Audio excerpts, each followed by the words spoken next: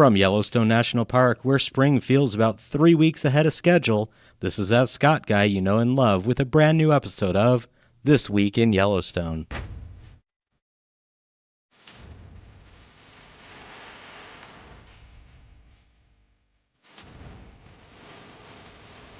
What's up, everybody? This Week in Yellowstone National Park from March 26th to April 1st, 2026.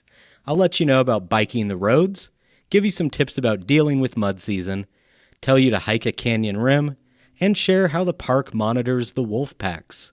I'll also give you the complete weather forecast, the snowpack update, the wildlife report, and everything else you need to have an incredible time this week in Yellowstone.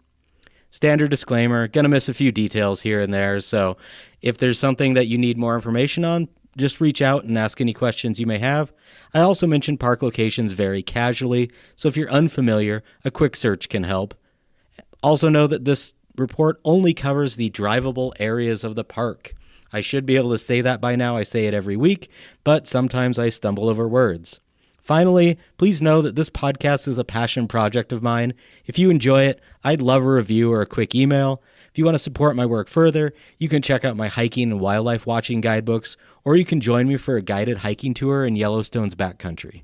For more information, visit outdoor-society.com or contact me directly, 406-589-1873. Just send me a text. This week's Yellowstone news. So there's not much news in the park right now. The main story is the one I'm going to be talking about in the experience of the week, which is biking in the park. Other than that, bears are active. Can talk about that in the wildlife report and the trail report. And generally, only the northern range is open. Things are going well in the park. That's about it. There's no news, which is good news. I'm sure things will pick up and we'll actually have some news stories pretty soon. Next couple of weeks, some roads open, things like that. But right now, no real news in the park. If you want some cool news, check out the Caldera Chronicles, the USGS weekly kind of podcast, as well as, I don't know if it's a podcast. I know they write it. But check that out if you want some just cool geyser news. Otherwise, let's talk about the experience of the week, which is biking the road between Mammoth and West Yellowstone. So biking for the spring season is now officially underway in Yellowstone National Park. As of March 20th, 2026, the park opened the road between Mammoth and West Yellowstone to cyclists and pedestrians ahead of the spring vehicle season. This annual window allows visitors to travel park roads without non-essential motor vehicle traffic. Keep in mind that park service staff and plowing vehicles are still going to be on the road going back and forth, so the roads aren't going to be completely empty, just very little used. The Mammoth to West Yellowstone corridor covers approximately 49 miles and represents the primary spring cycling route in Yellowstone. Access is permitted only on the roads that have been cleared of snow and are not being actively plowed. Cyclists must yield to snow plows and other authorized vehicles, and road statuses can change quickly depending on weather and operational needs. So because I am located closer to Mammoth than West Yellowstone, I'm going to talk about biking the road from Mammoth. So from Mammoth, the route begins with a gradual climb past the Upper Terrace Loop, and then you kind of go by a pretty waterfall and then up to Swan Lake Flats. This is the steepest hill you're going to experience all day, and it can be a little difficult if you're not used to biking, but plug along and you'll be fine. Once you're up to Swan Lake Flats, everything opens up, and it's absolutely gorgeous. You're going to see Bunsen Peak. You're going to see the Gallatins and all of that. You're going to be able to have all of these views of mountains that you haven't been able to see for a while. It's absolutely stunning. After you get through there, you're going to get to Sheep Eater Cliff, which is one of my favorite places. If the road is good, bike down the Sheep Eater Cliff Road and then walk along the river from there. It's absolutely stunning. Highly recommend that. If you want to call that a day and turn around, that's a good turning point. If you want to keep going, then eventually you're going to reach places like Obsidian Cliffs, which are a significant geological and cultural site composed of volcanic glass used historically by indigenous people. Really cool place to just take some time. Usually when you're driving, you're flying by there, and I think there's only one pullout and one little visitor center area that is fine, but, you know, riding your bike is much better.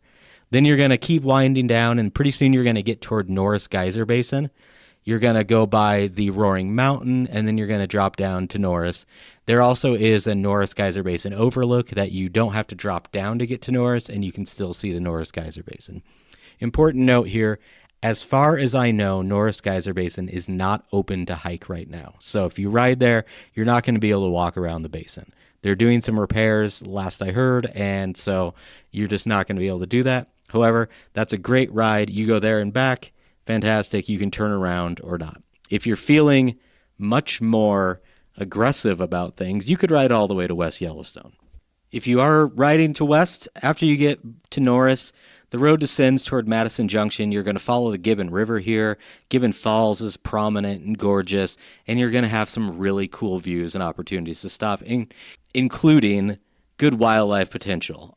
Usually I don't see much at the Swan Lake Flats area right now, but you never know. With this winter, you might see things. But closer you get to Madison, the more wildlife there is.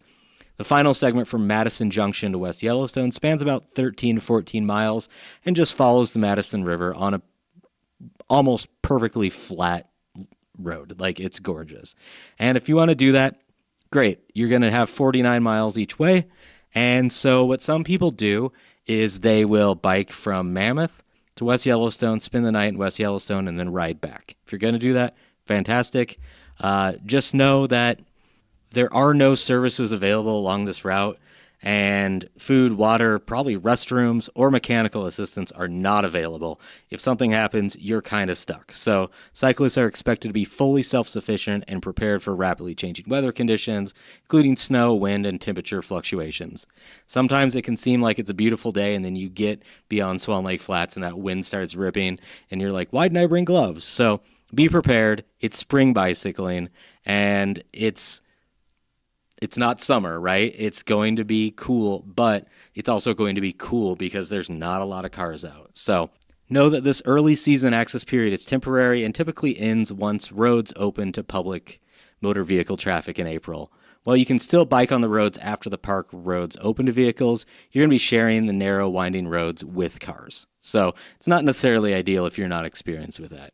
But right now, the Mammoth to West Yellowstone route provides a unique and special opportunity to travel a significant portion of the road system in a low-traffic environment. I've done this before. I absolutely love it. If you have a good bike, great. If you don't, there's places to rent bikes in West Yellowstone, or you can rent them at Dan Bailey's up in Livingston before you drive down to Gardner.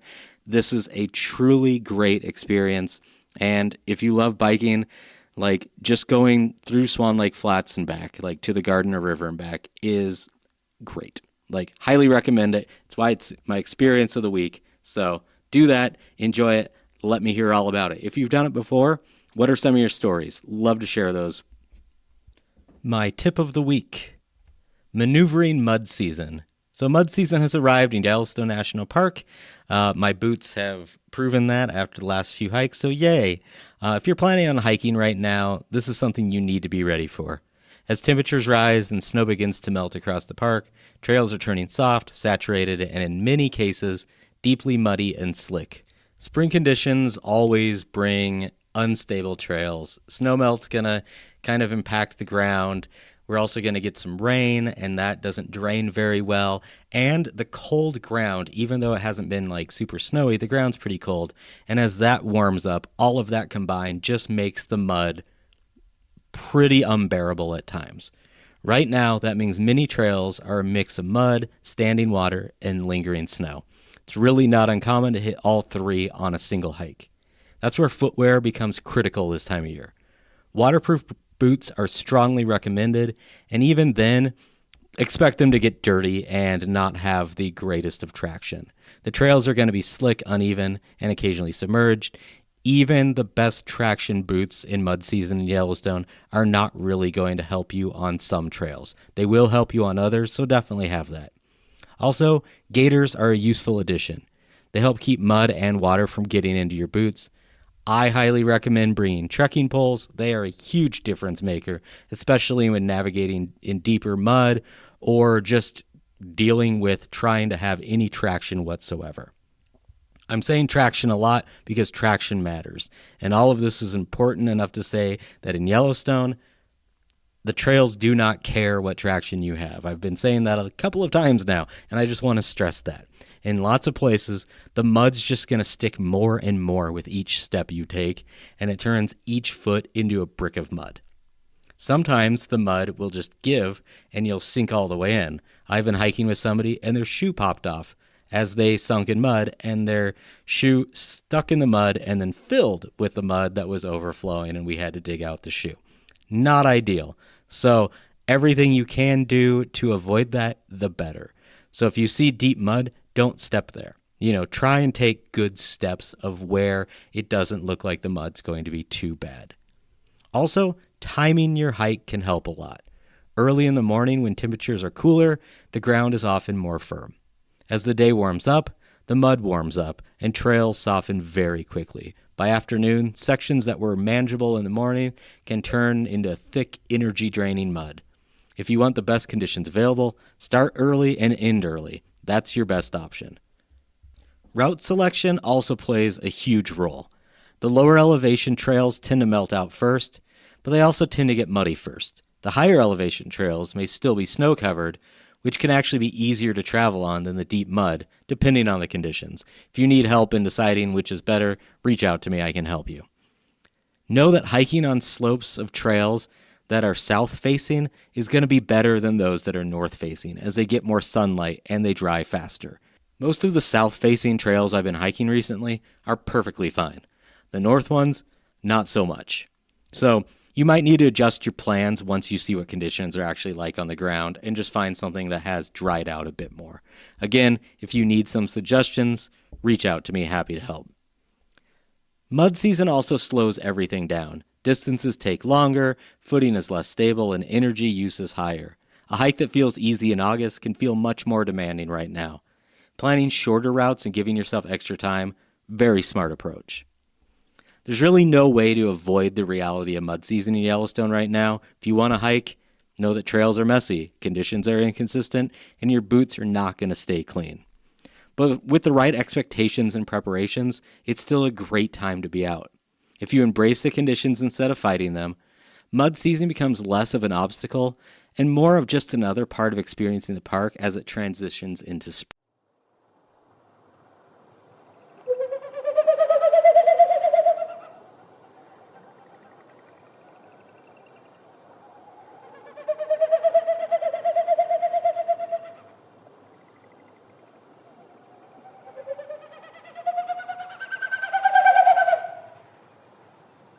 So it's not really a vocalization. It's not a call. What you heard is a Wilson snipe doing its territorial sound, but it's made with its wings and its tail.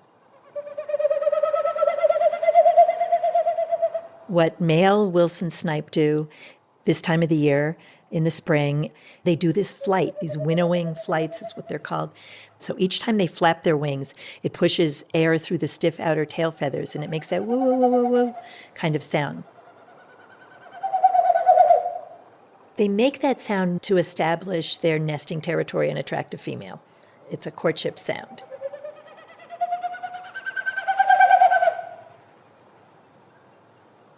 I've had people describe it to me in various ways. They sometimes think it's an owl. They're not sure what it is. Some people think it's a motor noise. It's a metallic sound. It's going on over your head, so it's really hard to pinpoint where the bird is. Plus, the bird's tiny. It's about the size of a robin.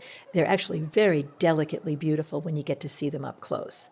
It's a really neat bird. It's a bizarre little bird. It's eerie, it's strange, because it's often happening at dusk or at night, so it's coming out of the darkness. That's what's fascinating, is that it happens at a time that's sort of magical. I always think of dusk as magical, because almost anything can happen. Your imagination kind of goes wild, and when you hear sounds out of this, semi-darkness, they seem ethereal, otherworldly, wild, and they are. And it's neat. We use other senses. I love when we use more than just our eyes.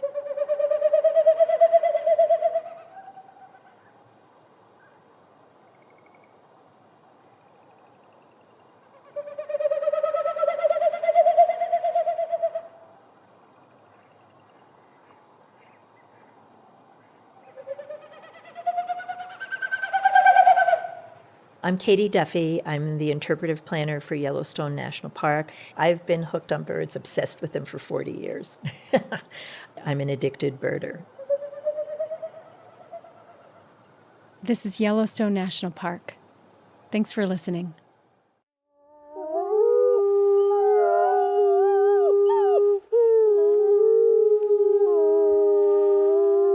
From Yellowstone National Park, this is what we do. I'm Jake Frank. And I'm Brett Rayburn.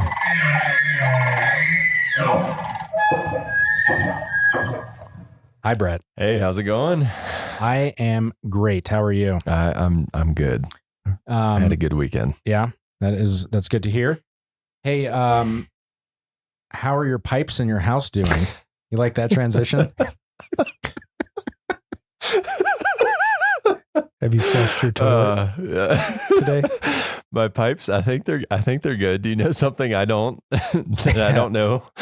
No, I just wanted to. That was the best transition that I could come up with. That was terrible. I'm not gonna lie. So no, what I have a trivia question. I want to ask you. Okay. All right. So Yellowstone, we're a big park, 2.2 million acres, 4.5 million people roughly visit the park every year. We have a lot of infrastructure in the park that's hidden to support all that visitation. Part of those systems are water and wastewater systems in the park. So, how many combined between the making clean water and then making dirty water clean? If you combine those two systems, how many of those are in the park? Like pipes? The number of systems of total systems. Yeah. So you don't have to. It's not like miles of pipe or anything. Okay, it's just that's like what I was a complete trying system, to anticipate. because they're located all throughout the park. So if you were to count the total number, how many are there across the park? 15.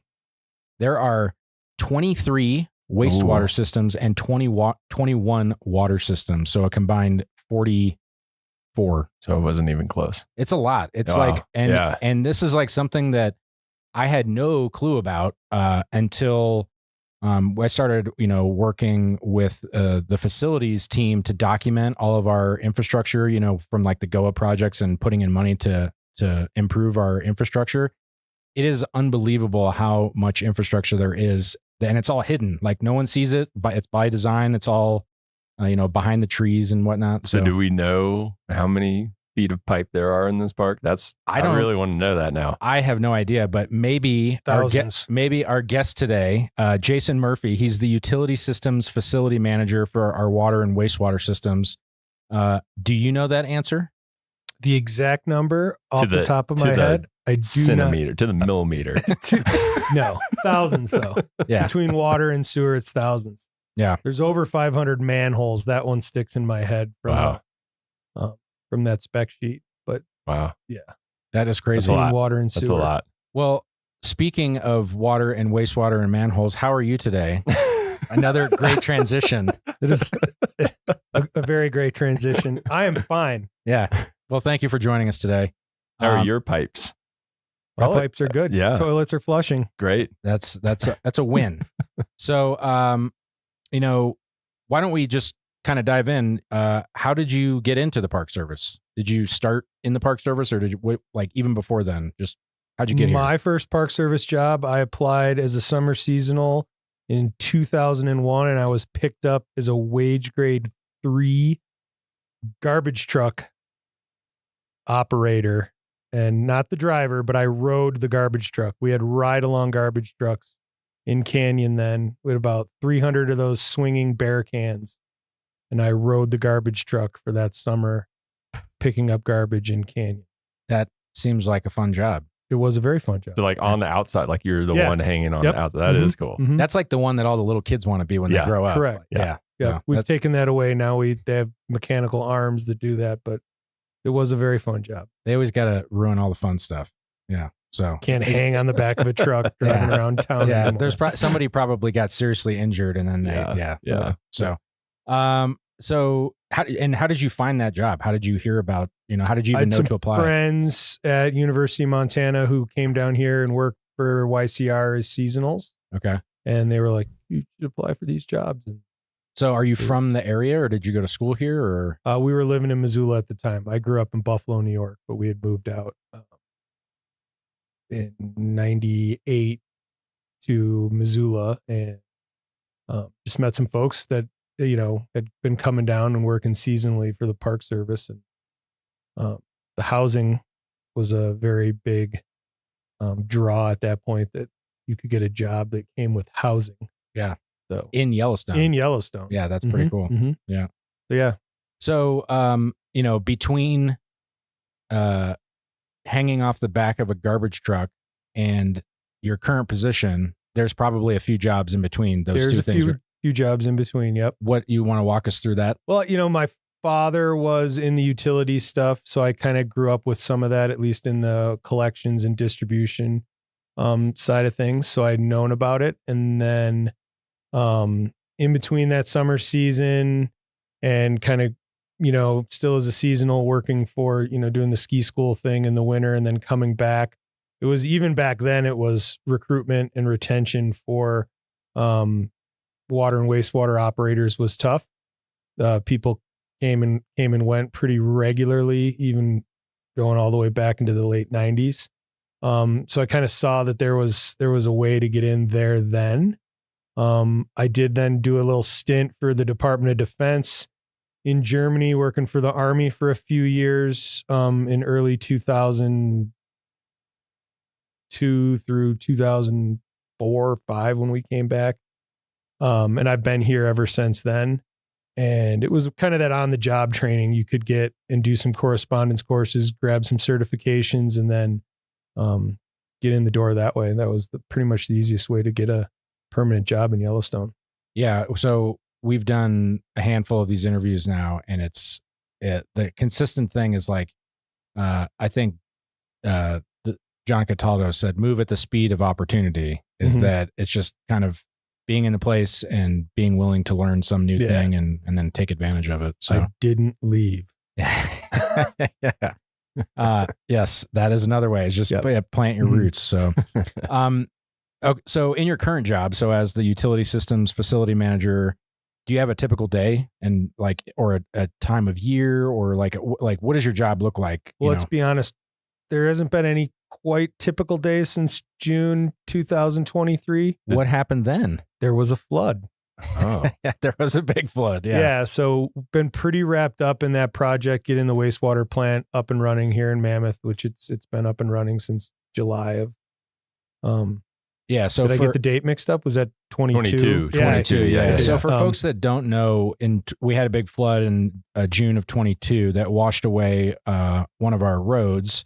And in that road was a wastewater line that would take our sewage from Mammoth out to the town of Gardner, where it was processed. And then when that line severed, we basically had to build a temporary wastewater facility in Mammoth. We resurrected a facility that was last used probably in the late 60s, within a matter of 48 hours after we lost the main line down to Gardner. It was like a zombie facility. Yeah. Came back from the dead. Mm-hmm.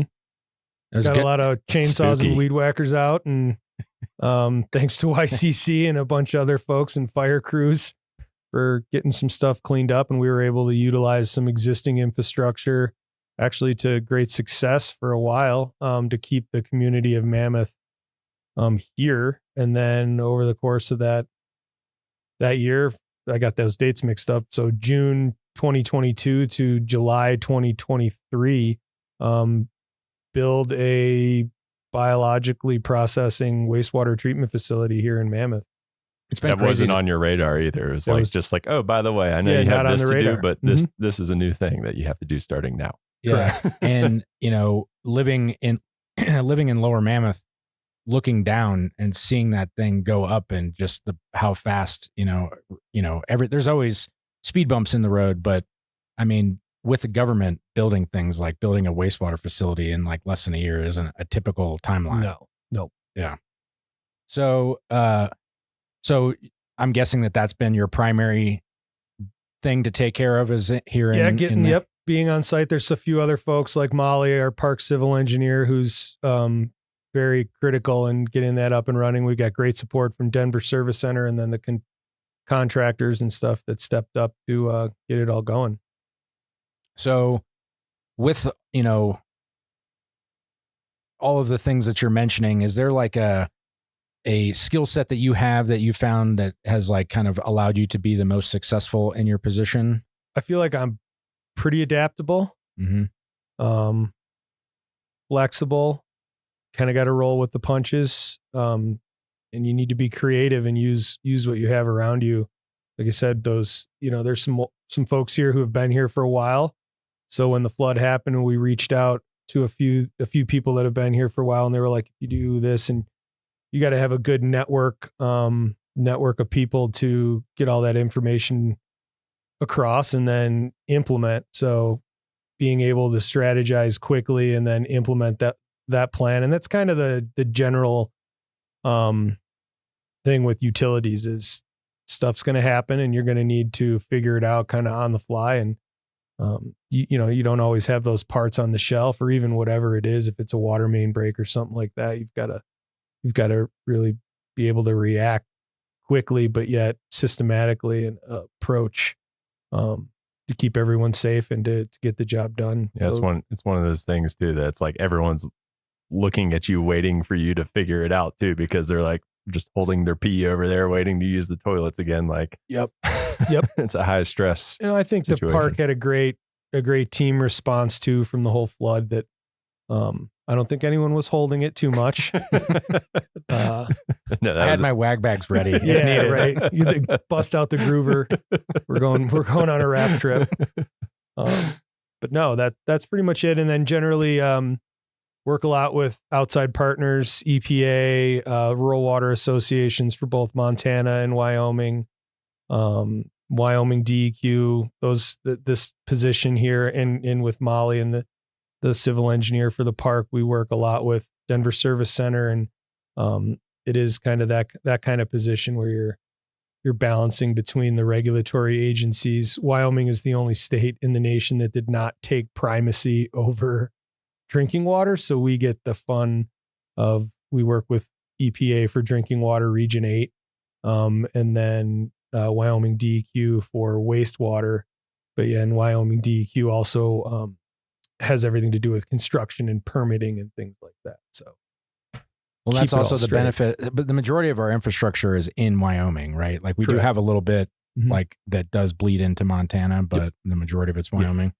So, what do you have a favorite part of the job? Like what do you wake up and enjoy doing? I like pumping sludge. Yeah, that's kind of like my favorite part of when I get out of the office, or those kind of things. Pumping sludge is very rewarding. Do you put that on like the calendar on the days that you get to do it? We're doing just it like a lot more sludge than we ever have now with this new treatment facility. So, it's gonna be a good day. The closure of the wastewater loop. So where does the sludge go? Right now, it's going to the compost facility at the landfill in Logan. Okay, and they'll use it. They use it in the landfill. They mix it with wood chips, and most of the municipal wastewater treatment facilities in the area, Livingston, Bozeman, even Three Forks, and some of the other ones, they all use the compost facility too. So they use it in the as they layer things in, and when they close cells and in between intermediate stuff in the cells, they put that layer of that material. They mix it with wood chips and other things like that. So if pumping sludge is your favorite part of the job, what is your least favorite part of the job? That's a loaded question. I mean, what are some of the challenges that you face in your job? That's a better way to ask. Yeah. I think right now recruitment and retention is definitely a challenge. Finding certified operators nationwide is a challenge. I think through that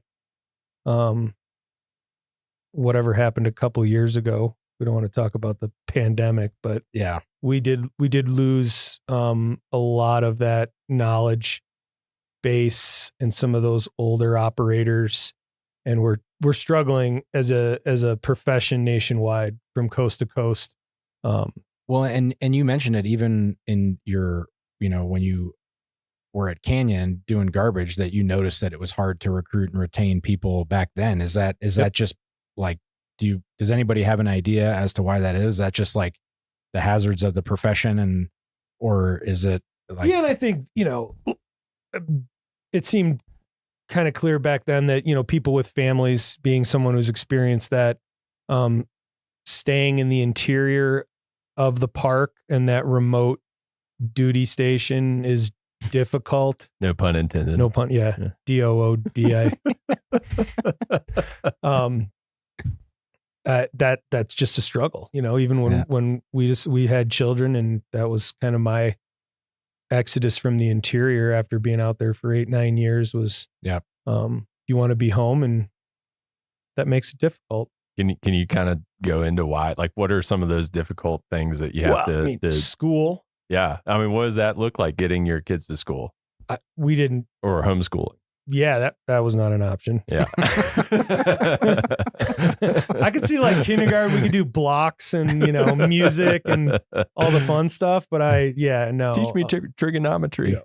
My wife worked for the park for years, for 20 years, homeschooled. Yeah. So we decided not to do that. She was here in Mammoth at the time. And I was able to come into Mammoth and work out of the plumbing shop for about 10 years, doing some HVAC stuff and just all kind of project work and things like that before this position came up. So now that you're, in your facility manager position, and I'm guessing you supervise a handful of people, Mm-hmm. With all those challenges and trying to recruit and retain people, I mean, why do you stay here? What keeps you with the National Park Service? Well, I've always loved being here. That I feel like that's, as far as recruitment goes, when you're looking for people who want to be here, you want wherever they are, whatever job it is. If you're in, Michigan or Florida or North Carolina, I would think anybody who you're recruiting for any job, you want the person to want to be where they're at least at that time. So I've always wanted to be here. I was in love with the park. Be honest, I was in love with the skiing in the park for a long, long time. I still am, but you just don't have that kind of time. I was going to say that anymore. sounds past tense. Well, life, adulting, kids, there's adulting. So yeah. And just the idea of, and I always thought this, it might sound a little cliche, but you get to do some of that mission statement stuff, the stewardship model. Take Canyon Wastewater Treatment Plant, for example. It's the only treatment plant in the park that discharges directly into the Yellowstone River. So I always thought, even going back to 20 years ago, that you had a part of that kind of responsibility and stewardship. And plus you're doing a little bit of science. There's some science to it. And I just thought that was the best part of working in the park. And you can only, I was never going to be in REYP or anything like that. So it was just, for me, it was part of that. You could see that in the mission. Yeah. Well, relate to it. And, 2001 is when you said you got your first job here. Mm-hmm. Is there, between then and now, has there been some point in your career that you kind of identified as like a turning point or a defining moment that you're just like really stands out to you? I think there's a lot, and not to talk, the flood was definitely one last 2 summers ago now. I think a defining moment was, getting that first permanent job, because that was a roller coaster. And then even progressing up and moving from the interior to Mammoth. That was a big deal. And because that's like the whole, everything other than work, it is improved by being up here, not the logistics of with your kids and, Mm-hmm. Things like that. Yeah. That was when the skiing stopped. Yeah. So I guess in some ways improved, and in some ways, fun, right? Yeah. Mm-hmm. Yeah, I do get that. And that's a cutting edge. It cuts both ways. Like, it's super fun to be in the interior in the winter. You have access to all this stuff, but then on the flip side of the coin, you got to get on the snowmobile and drive to the store. So you know, I think it's important though that we make sure that people know that the interior life in the winter is not, it's manageable. You know, if you don't make a grocery list now, if you come and you work in the interior, you might want to start working on your grocery list. You can't forget eggs. You can't forget. Yeah. There's just a little bit, there's another level of logistics an organization that goes to it, but I loved it. And that was a hard part of moving. Yeah. You know, I kind of felt like I was abandoning something that I really wanted. I always wanted. Even when we were in Germany working, I was always like, oh, okay, this is great. Yeah. Europe, we're traveling. Eating schnitzel. Yeah. We get to go to Croatia on our day on our trips or wherever it was, but I was always like, all right. And then the supervisor at the time, he would call my mom, be like, is he coming back? No, he's not coming back yet. And so when we decided to pull the plug, it was just a phone call. It was like, okay, I'm ready. Come back. And they welcomed us back here with open arms and a lot of mosquito bites. Mary went down to the south entrance. There's not a lot of mosquitoes in Germany. That was the one. Yeah. Not a lot of bugs in general, probably. So, you know, we're mentioning like recruitment, retention, finding the right kind of person. So say that there are people listening right now that are interested in this type of career. If they were to try to find this job on USA Jobs, what are they looking for? Like, is there a job series for like that you're hiring for, or typically that, you know? We typically were hiring for its utility systems repairer and operator. I believe the series is 4742. Okay. And we do hire. We have some higher graded positions that are open right now that would come with, being more certified at the beginning, but more and more we're opening positions that are entry level positions.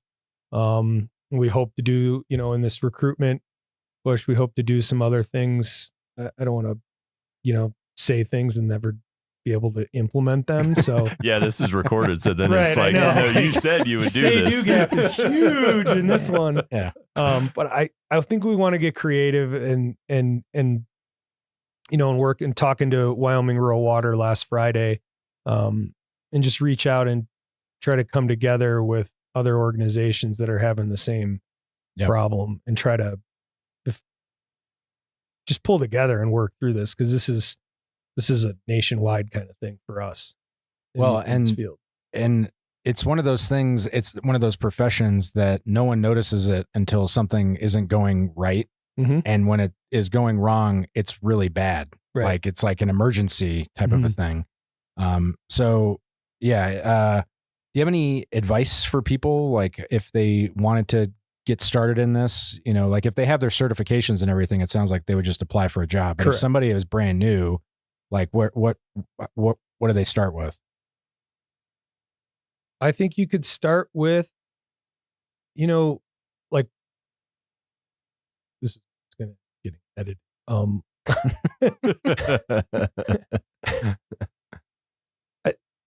Even that quick Googling, like Water Environmental Federation or American Water Works Association, starting with that, I feel like a lot of things just start with that basic research, and then reach out.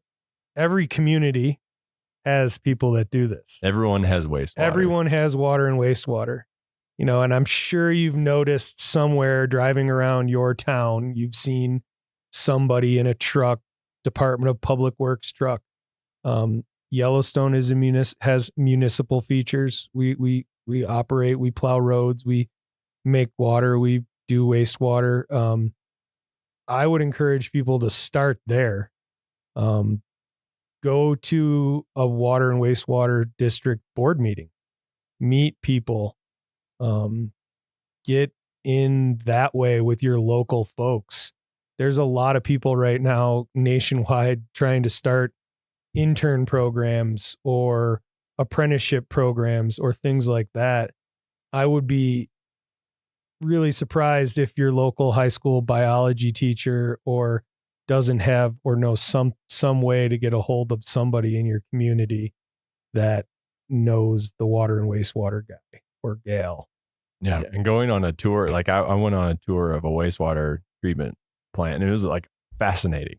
Like I didn't really know what I was getting into, but it was like, I want to know more about how this actually, do you have like a really nutshell presentation of how that process works? Yeah, it all depends on It was fascinating. on the treatment facility, right? Or whatever, if it's for wastewater, if it's a biological or a mechanical treatment facility, water, what the source is it groundwater, is it surface water, those kind of things. So pick one and like, it sounds like we have all the flavors in Yellowstone. That's kind of an interesting. Yeah. So way if you were to describe say, it. what's the most complicated one? What's the wastewater facility here that's giving you the hardest time, and like kind of explaining? Well, I think we deal with some of the aged infrastructure that gives us a harder time. I think some of the ideas behind, you turn it off and you turn it on every year, that wears on a system more than the thought of maybe, well, you only use it 6 months out of the year. It should last double the time. Yeah. No.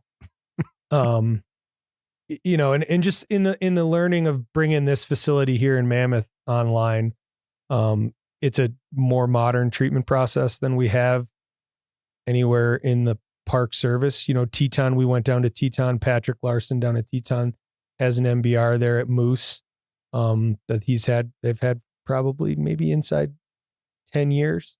We went down there and we talked to him and we learned about some of that. And I think what was good for us is we had that Great American Outdoors Act push already going. So we had a lot of this stuff we had a year under our belts of planning for building Old Faithful and Grant Village and Canyon. So we had some of that experience with the engineering firms already to kick this off the ground.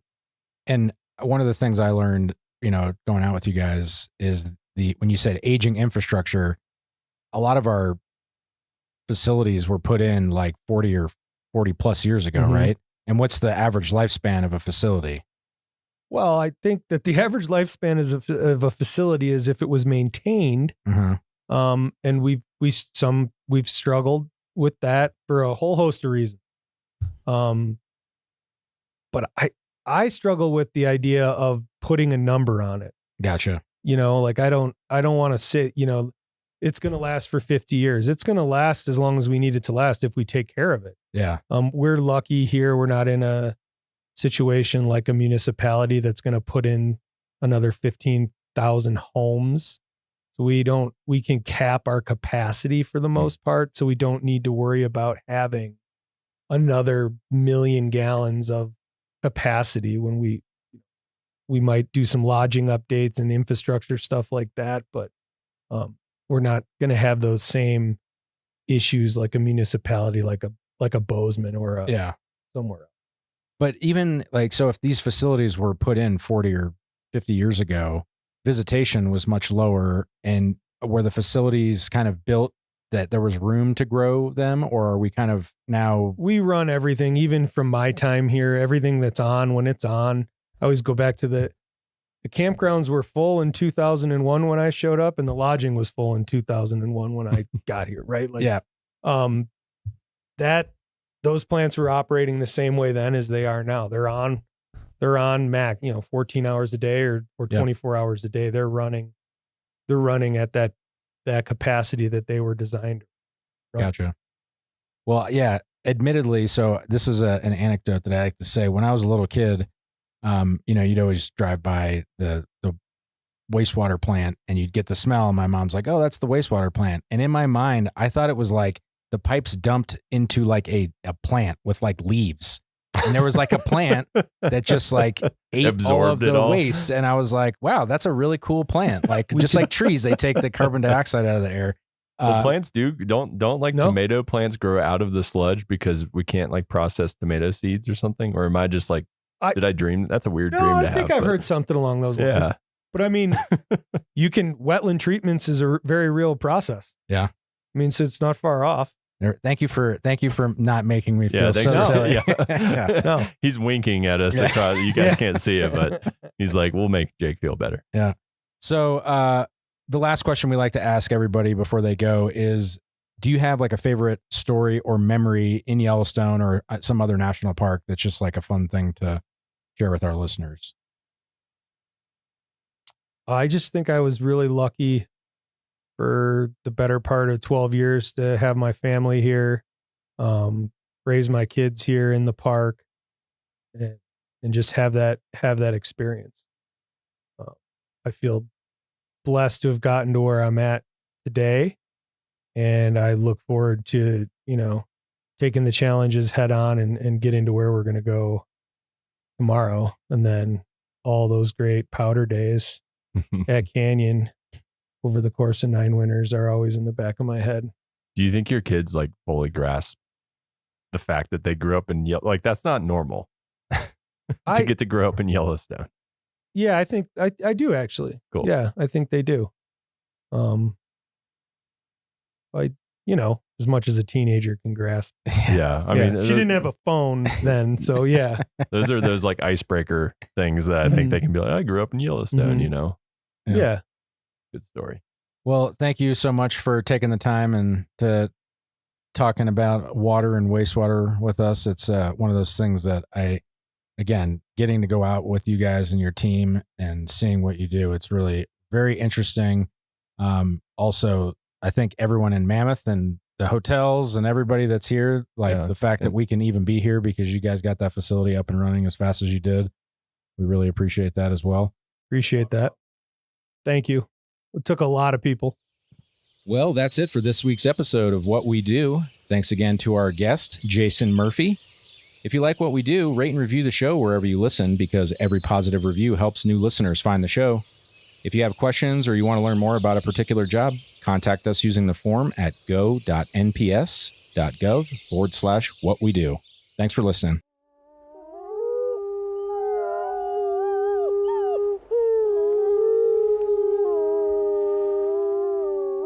From Yellowstone National Park, this is What We Do.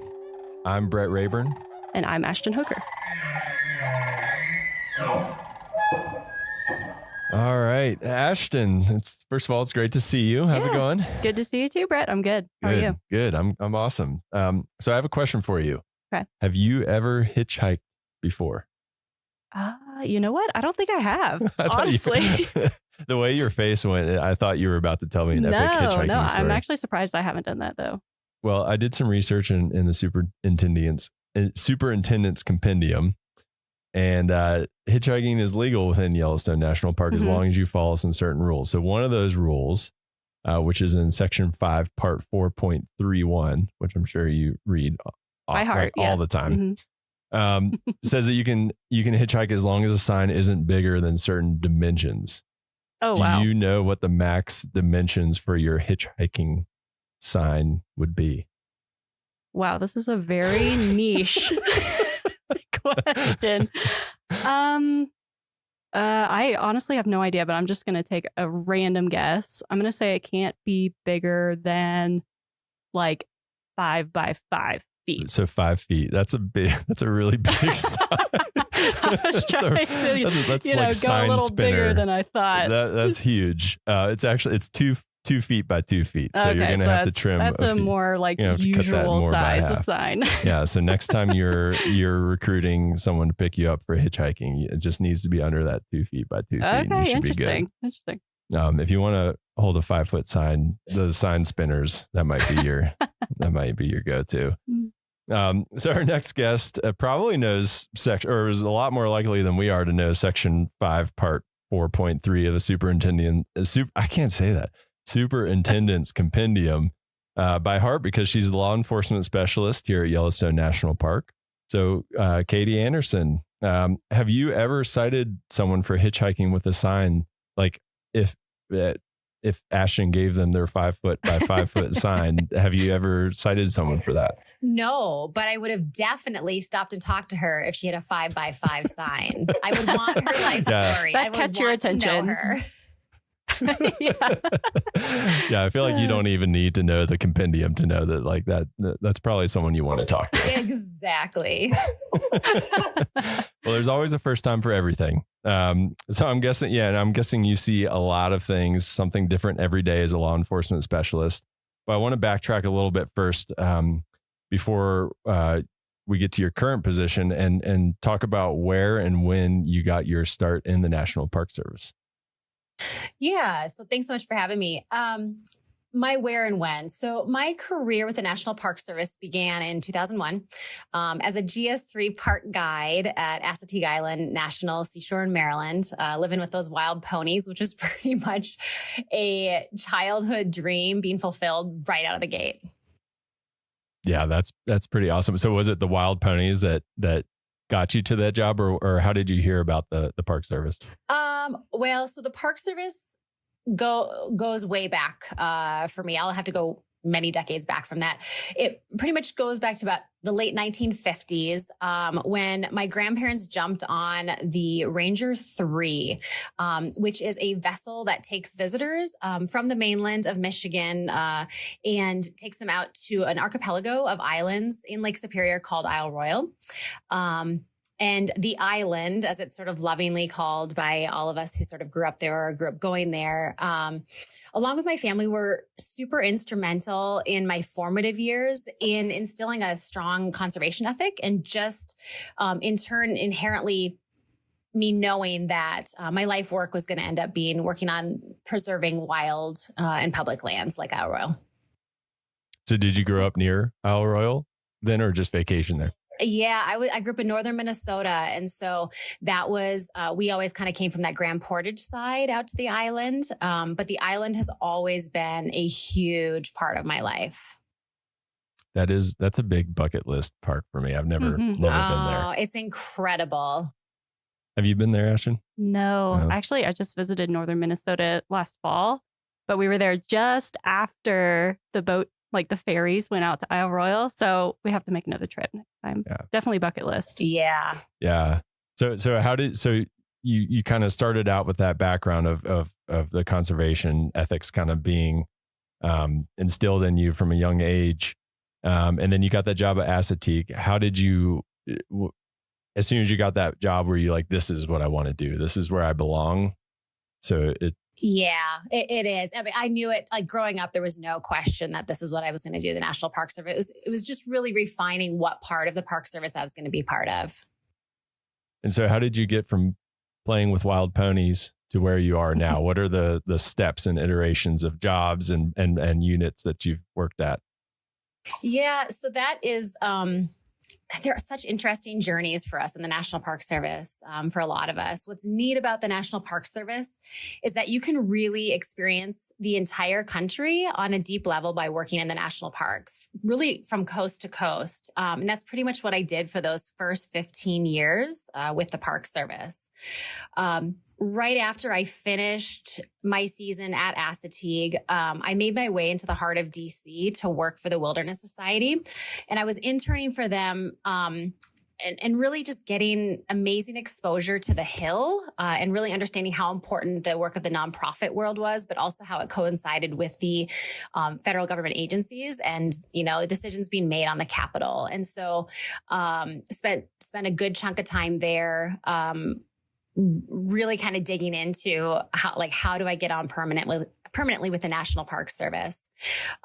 After I finished up my DC work, I ended up going up to Acadia National Park in Maine and spent a fall up there counting raptors. That was another big part of my life growing up in northern Minnesota. We had big flight migration routes. And so was an intern up there, a volunteer up there as well, just really kind of starting to build my resume and figure out how I could get my foot in the door full time. As I learned about the different types of rangering, sort of the longer I got in, I made my way to the Apostle Islands National Lakeshore, another archipelago of islands in northern Wisconsin. I used to live in Bayfield. Yes, and exactly. So the Apostles well. And I dipped my toes in interpretation and lived out on Stockton Island. And it was an amazing experience. And from there, I put myself through a seasonal academy, which was kind of the norm in how to get permanent in the law enforcement ranks. And so put myself through that academy because I really wanted to be running more of like the adrenaline junkie calls that were kind of coming with rangering. And I really wanted to get in on some of the craziness. And so then I spent the next 5 years of my career seasonally at Rocky Mountain National Park as a seasonal law enforcement ranger, doing the front country side of things and then also the backcountry work. I was able to jump in on the search and rescue operations, really got my first experience working fatalities and working the family liaison roles. And then also starting and really integrating the other side of my life that had always been so strong for me. And that was having a horse component in my career, and started my mounted patrols at Rocky Mountain National Park. Oh, cool. Wow. Yeah. So you've done like a lot of things. I have, and that was the seasonal days. And I'll make it brief on the permanents, but the permanents were really neat because that Rocky experience, in my off season, I had been doing ski patrol work full time and had some avalanche background. And so Yellowstone picked me up permanently to be working on Sylvan Pass and be doing avalanche control up there as well. So I sort of could bring a skill set of the rangering skills as well as sort of my other life loves into one job. And then ran down to Grand Canyon for 5 years and got some crazy experience down there. And that experience on the South Rim, being a South Rim Ranger for about 5 years, really built the core of who I am as a person and ranger and supervisor at this point in time. And then returned to Yellowstone to the justice operation and the law enforcement office as the court liaison, and which I can say is now definitely one of the best jobs I've ever had. And into the role that I have now full time as a law enforcement specialist for Yellowstone National Park. That's awesome. And I guess we should mention to folks that you're joining us remotely from Glacier National Park. So you're on a detail currently at Glacier as well, right? I am. Yeah. Within the National Park Service and just federal agencies in general, we're able to do either temporary promotions or details, kind of where a park unit will borrow you for a period of time and let you get some really good experience. So right now I'm the acting chief ranger in Glacier and filling in a period from when the old chief ranger retired and when they get their new chief ranger in. Yeah, that's an awesome opportunity to have some of those. Mm-hmm. So do you have a typical day in your position at Yellowstone? I'm guessing not, but what is a normal, if you had to, I'm doing air quotes for people listening, what's a normal day for you look like? Completely not normal. So, it's really interesting. The Yellowstone Law Enforcement Office is super unique in the National Park Service. We've got a full-time federal magistrate, so a judge right there. We've got a United States attorney right in the building. We've got a United States marshal who works on all of our arrests with us and our warrants. And Yellowstone cases are all prosecuted in-house, and our sole purpose in my operation is in support of the field staff, so the field rangers who are doing all the patrols and the response to emergency stuff, and really our office provides subject matter expertise. We assist with, search warrants and blood draw warrants on DUIs and filling out criminal complaints and really just supporting our partnerships in and out of the house. Yeah, that's a lot of different things going on. And I'm guessing it's that like variety that you're seeking. I mean, you talked about being an adrenaline junkie. Obviously, you don't seem like you're the type of person that just sits down often.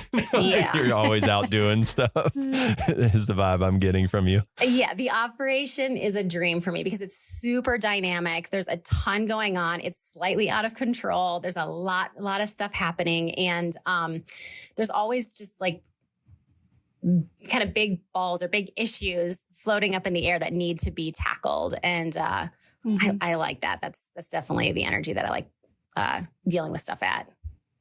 Yeah, for sure. And that's something, not every person is going to thrive in that type of environment. Like, what are some things that you do that helps you, juggle all those things that you say is up in the air? Like, what qualities do you need to have to enjoy a job like that?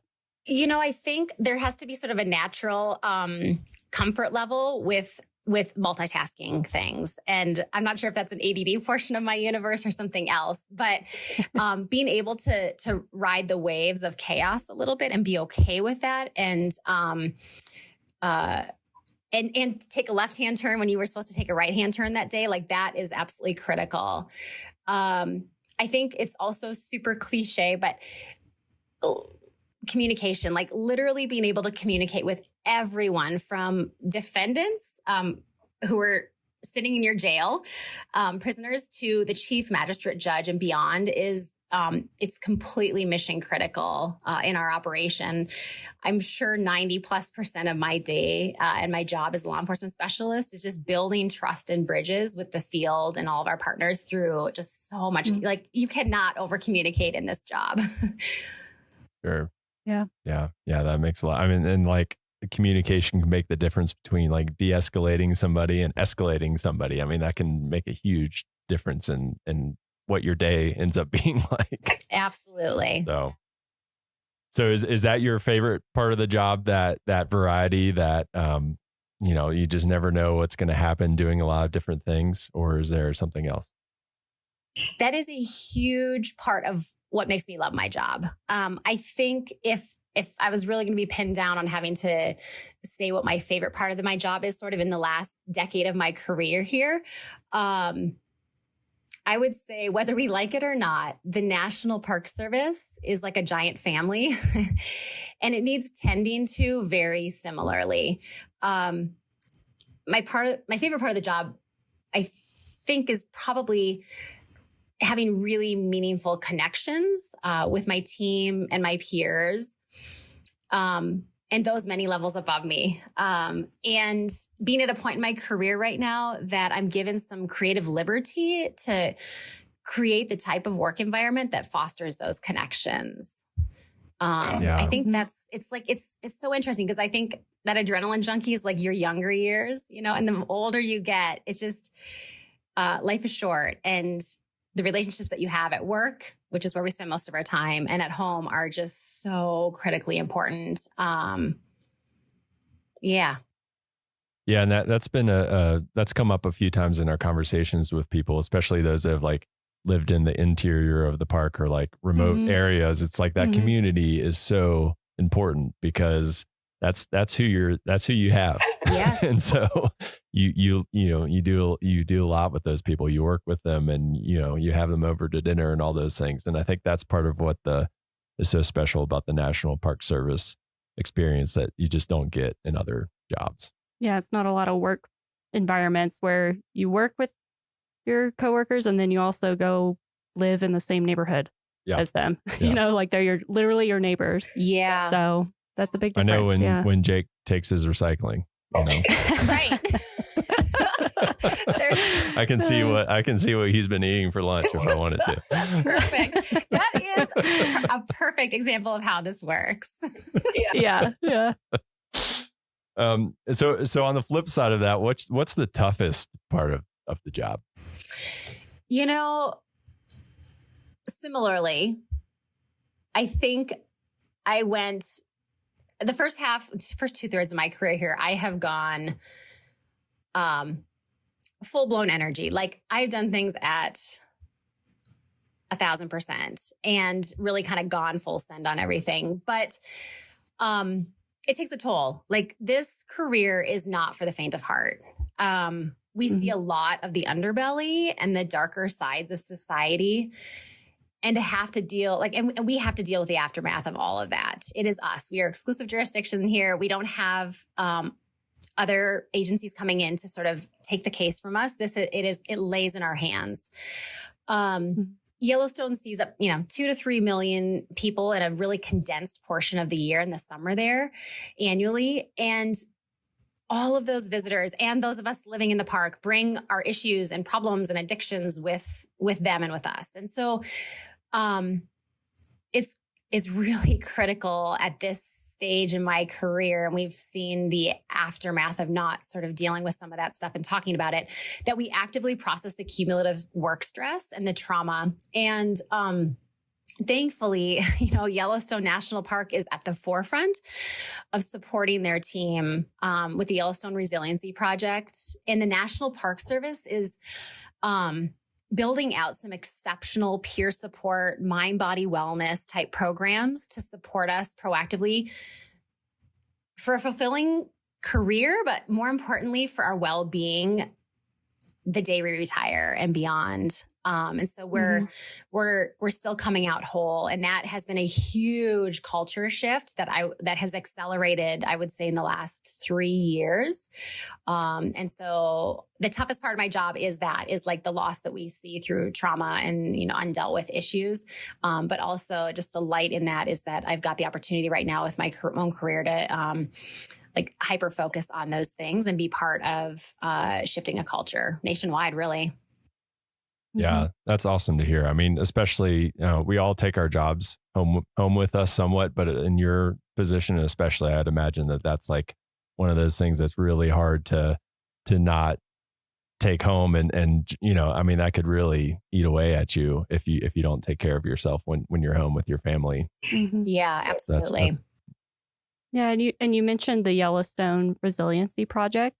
I'm not sure, a lot of people might not know what that is. Do you mind just telling people a little bit about what that entails? Yeah, so the project came about in cooperation with the Yellowstone. I believe with Yellowstone Forever was where that partnership really came about after the Yellowstone flood and after the loss of some coworkers to suicide. And there was just some forward thinkers and support from the superintendent's office and the chiefs to move forward in that partnership to fund mental health resources in Yellowstone. I mean, one of the most amazing parts about living in Yellowstone is its remoteness and its disconnect from the rest of the chaos of the world that's happening around us. But the downside to that is we have a hard time with resources and getting them. And so the Yellowstone Resiliency Project has funded bringing in healthcare providers for counseling and touch bases and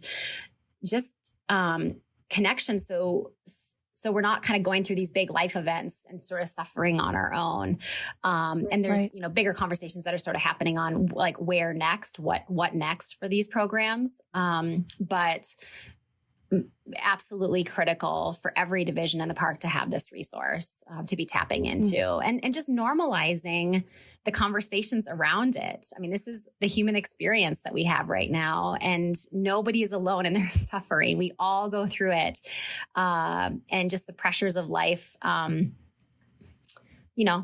create environments that we need to take care of ourselves and one another. I mean, that's just the reality in the Park Service is we have to take care of one another. So this Yellowstone Resiliency Project is brilliant. The folks that are working on it have just done an incredible job implementing it. And we are so lucky to have that team working for us.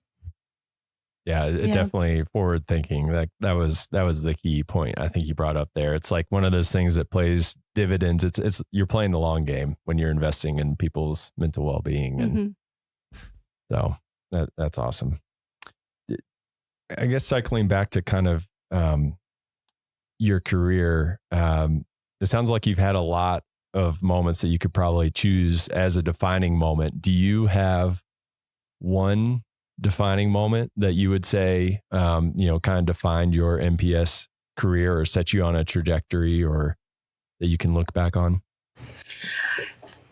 I think about it often because I get asked that a lot. Like, what's the best park you've lived in? What's the best position you've ever had? And I can honestly say that I am so, like, at the core of my being, I am so incredibly proud of every single job that I've had with the National Park Service over the past 23 years. I'm so proud of myself as a GS3 at Assateague Island. Like, that I ever even like stepped into it and got that job.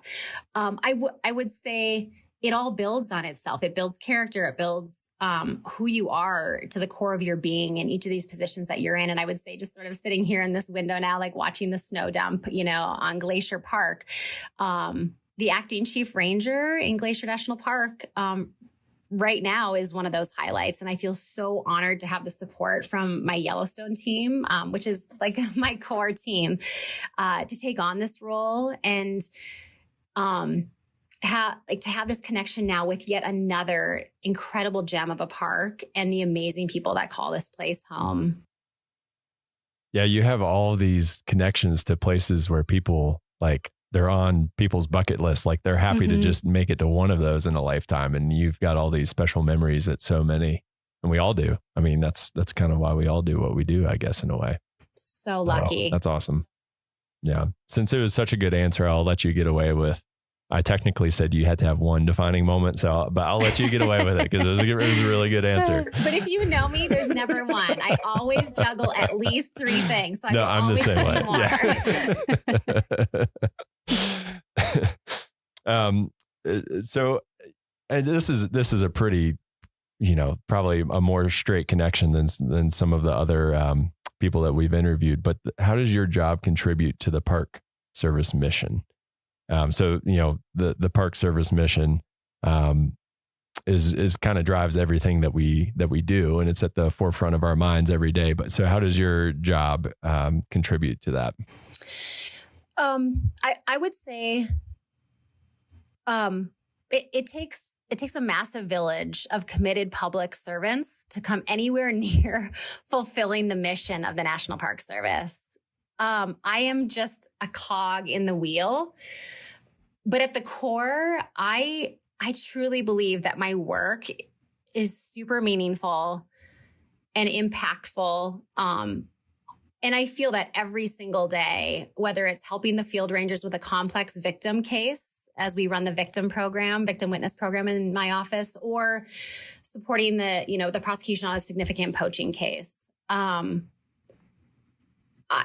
I love my job. And, I've heard people say that like, you shouldn't love your job because it'll never love you back. And I just am unconvinced of that. And I think you need to find deep joy in the work that you're doing and believe truly that it's making an impact. It's for the greater good. And I never question that, no matter how hard my days are. I know that like I'm giving back way bigger than I'm getting. And I'm totally okay with that.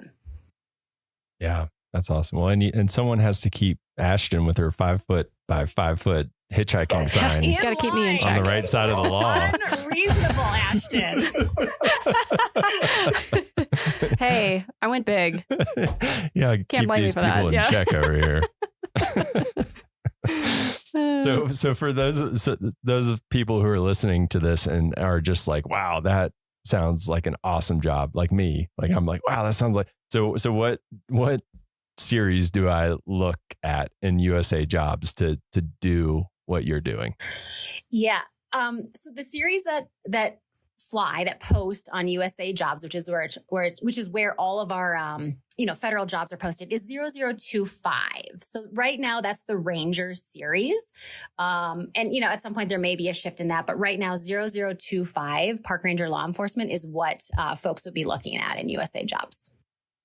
And is that the same series for like all the positions kind of working their way up the ladder? Yeah, it is. So everything from your field level law enforcement, GS 5, all the way up into your chief ranger positions. Awesome. That makes it easy. I feel like a lot of times it jumps around and gets complicated and it's hard to keep track of all those numbers. So 0025 is the one to remember. And do you need formal training to get that like GS5 position? You do. There's a couple routes now. Kind of the old ways where we would put ourselves through a seasonal academy, a law enforcement academy that's sort of connected with the National Park Service, and then you would apply to seasonal positions like summer positions. This last year, a new system, a direct hire initiative was sort of started, and we're hiring things a little bit differently. So in that case, a couple times a year, there's announcements that are flown nationwide for the National Park Service law enforcement positions. Either way, you'll spend a significant amount of time at the Federal Law Enforcement Training Center in Glencoe, Georgia. And then in a field training park as you build the foundation to your law enforcement career. How long are you in that field training park for? The field training park is, I got to think about how many weeks it is. 13. I think it's 13 weeks. I'm kind of talking off the cuff here, but, and sometimes that's your home park. Yellowstone we're really lucky. We're one of those parks to have a field training park and staff in place that can field train folks in person. Awesome. And what's the kind of stuff that people are exposed to in that training? Like if somebody's interested in going through that, like what would they expect to be exposed to? Yeah, I think this kind of ties into to another portion of some of the questions. At the core of these jobs, we are federal law enforcement officers. Like that is the core of what we're doing. Mm-hmm. And so, for example, FLETC, the Federal Law Enforcement Training Center, they do foundational, like basic law enforcement training. So everything from some people's first day on the firearms range with your pistol and your shotgun and your rifle, to patrol tactics, like how do I literally drive my police car? How do I do high speed pursuits, kind of chases? How do I care for victims in cases? Mm-hmm. How do I physically maintain my fitness and show that I can ground fight with somebody that I'm going to need to go hands-on with in my career? How do I handcuff somebody? What are my arrest procedures? So it really takes you through all of the basics of how to be a cop. Yeah. So it's like a good crash course then. Yeah. You make it or you don't. It is a crash course. You have to have the mental space and be really there to want to do it, because it's not all fun and games at all. Sure. Mm-hmm. Sure. Yeah. For sure. I bet you build some really strong connections with the people that you go through that with, kind of like, boot camp or something. Absolutely. Well, before we let you go, Katie, do you have, we like to ask this of everybody because it's just fun for us. And I come up with more things that I want to do in my summer vacations, but do you have a favorite story or memory? It doesn't have to be from Yellowstone, any national park service unit that you visited or worked at. Do you have a favorite story? It's going to come from Yellowstone. And I don't know if it's a specific story. I think what I would say is this kind of speaks to the specialness of living in these places. Living in Yellowstone is like being a National Geographic episode every day. And I would say it's amplified when you live in the interior, which I've lived in several times, and I don't now. But what I would say is you can almost gauge the rhythms of the year, like the seasons of the year, by the flow of the wildlife and the thoroughfares and the tracks that they are walking.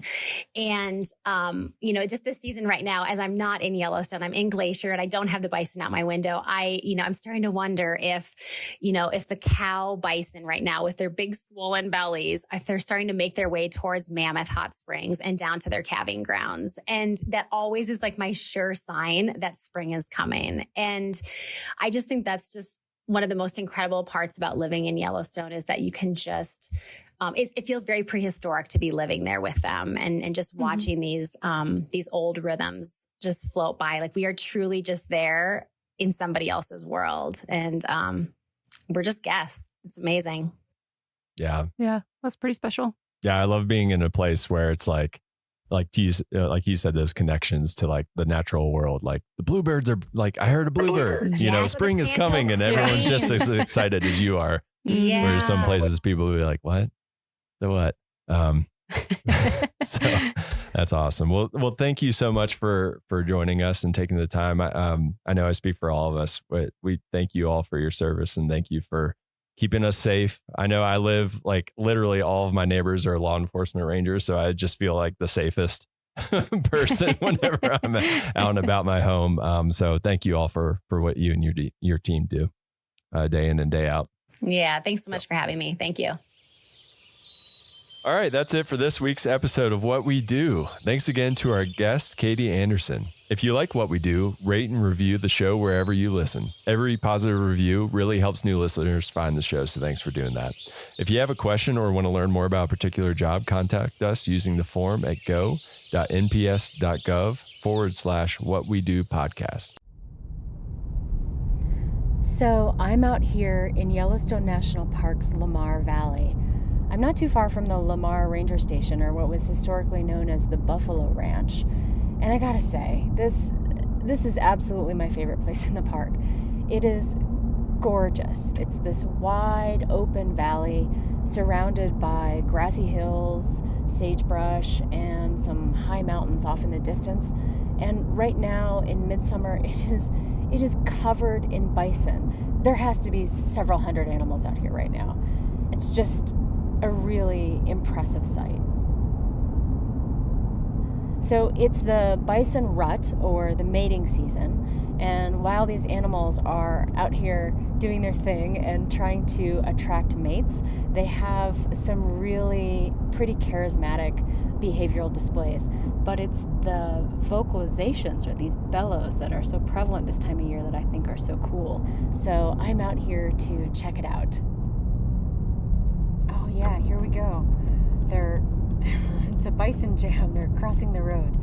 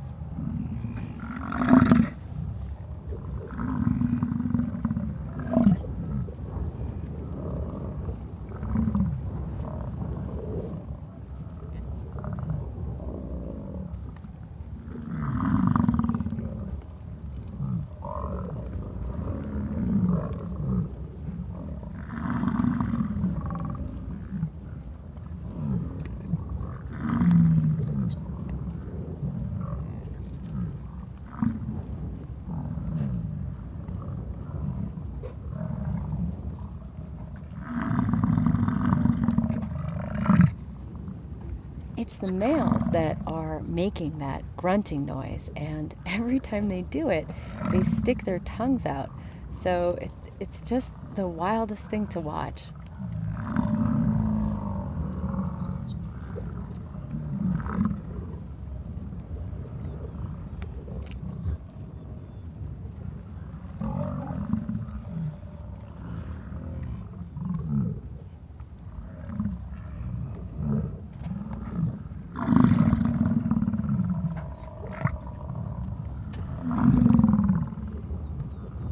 Pretty spectacular.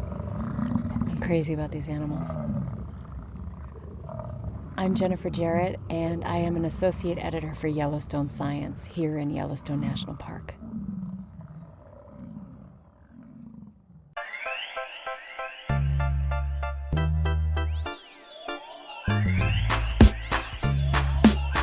Hello, and welcome to the U.S. Geological Survey Corecast.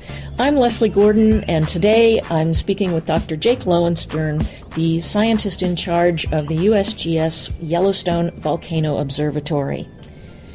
Hello, Jake. Thank you for spending time with us. Thanks. Well, I understand that we've seen a lot of activity in the Yellowstone area, earthquakes and such. Can you explain to our listeners what you've been observing and what's going on? Starting on the evening of December 26th, there was an earthquake swarm that involved over 500 earthquakes over the following week or so. And a swarm is when you have, instead of a big earthquake followed by lots of smaller aftershocks, as we call them, that are much smaller, swarm is a packet of earthquakes that is close in time and space in one particular area, one particular time, and there isn't any large earthquake relative to any of the others. So, have you seen anything else in addition to this large swarm of earthquakes? So far, it's just been seismic activity. There hasn't been any other changes in the surface, the thermal features at Yellowstone. There hasn't been any obvious ground deformation that anybody has seen up to this point. But some of the earthquakes were up to magnitude 3.9, I think was the largest, and probably 10 or so were felt by the people living in the fishing bridge area at the north end of Yellowstone Lake. Is this anything that we should be concerned about, or what do these swarms of earthquakes mean? Well, swarms at Yellowstone are a very common mode of earthquake occurrence. Every year we have a number of swarms. Usually they're smaller than this one. This was a very energetic swarm, and probably the most energetic swarm since 1985.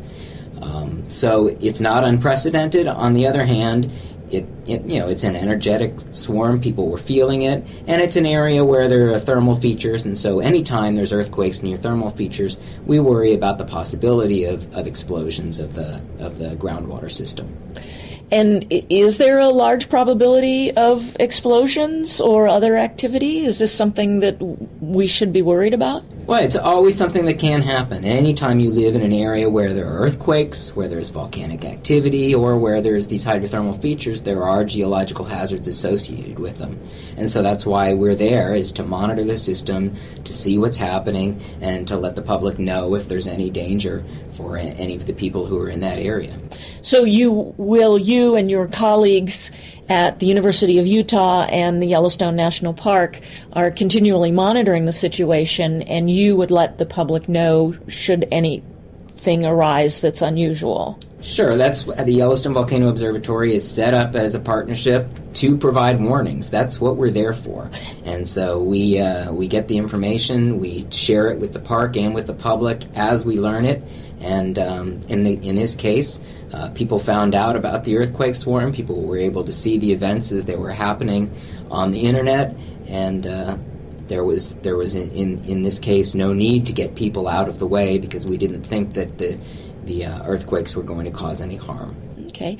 Is the earthquake activity continuing like we saw it a week ago, or what's happening today? No, most of the activity curtailed in the first couple days of this year. And so right now there's very, very little earthquakes happening at Yellowstone. Well, let me hear a little bit of background about Yellowstone. I think most people know that Yellowstone is an ancient volcano.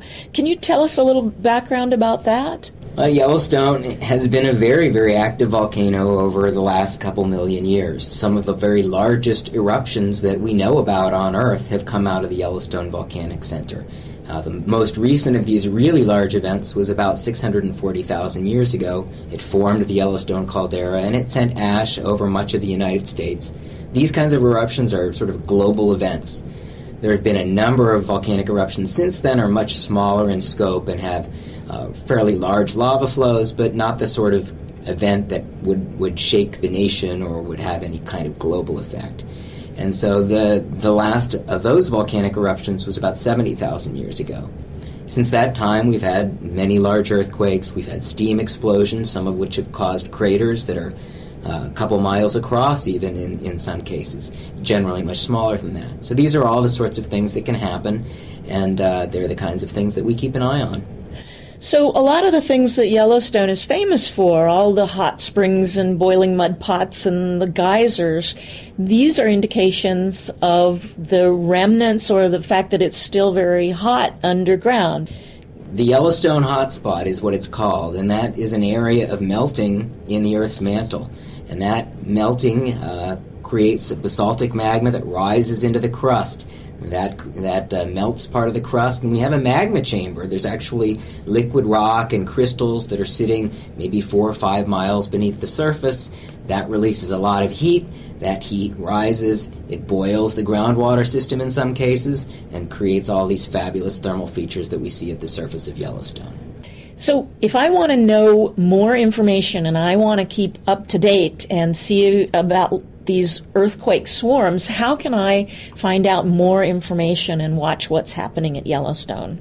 Well, there's a number of places. One is the Yellowstone Volcano Observatory website, but also we are using the data provided by our partners at the University of Utah. They have a website that shows all of the seismic data, and then the USGS Earthquake Hazards Program also mirrors the earthquake data from the University of Utah. So all of these locations will provide you with up-to-date information on earthquakes at Yellowstone. Can you tell us what the URL is for the Yellowstone Observatory? Yeah, it's volcanoes.usgs.gov/YVO. So, Jake, what are some of the challenges that you face while monitoring hazards at Yellowstone? One of the amazing things that we see during these kinds of events is how many people are out there looking at the data and trying to interpret it on their own. Sometimes they do a great job of it. Sometimes they confuse other kinds of signals like wind and snowmobiles and other features that might look like earthquakes, but indeed might not be earthquakes.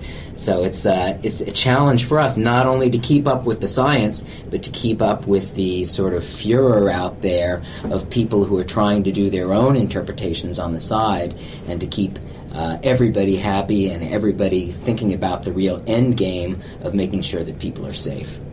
Thank you. Jake Lowenstern, thank you very much for chatting with us today.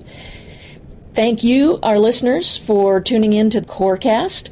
For links and other resources about current activity in Yellowstone, please go online to www.usgs.gov/podcasts or volcanoes.usgs.gov/YVO. Corecast is a production of the U.S. Geological Survey, Department of Interior. Until next time, I'm Leslie Gordon, and thanks for tuning in.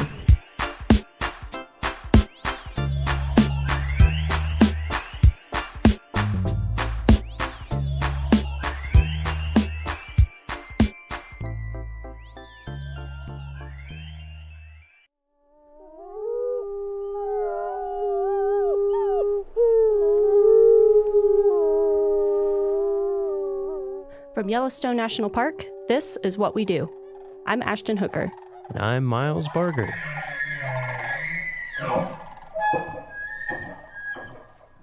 Hey, Miles. Hey, how's it going? Hey, good. How are you? Pretty good. Pretty good. Pretty good. Well, thanks for joining. We are joined today by Brett DeYoung. Hello. Thanks, Brett. Who is the Park Supervisory Telecommunications Specialist here in Yellowstone. So to kind of kick us off with this conversation about telecommunications, cell towers, computers, all the techie stuff that can be a little polarizing here in a park like Yellowstone. People like, remote places without any connectivity. We're going to get into all that, but I have a little trivia for you first. So let's see. We're talking about data.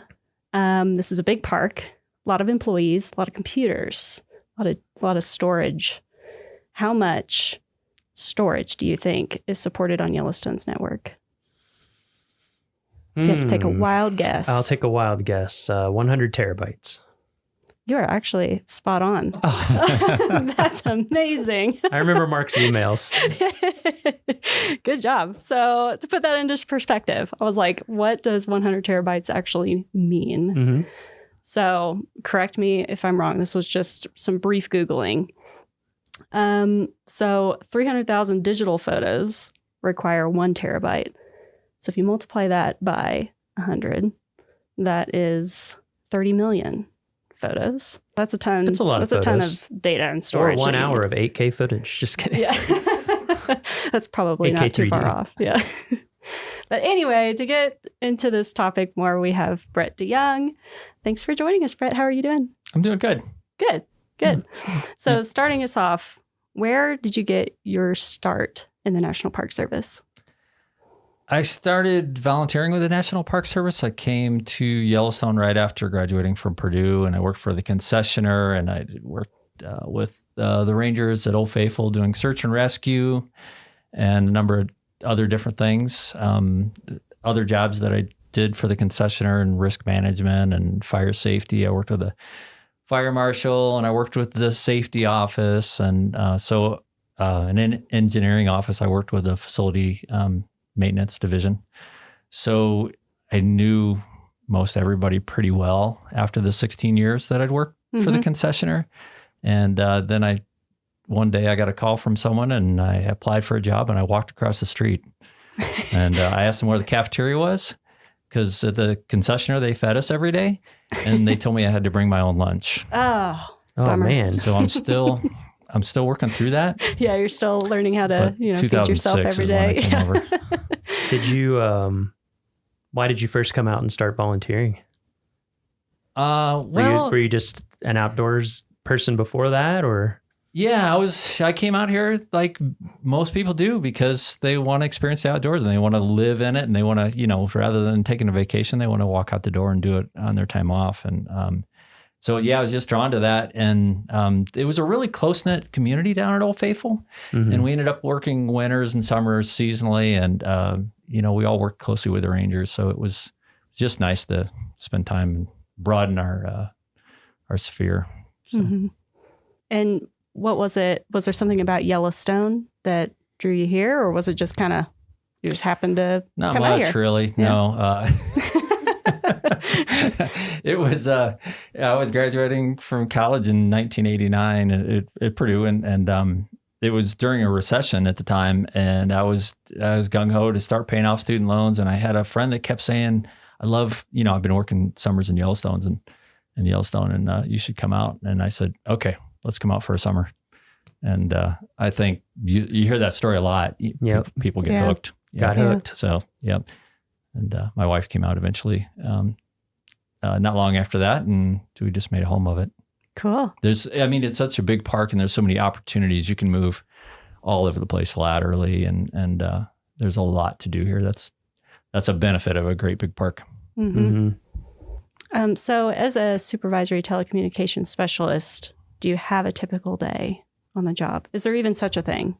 Does it vary by season? What does that look like for you? Most days are typical. When you get into a supervisory position, you don't get out in the park as much. So there's a lot of office time, which is, can be the downside. The upside is that you work with you have a staff and they become your team, and that's fun too. And you kind of live through them in a lot of ways. But a typical day, we support Yellowstone's dispatch center, which is an 8-position dispatch center. It's FCC licensed. And it's an alarm monitoring center. It's a very busy center, as you all know. And it also supports the communities of Gardner and Corwin Springs and Silvergate and Cook City. And but we support all their technology, all their systems, their 911 systems, their CAD systems. That's their dispatch system. And it's very complex. So if I didn't get a call in the middle of the night from a dispatcher, then the first thing I do is when I get up at 4:45 in the morning is I look at my phone to see if there's any emails from any dispatchers, and maybe a radio system wasn't working correctly, or they weren't getting, when a 911 call came in, it didn't give the phone number or the address, or it was a, misroute or something like that. So I look for those first thing just to see what the day is going to be like. And if there's none of those, then I, like many employees, live outside, in outside communities. I live in Immigrant up in Paradise Valley. If anybody's watched the Yellowstone TV show, it's not like that, but it's very pretty. But I live, so it's an hour commute for me. And we have a rideshare program that we've been doing since 1991, where employees all ride together, and it's a great thing. So, and I've been the program manager of that since 2016, but so sometimes I'll drive the van and drive a bunch of my employees to work. And anyway, so typical day.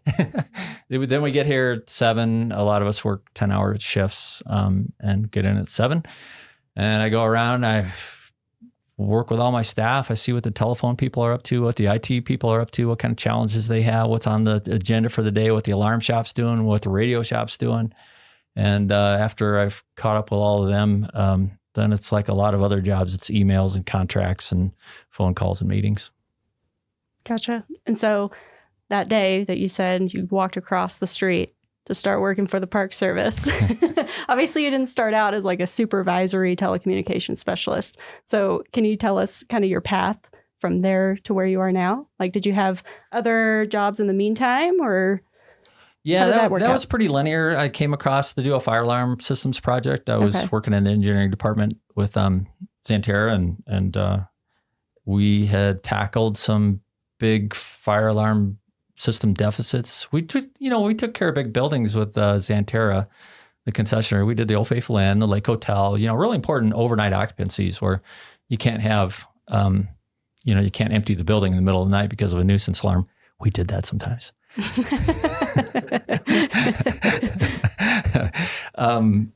So we got things kind of under wraps over there, and then there were some deficits over here, and they wanted me to tackle that. So that's the job I got hired for. But then I became the alarm shop supervisor, and then my supervisor at the time that hired me, he went on to be the superintendent of American Samoa National Park. So then I detailed in his position, and eventually I got the position. So, nice. And he's now the superintendent of Death Valley. So he never liked the cold. Yeah, I was about to say, he's not the place to be if you don't like cold here in Yellowstone. But an interesting thing about him is he hiked every single trail in Yellowstone. Wow. And he was here 5 years. His name was Mike Reynolds, and he's still the superintendent of Death Valley. And then when he completed that project, he started hiking them backwards. Oh, wow. And then he left for American Samoa. Wow. So yeah, I haven't. That is an accomplishment. I'd yeah. like to do that, but it hasn't happened yet. So you kind of ran through all of them, but I'm just curious if you could restate all of the different systems that fall under telecommunications in the park, because I think people, I mean, sometimes I forget, I'm like, I think I'm covering all of them and I forget fire alarms or something like that. I forget sometimes too. Yeah, there's a lot. There's a lot. And then we're reminded. So the radio systems is a really important one, the land mobile radio system. We've got a big complex system, and that's what the rangers use to talk. And we send out pages. We still do pages for our advanced life support crews and EMTs. Law enforcement. There's resource protection people that are doing bear jams and animal jams and things like that. And it's just safety too for people working in the backcountry so they can communicate. So radio is a really important thing. We have telephones. We've got about 500 landlines and 180, 190 cell phone lines. So we manage all those contracts and all that hardware for that and the network that it takes to push it out there. The IT department, we've got a very complex network to get it out there. As you know, the chief information officer came out here one time from the Department of the Interior. He said the last mile is Mammoth. So everything we do to get that from Mammoth to the rest of the park is magic.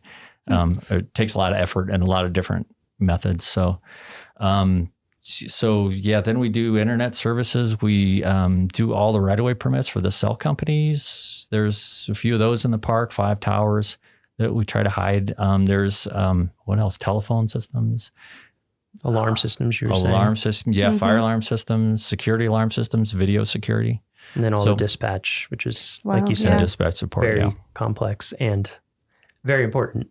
Yeah. Mm-hmm. And I hope I didn't leave anything off so any of my staff is disappointed. But yeah, we do all that and we try to keep it behind the scenes. So the visitors come and they see the resource and the animals and everything. And this goes unseen, but it's critical to keep them safe. And right. So, yeah. Yeah. So very important stuff behind the scenes that a lot of people, like you said, they visit and they would never know. Hopefully. What's going on. Yeah, hopefully. That's the goal. Well, and I think a lot of parks in different settings have a lot of these things. They don't have to manage them themselves. We're such a big place. It's like, there's cell phone towers outside of smaller units, or telecommunication stuff kind of comes right up to the edge. Not that they don't have things that they need to do, but, I always tell people Yellowstone, it's like a mini state in a lot of ways. Mm-hmm. Yeah. You're exactly right. Yeah. If you can have a cell tower at a gateway community that covers where you need it to cover, that's great. We don't have to put it on federal land, but that just doesn't work here. It just doesn't reach far enough. Right. Yeah. So what would you say is the most important skill for your job? Most important skill, prioritizing. Technical aptitude is the obvious one. A broad array of technical experience. Yeah. You have to be kind of a generalist in a lot of ways and, a specialist in others. But prioritization is really important. Essentialism is really important, which is kind of like prioritization, but doing what's most important all the time. And finding focus is really important because multitasking is kind of a defeatist sort of a skill. I think you do a better job for your customers when you're more focused and less multitasking. Yeah. And so, what would you say is your favorite part of your job? Well, it's probably a boring answer, but it's true. I really like coming in and working with all my staff, seeing them face to face. We do have some remote workers, especially in IT, and they're great. And it's really fun to interact with people at different parks in different parts of the country. But, interacting with the staff, they're enthusiastic. A lot of them have been around for a long time, and you bounce ideas off each other and they resource and network. And so that's great. The other best part about the job is probably going to like remote repeater sites. up on mountaintops, and we'll hike to some of those. Sometimes we fly. We try not to. But skiing to them is pretty cool. It takes a lot of planning, and you got to be safe. But that's a great way to stay connected. Mm-hmm. Yeah, there's been some good trips up to Mount Holmes the past few years, I feel like, among others. Yeah, but I know I've seen some pictures from that in challenging conditions. Things always like to go down in the middle of the winter, it seems like. Yeah, and we do everything we can to make sure that they're going to hold up for the winter. Do all that work in the summer. But occasionally they quit, so you have to travel. Yeah, we get some less than ideal weather in Yellowstone sometimes. Just we do. Sometimes. We certainly do. Sometimes you can't fly, so you have to take other methods to get there. Mm-hmm. And sometimes you just have to wait. And where are those located? We have 8 mountaintop repeaters. We have one on Druid Peak in the Lamar that you can't see. We have one on Henderson Mountain just outside of the park. We have one on Top Notch, which is in the park. We have one on Mount Washburn, which you can drive to for about 4 months of the year. That's quite a luxury. We have one just outside of the park on Survey Peak, in right on the edge of Grand Teton National Park in the Jebediah Smith Wilderness area, which is funny. You have to land the helicopter right on the park side because that's recommended wilderness, and Jebediah is actual wilderness, so no helicopters. So it's like an invisible line right on the peak. And then there's also Sheridan has one with a 1926 New Deal era fire lookout up there. Wow. That's really cool. And Mount Holmes, there's one on there. There's one on Purple Mountain. And the Mount Holmes one was inside a 1926 fire lookout, but it got struck by lightning and went down in a blaze. So let's see, did I miss any? Oh, Bunsen Peak also, which is just outside of Mammoth. Which people can hike up to if they want. They can. Yeah. And see that one. The Holmes one made me sad. That was the first one I'd ever hiked up to of the fire lookouts. I was sad when that burned down. Yeah. Such a cool location. Sure was. And so you mentioned your favorite parts of the job. On the other side of that, what are some of the toughest things that you encounter in your position? The toughest things is when things crash. That's a real challenge.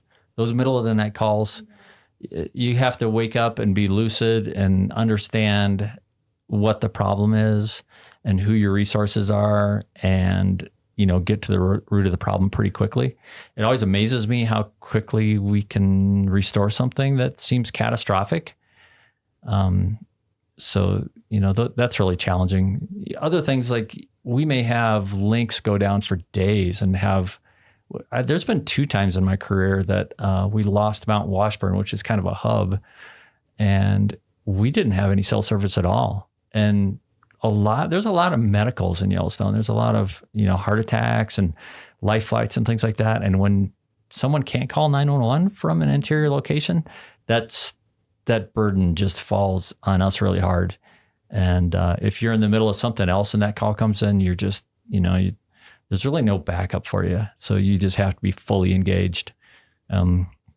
Last fall that happened, and there's only been a handful of times that it happened, but last fall it happened the night before I direct a running race north of Yellowstone.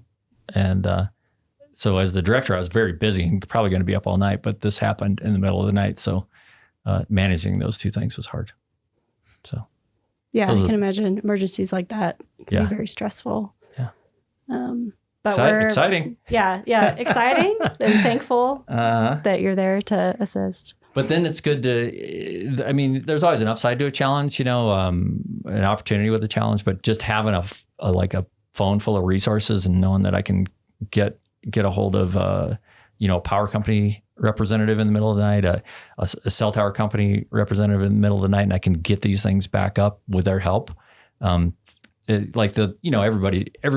in America, the linemen are always out in the worst times, and they're kind of heroes when it comes to that sort of stuff. So that's the role we have to fill.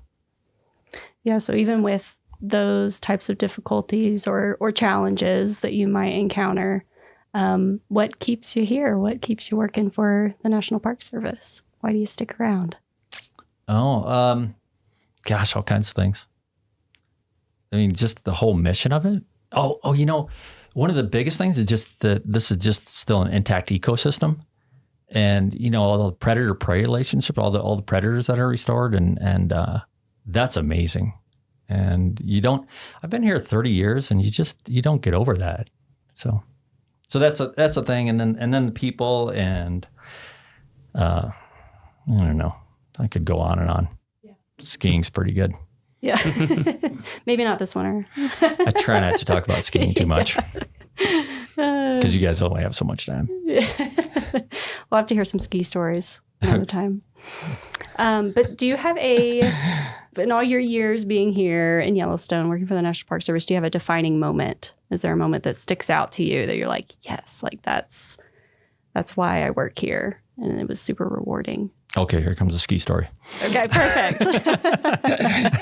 We had Mount Holmes, and Miles, you reference this, but in 2011, Mount Holmes, the repeater antenna went down in December, and there was a big storm coming in. And the Mount Holmes repeater is also used by Montana State Patrol for Highway 191 outside of the park, where there's a lot of accidents. It's a dangerous road. It's a pretty important one. So, but we couldn't get a helicopter in because the storm front was coming in fast. So we decided we were going to ski it. So it was a team of 3. It was another guy, Dustin Seen. He was a radio tech with us. Now he's the superintendent of Bighorn National Monument and Bighorn Recreational Area and some other stuff. And Doug Krause, who's our health tech foreman. We put together that trip in December, which there isn't much daylight. And we thought we'd stay in the Winter Creek cabin on the way in. We opened up the door and it was about a ½ inch deep in mouse poop.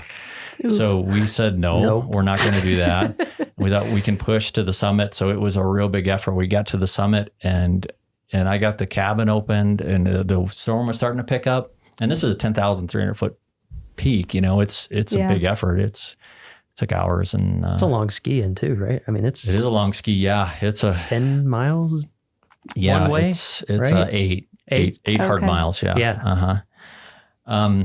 So we got the cabin opened up. We got a temporary antenna installed, testing it out. And then we got that door closed. And the storm came in and just blew so hard all night. It just rattled that fire lookout all night. And, but that was pretty neat. We were testing the radio from inside and we were talking to Montana Highway Patrol on this really remote site. And next morning, ski out was nice. Oh, that's super cool. So that was good. Yeah. Good trip. Yeah. I don't know if that was a defining moment, but that's one of the good ones. Yeah. Definitely memorable, it sounds like. Yeah. Yeah. Yeah. So I'm just, you said about 30 years you've been doing telecommunications stuff in Yellowstone, right? Yeah. I feel like, of course, all fields change over time, but I feel like telecoms may be the fastest changing field in the past 30 years, I would venture. So what's it been like to see?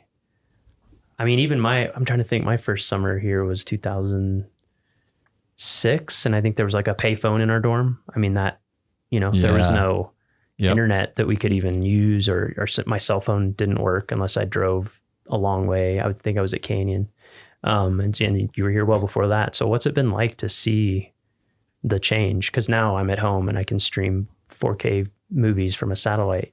It's so different. Yeah. Well, yeah. So my first summer was 89 and we had a payphone and we couldn't get radio stations and we couldn't get TV stations. We watched VHS movies at the pub. That was fun. But it has changed a lot, and that's always a topic of discussion. And whenever there's some sort of new proposal, we get a lot of comments. Mm-hmm. Yeah, I've noticed that people are very invested in the connectivity in Yellowstone. Yeah, so there's two different aspects to your question. There's the expectation of a wilderness experience or a historic experience as well. But then there's also keeping up with what the needs are. And then, we're also a government agency, so we're on a government network and we have cybersecurity issues and we have to protect those perimeters like vigilantly as much as any other government agency. Mm-hmm. Mm-hmm. So we're always protecting ourselves from threats, So that's the biggest agent of change these days is keeping up with that and all the training and what we have to do for that. But everything in the middle between then and now, we've gone from, like you said, you had a cell phone, there was very few towers. Mm-hmm. We've added a few. We've definitely put a stop to more towers. But there was a point when Suzanne Lewis was the superintendent, and she said, I'm the only one who's going to have a cell phone. And then, then that expanded a little bit, and now we've got 150 of them out there because it's kind of a tool that everybody has to use, and the cost has gone down. But so, yeah, that's a big question. It's changed. A lot has changed. And we're fortunate to have some people that have been working in IT for 35 years, which is pretty neat because it's fun to hear their stories. Mm-hmm. But we also do have a wireless communications plan that the park put together in 2009, and that limits a lot of our wireless technology. Mm. So the intent of that is to not have cellular service on the roadways and in the backcountry and limit it to the developed areas and only specific developed areas, which is a bit of a compromise. This is still one of those places in the lower 48 you can drive from Mammoth to Old Faithful and not have a cell signal for 52, 53 miles? Mm-hmm. Yeah. It's so interesting to see, especially with how ubiquitous internet connectivity has become everywhere. I think sometimes visitors come and they're just like, some people come specifically for that, and other people are just shocked. They're like, what? Yeah. What do you mean my Google Maps doesn't tell me where to go? Or like, where can I get Wi-Fi here? Yep. And there's one place, it's 3 hours away. Yeah. I get the visitor comments in both perspectives. Yeah, exactly. In both directions. Sometimes in the middle, but usually strongly one way or the other. Yeah. Mm-hmm. Yeah.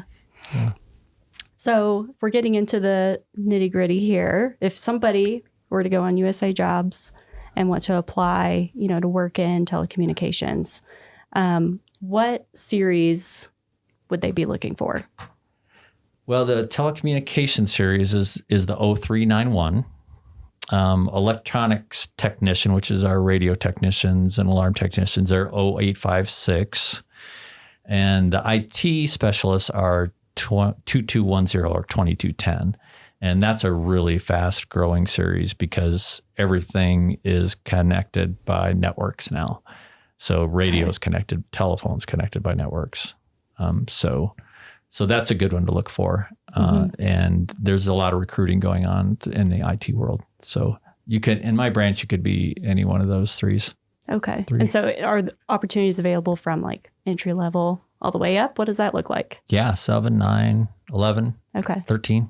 Okay. Mm-hmm. And so what types of training or anything like that would people need to get into that type of work? You just fake it till you make it. Yeah. Yeah. No, I'm kidding. A variety of stuff. Radio technicians, we hire a lot from the military because they get really good training. Oh, yeah. Setting up antennas and repeaters and base stations and microwave network extenders and things like that. But anyone who's worked with radio frequency technology, IT, there's all kinds of, you can be Cisco certifications, you can be, graduate in computer science. We've hired those. A lot of people just gain a lot of knowledge and experience from jobs. And so as a hiring official myself, I look for all of those things. Myself, I have a bachelor's in the School of Technology with a specialty in organizational leadership. So I'm a lot of, leading a group as much as the technical. So it varies. There's no straight track. Yeah. Mm-hmm. Yeah, you'll kind of find that in the Park Service as well. People kind of come from all kinds of backgrounds. Yeah. As well. So. Yeah. Yeah. I think knowledge and experience counts for more on a resume for this line of work than a degree does. But yeah, I don't know. We've hired some recent graduates too. So do you have any advice if people were interested in applying or, getting that experience? What advice would you give for them? Yellowstone, we feel like we're really specialists. A lot of small parks have one technology person and everything's thrown at them. but we're really, as far as the industry goes, we're generalists. Mm-hmm. So if you're in IT, if you're doing like system administration, I'll also learn about networking and also learn about cybersecurity and learn about maybe coding, so branch out a little bit. And if you're, if you're into radios, also learn about networking so you can do radio over IP. So I would say that those are important things to do. If you want to work for us doing fire alarm systems, get like a NICET certification, National Institute for Certification in Engineering Technologies. And that tells me that you really know the codes, the fire codes in and out, and you're not going to build a system that's not going to work. So cool. Those are a few tips. Yeah, that's great. And so finally, the last question we like to ask everybody is just about your personal experience, any memorable experience you've had. It could be either in Yellowstone or any other national park, work or personal time. Do you have a moment that sticks out to you? Yeah, the 5 years I worked in the Bear Den ski shop at Snow Lodge. Yeah. That was the peak of my career, not of my pay, but it's often how it works. Yeah. But it's been going up and down ever since. So yeah, that was great. We worked there the last year that it was open. It was the Snow Lodge then was nothing more than really, it looked like a roadside motel. It was cheap. Anybody could afford to stay there. The people that came to visit, they were all interesting. And the Bear Den ski shop was a log cabin with a wood stove right next to it. And that was great. They built a new hotel, the Snow Lodge Hotel, and the ski shop's in the gift shop now, and it's all still good. But those are good days back then. There was quite a community back then too. They were really strong skiers and outdoors people, and just a lot of fun. That sounds awesome. And many rangers worked in that ski shop too over the years before they moved over to the Park Service. Cool. Yeah. Well, I think that wraps it up. Yeah, that was great. Yeah. Thank you so much for joining us, Brett. Thanks for having me. Yeah. It was fun. Well, that's it for this week's episode of What We Do. Thanks again to our guest, Brett DeYoung. If you like what we do, rate and review the show wherever you listen. Every positive review helps new listeners find the show. If you have questions or want to learn more about a particular job, contact us using the form at go.nps.gov/whatwedopodcast. Thanks for listening.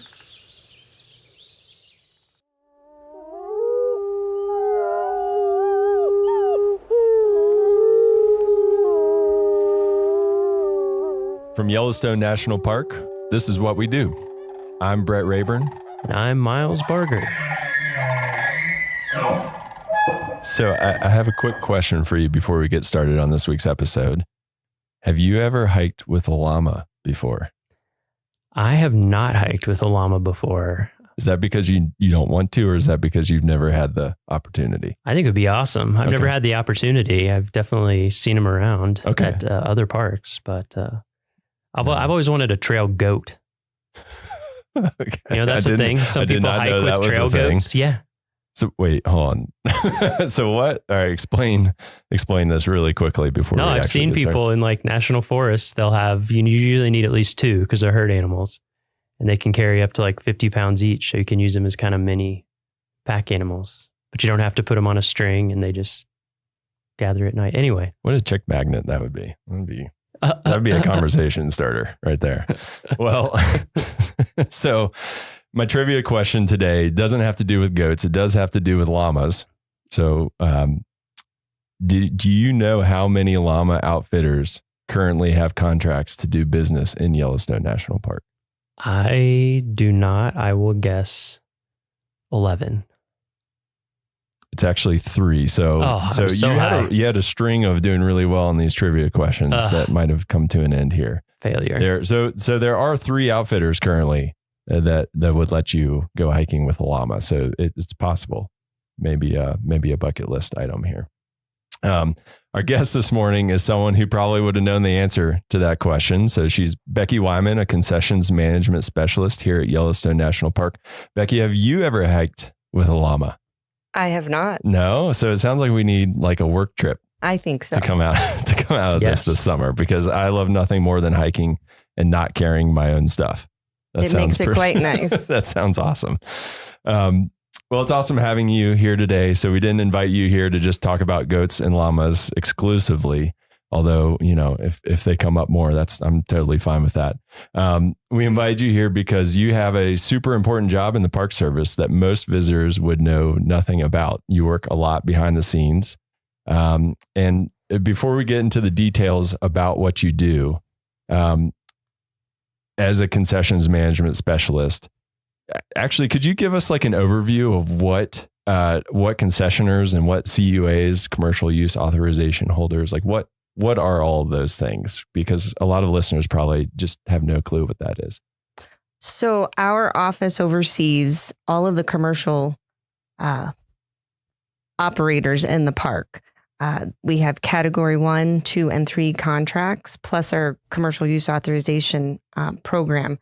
The category 1 contracts include our large concessioners, currently Xanterra, Yellowstone General Stores. They do the lodging and retail type of operations in the park. We also have our service stations. Our CUA program oversees or has our fishing guides, photo tours, environmental education tours, that sort of scope. And then we have our category 2 and 3 contracts, which include our over snow operators in winter. We have a bear spray rental. We have stock outfitters that do day and overnight trips in the park. Llamas. That include our llamas, as well as a ski camp in winter that is located at Canyon. Awesome. So the Park Service doesn't actually have, like, we don't run hotels or things like that. That is correct. We have contracts that allow other operators to run those, and we oversee those contracts. That is a lot. How many are there? Just like a rough ballpark. It's always changing, right? The number. Well, all of our contracts pretty much stay the same. We have the 3 large category 1 contracts. Like I said, the hotels and retail general stores, and our service stations. We have 38 stock contracts that include the 3 llamas. We have 23 over snow contracts and 1 bear spray rental. And then I believe the number of CUAs exceeds 400. Yeah, that's a lot. So yes. That's a lot that you're overseeing out of the concessions office. It is. Okay. Well, thank you. Yeah, I just thought that would be a good overview of like what your job entails before we kind of dive into the background, and then we'll kind of come back to a typical day of what it's like working as a concessions management specialist. So do you mind telling us a little bit about where and when you got your start in the National Park Service? So I came to Yellowstone in 1998. I was a bright-eyed, bushy-tailed fisheries technician. So I started my career with the Park Service at Lake in Yellowstone, and I have never left. So it hooked you. It hooked me. No pun intended. Anyone get it? And how did you hear about that job? I think I heard about it through USA Jobs. Awesome. Yeah, we have. And for those of you who don't know, who are listening to this and don't know what USA Jobs is, we do have an intro episode that kind of explains that, as well as some of the other jargon that we might talk about here. So just refer back to that if you have any questions. So you saw it on USA Jobs, you applied and you got it, and the rest is history. And I drove my car out from South Carolina, and I've never left. Wow. Okay, so you're from South Carolina. So you're an East Coaster. I am. Okay, that's me too. And then you found the mountains, and then I found the mountains. Gotcha. Same. So how did you get from that job, which is very different from what you do now? What was that transition like? It is. So I worked for fisheries for 3 years.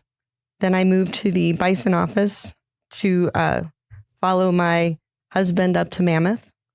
And then I just became a flexible park employee and did a variety of administrative roles. I was the natural resource admin assistant for the Center of Resources, which led me to a detail with at the time it was the Planning, Compliance, and Landscape Architecture Division. So I was their admin assistant, where I made connections with people in that office that eventually would lead to my transitioning over to the Commercial Services Division in an administrative role. And then I just worked my way up. I oversaw the commercial use authorization program for several years before I got my current job overseeing the category 2 and 3 contracts. Wow. So you've done a little bit of it. I'm a jack of all trades. Yeah, that's awesome. That's really cool. I feel like that's a theme across these episodes. We've either had like people who decide this park is for me, and then you make it work within that park, or some people say this is my job path I want to follow and go wherever they need to go to make that happen.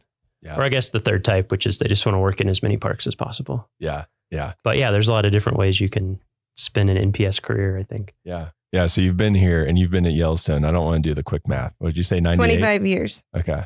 And, you know, and I am in a dual career family. Mm-hmm. So the fact that my husband also works for Yellowstone National Park has contributed to me being here Sure. as long as I have. Yeah. So how many like dinner table conversations are just focused on Yellowstone? All the or time. are you guys just like, no, too All the much time. Yellowstone. We got to talk about something else. I live vicariously through his job. He's got a much more interesting job than mine. Well, so what does he do? He's bear management. Okay. So, well, I think there's lots of interesting things in both of those. Yes. In both of those jobs. So what does a typical day in your job look like? Is there a typical day? Yeah. Typically I'm in the office on the computer, answering phone calls and emails. It's a lot of paper pushing, I guess you could call it. But part of that is just communicating with our concessioners. We review annual financial reports, preparing annual overall ratings, which I kind of liken that to a report card on how they're doing with their contracts. Do you use a red pen? I do not. Oh. I have one in my hand, but That's what I was. You look like you're good at writing like F. Yes. No, and we have very good concessioners. So A++. We review insurance, risk management plans, all things that are outlined in their contracts. Part of my job requires periodic evaluations of the concessioners, and this lets us get out into the park to monitor how they're doing, making sure they're meeting service standards as outlined in their operating plans, making sure they're providing a quality visitor service, making sure the facilities are well maintained, and just ensuring the safety of the visitor and their employees. The part that I like most is I occasionally get to go out on horseback rides, ride on snowmobiles, or even take a ski trip every once in a while. So that's what gets me out in the park. So that's what I like. So you're kind of, are you doing like the undercover boss type of situation where you're like kind of hiding in the ranks of visitors? We on the may snowmobile? entail secret shoppers, but usually they know who I am. So Yeah, it's not quite as if you've been here 25 years. Yes. It's hard to be secret. Yeah, that sounds like that's a really interesting part of that is getting to test out those different ways of seeing the park.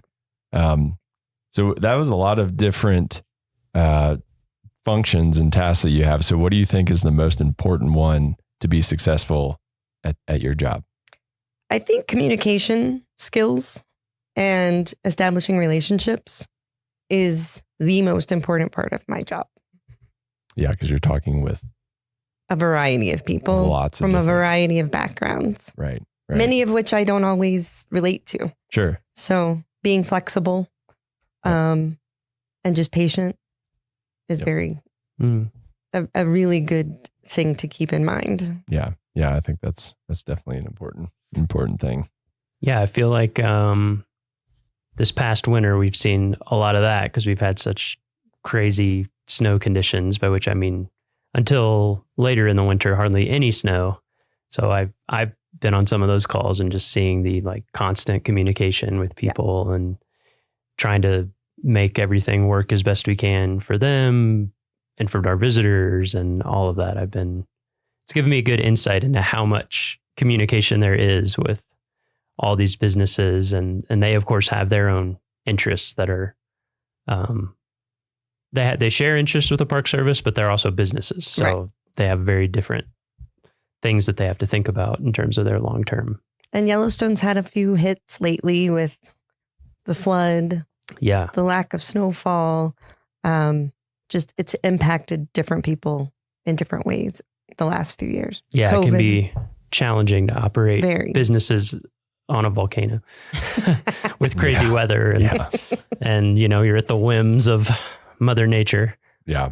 Yeah. So I think you kind of already touched on this, but is your favorite part of the job getting to go out on those snowmobile trips and pack trips and llama trips? And anytime I can get out of the office is a good day. Yeah. Yeah. So if it includes the backcountry, it's even better. So you actually get to go on like a backcountry camping trip, like overnight. Do you do overnighters? I haven't done overnighters with the concessioners, but I have gone out with our backcountry rangers to do stock evaluations in the summer. So I've gotten to go to Beckler, which I had never been to until that. Yeah. Last summer I got to go to Thoroughfare. Cool. And so some pretty remote, some of the more remote areas of the park. Yeah. Yes. Both places I would like to go and haven't made it to yet. So that's pretty awesome. Yeah. Cool. Yeah, that sounds awesome. And I guess on the flip side of that, what's the toughest part of your job? I think the toughest part of my job is just keeping up with everything. Even though Yellowstone is closed in the spring and fall, we're always preparing for the next season. And so we never get to take a break. And if you fall behind in the management of these contracts, the paperwork, it's hard to catch up. So just staying organized and on top of things is the hard part. Yeah, I want someone to invent like this pause button that you can just hit and no emails will come in, and like you can just like catch up and then you can hit play again and then you'll be, but I haven't found that yet. So some of our jobs have sort of a pause button. They have the furlough. They're not allowed to check email for like 2 weeks or a month, but yeah, you're right. Yes. What about the regulations? Are they changing pretty often, or do they stay fairly consistent? I think they're staying pretty constant, but there are some tweaks that they throw at us every once in a while. Yeah. So we have to stay on top of those. Yeah. I was wondering that. Continuing education. Yes. There's definitely continuing education aspect. Yeah. Yeah, for sure. So even with those difficulties of just a lot of work coming at you, you've obviously done what you could to stay in the National Park Service and in Yellowstone National Park specifically. So why the National Park Service? What's kept you around? I think just working for an agency whose mission is to preserve our natural and cultural resources, since that is my background. And I grew up, my family took trips to the Great Smokies, Shenandoah. And so it's just been part of who I was prior to the Park Service. And so it just made sense when I landed here that I would stay. Sure. I guess it's safe to bet that you hadn't snowmobiled in South Carolina too much I had before not. you got here. There was many firsts out here. Yeah, that's one of the cool things about this place is there's always a new experience kind of right around the corner that keeps you motivated, right? Yes. Yellowstone just gets some people, and you just can't leave. Yeah, literally, you can't. They just don't want to come back. No. Yeah, literally, they won't. None of us ever want to. So, would you say that there's a defining moment in your career? Having been here, this is my first and only park, and I think meeting my husband here and knowing that he wanted to stay here kind of defined my path. And so then I just had to redefine what my goals and ambitions were and find my place. Yeah. Mm-hmm. So yeah.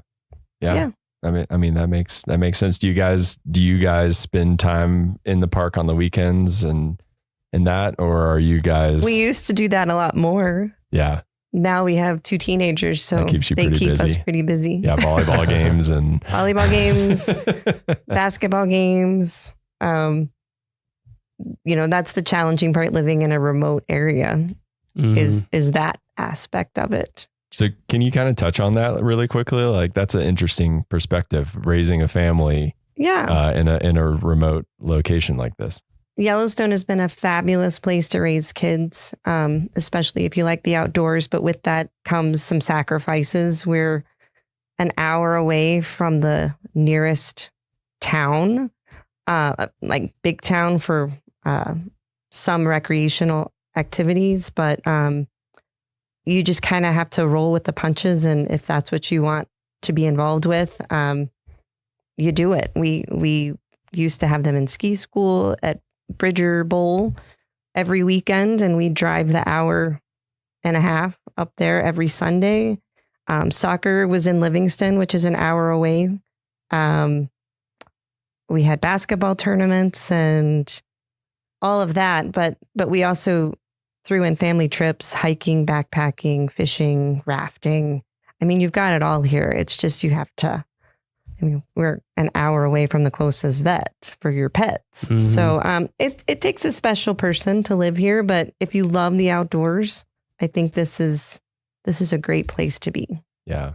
Yeah. That was the biggest, Miles, you've lived on the East Coast too. So like that was the biggest adjustment for me is just how like no one bats an eye when they're driving an hour and a half somewhere. That's like nothing to them. And I'm like, whoa, that's very far to me. When I first came here, that was like a weekend trip. Yep. Was an hour and a half. And so doing that just to go to the store is definitely an adjustment. And I think, like all of the parents that I know and have grown up with here, we all pitch in. We have daycare, we have preschool, we have grade school. Mm-hmm. And we all just probably have to do more here to be involved than you would on the East Coast or in larger metropolitan areas. But it creates that community as well. Yeah, you probably don't find community like this in a lot of. I mean, this is pretty special. It is pretty special. That just can't happen otherwise because people are off doing their own thing, driving all over the place. Yeah, there's no one else to do stuff for you here. Yeah. So it's like you kind of have to hang out. Yeah, like my son's been in preschool the past 2 years, and I've been on the board because it's like only so many of us have a kid in preschool, and I've been there, done that. Yeah, I've heard lots of people here told me that when I was moving here. They were like, "Well, you'll be involved in a lot of things because you have to be, and also everyone will try to recruit your kid for everything because they're a precious commodity. They are. They're a limited supply." We need more kids. Yes. Yeah. No. So getting back to your job. So the Park Service mission is to, like you alluded to, preserve the natural and cultural resources for the enjoyment, education, and inspiration for this and future generations. Those kids we were talking about. So with that in mind, how does your job contribute to that mission? Well, I keep going back to when I was first interviewed for my administrative assistant position in the commercial services office, and Mary Murphy, who was a longtime employee of the park, made a comment that stuck with me, and she said, "Our division touches everybody's vacation. It impacts their experience." And so coming in, that's kind of motivated me to make sure that what I'm doing with our partners are contributing to that experience. Yeah, for sure. I mean, if someone has a bad experience, that they associate that with Yellowstone National Park and the National Park Service potentially. And then also we work with our interpretive division to help educate our guides to be better educators for their clients that they take through the park. So it's a group effort. Yeah. Yeah. I mean, something I've thought about a lot. I don't know how to quantify it, but I would guess that all of our concessioners spend more, certainly like longer term hours with visitors than any National Park Service employee. Absolutely. Because I feel like most people, if they interact with a National Park Service employee, it's going to be as a visitor center desk, maybe for like a few minutes because we are busy and there's lines and people have questions, or maybe they get to go on a ranger led walk or talk. I mean, that's a small percentage, but even those, maybe you're going to be 30 minutes, 45 minutes, whereas concessioners, it can be all day or multiple days. It can be a really close relationship that people form. So I think about that a lot. I think in every park that I've worked at, that's been the case, that those really quality hours are often with a concessioner. So they're like a huge, not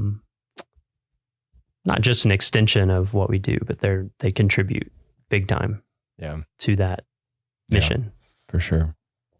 So for someone who's listening to this and is like, man, that sounds like a cool job. I like a challenge. I like to go snowmobiling every once in a while. What's the series? Do you know your series in USA Jobs? It's an 1101. Okay. So that's what people can look at if they're interested in those, and that's concessions. It's a concessions management specialist. Okay. And I believe they start at a GS7 and go all the way up to supervisory positions. There are, I don't know what the series number, but there is a concessions management assistant that might be like a 6-7. But yes, we're all over the Park Service in every park. Okay. Yeah. And that's the other great thing is that every park has those types of jobs. So if you want to move around the country, you can do that pretty easily. Absolutely. That's another great part of that job. And every park is different in the contracts and commercial use authorizations and activities that they offer. So pick your park, pick your activity, and there's probably something out there for you. Yeah, for sure. Mm-hmm. And do you need formal training to qualify for those positions? Obviously not. Just lots of experience. I come from a wildlife biology background. I think a business, accounting, finance experience would be beneficial. I've kind of had to learn on the job. But one thing that's helped me in Yellowstone is just my varied experience working here, and knowing people and programs and the willingness to be flexible and patient. It took me a while to get where I am. And I made some choices for my family that kept me from taking certain jobs. And there were certain jobs I didn't want. But I think those type things would be beneficial for someone looking at this. I don't know that you need like an accounting degree, but I definitely think, people that have run small businesses or worked in, we have one of my coworkers worked, in a cell phone company, just having that knowledge of other business, having that acumen would be helpful. That's where I've been lacking. So it's taken me a few years to train myself. Sure. And so is your advice would that be your advice for someone wanting that position? Just kind of be opportunistic and take what you can and kind of it'll work its way. Yeah. And there's been several details that come across that I would encourage people to take advantage of to gain experience. Once you get into the program, our Washington office offers annual trainings with asset management, pricing and evaluation, financial management, commercial use authorizations to kind of bring everybody up to speed, because it is kind of a different aspect of the Park Service. And especially for those people in parks that have collateral duties, you're a superintendent, but you also have to manage the commercial services. It helps with those type things. But I do think there's some introductory trainings on DOI talent that anyone can take. Like, I think there's an introduction to commercial services just to give you some background on the program. Yeah, that give you that solid foundation to get started and kind of learn more about it. Well, that all sounds, that's great advice. I think super applicable to a lot of people listening. Do you have a favorite, before we let you go, do you have a favorite memory in Yellowstone National Park? I'm guessing you have a few in 25 years. But you can only pick one. That's my rule. Okay, well, Very strict. after 25 years, I have too many. So I'm going to pick one that's not in Yellowstone. Yeah, that's totally good. Before I came to Yellowstone, I worked for the Fish and Wildlife Service in Vernal, Utah. And we worked in Dinosaur National Monument. So my favorite memory is just, I worked for an endangered fish project, electrofishing down the Yampa through the park. It was my first job out of college and the best one ever. Can you describe to those who don't know what electrofishing is? Because it sounds like some heavy metal band from the 80s or something. Well, we had a raft with electrodes that came out from a boom on the front of the raft, and it had a platform, and we turned the generator on to create the current, and we would go through the rapids with the electricity on, and the fish would get stunned and float to the top, and we'd have large nets hanging off the front of the boat that we would scoop the fish up and bring them in and tag them if they were the right type of fish.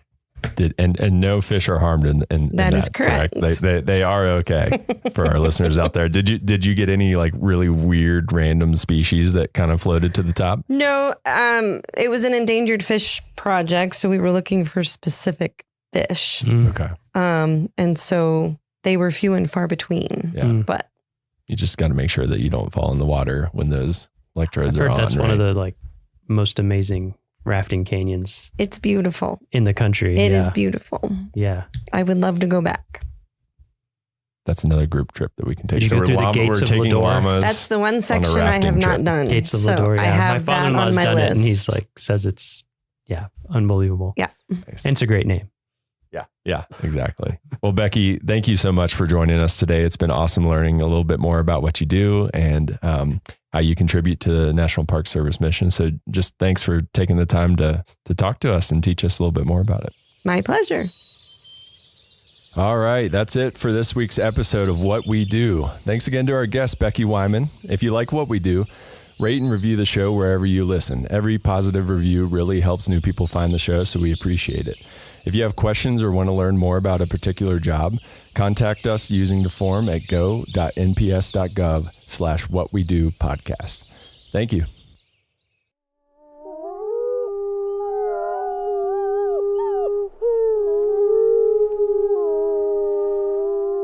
From Yellowstone National Park, this is What We Do.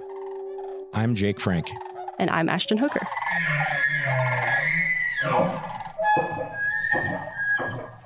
Ashton, Hey, Jake. how are you? I'm doing pretty good. How about you? We're in Yellowstone. Life is good. It's another day, another great day in Yellowstone. Did you by chance happen to see the email that we got about the edits to our spring newspaper? I did, actually. Did you get your edits in yet? No. All right. Well, It's on my list, though. Make sure to do that. Yeah. Speaking of publications, do you know how many publications that Yellowstone National Park manages? Ooh. It's got to be way more than I even think. It's a big number. It's not like a ridiculously big number, but it's probably more than you would think. Yeah, I'm going to say 40. Double that. Oh, wow. 80? 80 Yeah. publications, yeah. So some of the big ones we have are like the park newspaper, but then there's a lot of site bulletins. There's basically all the information that you could want behind the visitor center desk. There's a ton of information to hand out to people if you come to Yellowstone.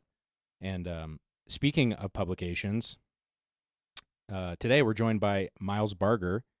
He is the Publications Program Manager in the Resource Education and Youth Programs Division. Miles, how you doing? Oh, doing pretty well. Beautiful day out there. It is a beautiful day. So for our listeners, some of you may recognize the name. Miles is actually one of our hosts, but you're on the other side of the microphone today. So how does that feel? Feels great. Multi-talented. Yes. Yeah. He's ambidextrous. There you go. You play offense and defense. That's right. Yeah. Special teams. Yes. So how did you start working in national parks? I was in college and I was looking for a summer job. I had been working near my parents' house in Kentucky. And then somehow through the magic of the internet, I realized that you could work in a national park in the summer to make minimum wage, which I think was like $5.25 back then. You're dating yourself. I know. yeah, you could work in a national park and make minimum wage instead of being at home doing it. So I thought that's interesting. So I applied to, I don't think I applied to Glacier because you couldn't have a beard. At that time, whatever the concessionaire was. What a terrible idea. I know. So I was like, well, I'm not doing that. But Yellowstone, I saw some jobs. So I applied for a job with the concessionaire operating the hotels, which was Xanterra back then, as it is now. And I got a job cleaning cabins at Canyon before they had built all the huge lodges that are up there now. Oh, wow. It was all just cabins. And I towed a cart around from cabin to cabin and paused when a bison was sitting on the porch and I couldn't get in. It's like a forced break. And that was my first summer, and I haven't done anything but work in or around national parks since then. Gotcha. Wow. So, this podcast, we're focusing mainly on people who work in national parks. Yeah. But you mentioned that you worked for our concessionaire. So I did. Yeah, just something to tell people that are listening is that in Yellowstone, we have about 750 roughly permanent and seasonal employees combined every year. But what's that number in Xanterra? It's like over 3,000, right? I actually was just looking at this number for one of our publications. It's about 3,200 seasonal concessionaire employees in the summer. So many more. Yeah, it's like 5 times more employees. Yeah. So for people who want to, if your main goal is to, like what you were, is to live in a cool place. Yeah. In addition to Park Service jobs, there's the Xanterra, there's Delaware North. If STGI runs our clinics, and then Yellowstone Forever. So it seems like all of those different entities. A lot of my jobs were with nonprofit partners. Like I worked for Alaska Geographic. Yeah. I worked for Denali Education Center, places like that where they're not a National Park Service job, but you're affiliated with the park, working with the park. Yeah. So how did you make the switch? How did you go from one to the other? I was working in Denali in Alaska, and I noticed that a lot of the people who worked there year round had master's degrees. So I thought maybe I should do that. Yeah. And I didn't have anything to do in the off season anyway. So I started applying for master's degrees programs in environmental studies / environmental science. Got in at University of Oregon, started doing my master's, I took some GIS classes because that seemed helpful. And also I'm a nerd and it seemed cool.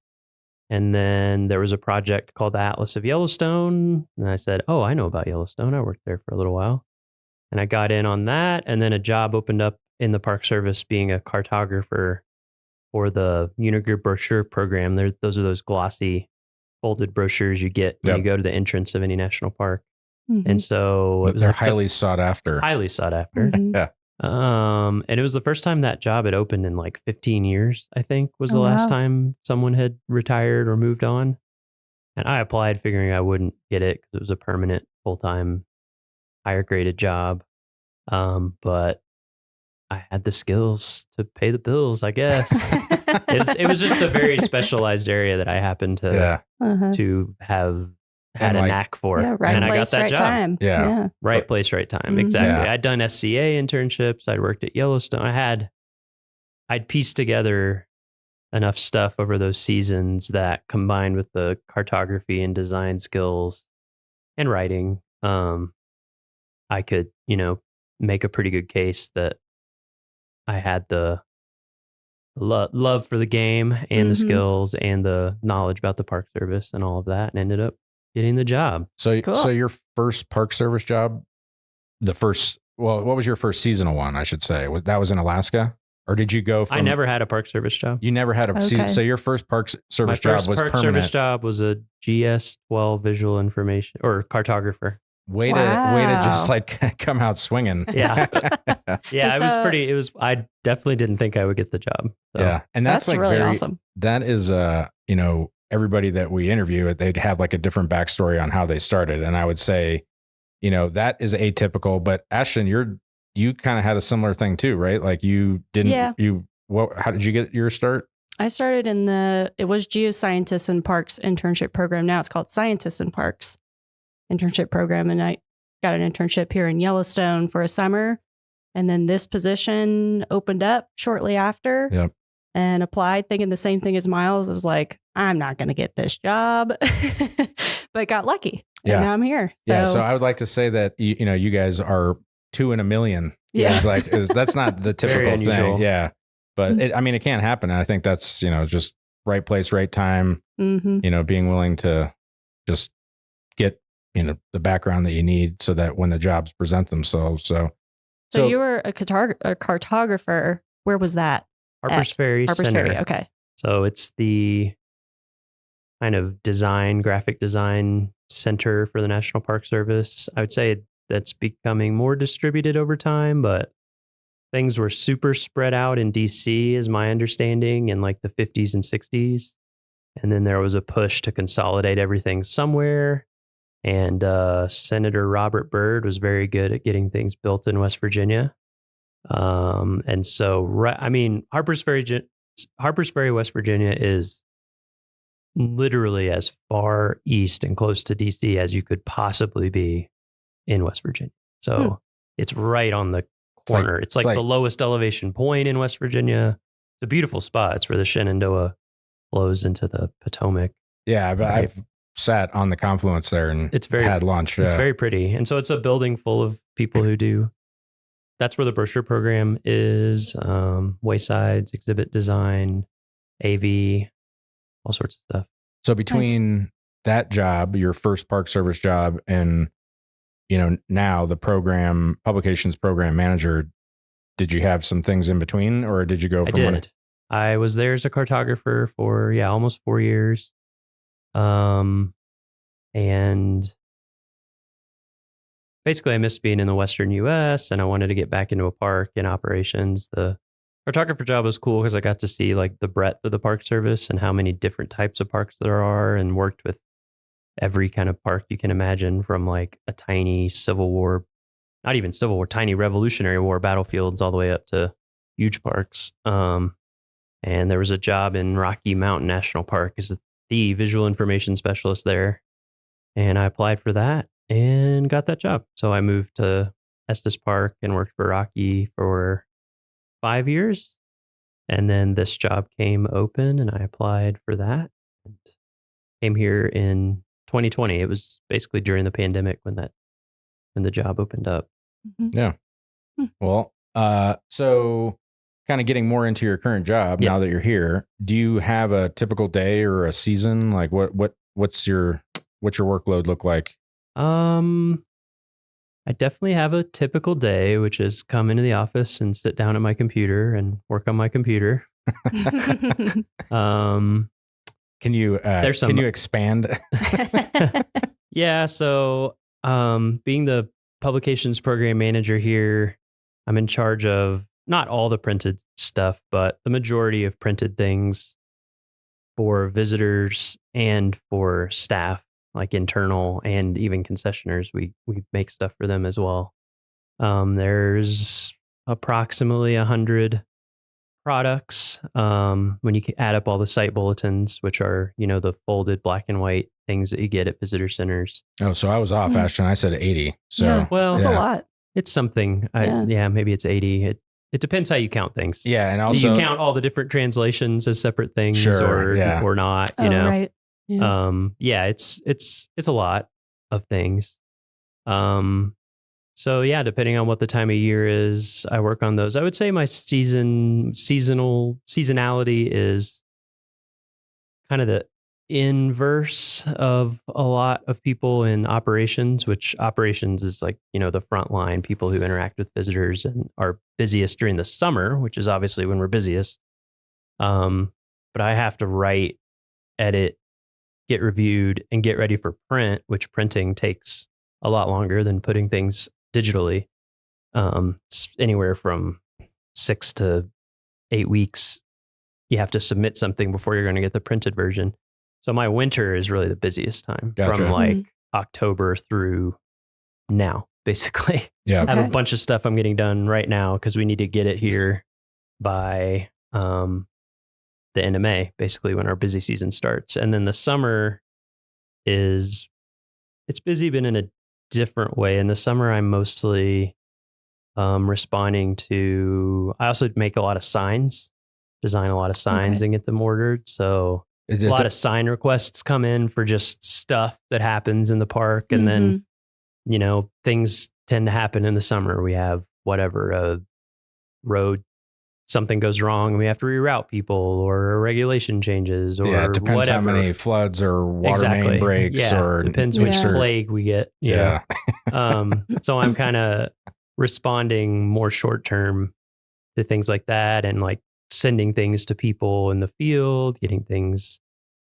taking requests for publications that people need more of, and then going out more in the summer to like visit places, talk to people, kind of see what the needs are. So those are kind of my two main seasons. So with that, do you have like an important, like what, for people who are interested in this type of a job, like is there a skill or something that you would consider that it serves you well? Yes. So I do design, but I also write almost everything as well inside of the design. And so I would say writing is a very key, writing and editing. Yeah. So in that sense, like being able to write well, being able to write in different tones and styles, depending on what you're making, like the newspaper visitor guide that you get at the entrance stations is very just visitor information focused, and it has a ton of stuff in it. So it has to be very concise. So that's one type of writing. It's like plain language guidelines, which is a government thing for basically saying not using huge words and keeping sentences pretty easily understandable. So that's one type of writing. But then like resources and issues, I'm more editing other people, but that's more in-depth scientific writing and kind of everything in between. So I'd say it's also nice to be able to write your own stuff, because when you're designing on paper, everything takes space, physical space on the page. And so a lot of the time you need to be able to edit for space as well. So it's nice to be able to go back and forth to make things fit, or like I'm OCD about columns being all the same lengths and things. So it's like, oh, I want to edit this to be like 7 words longer. Things like that. And then detail oriented. Exactly. Detail oriented. And then there's the design side of things. I think that's a tough one for me. There are skills you can learn, but I also think there's a certain je ne sais quoi that some people have and some people don't when it comes to design. But that's an important skill. And then there's all the technical stuff of like, no, we use Adobe products in design, Illustrator, things like that. But you know, something like Figma or GIMP or whatever, all the different open source things are very similar, but knowing how to run those programs well and do what you need to do, being like proficient and facile in those things. And then I make a lot of maps as well. I guess I wouldn't have to do that.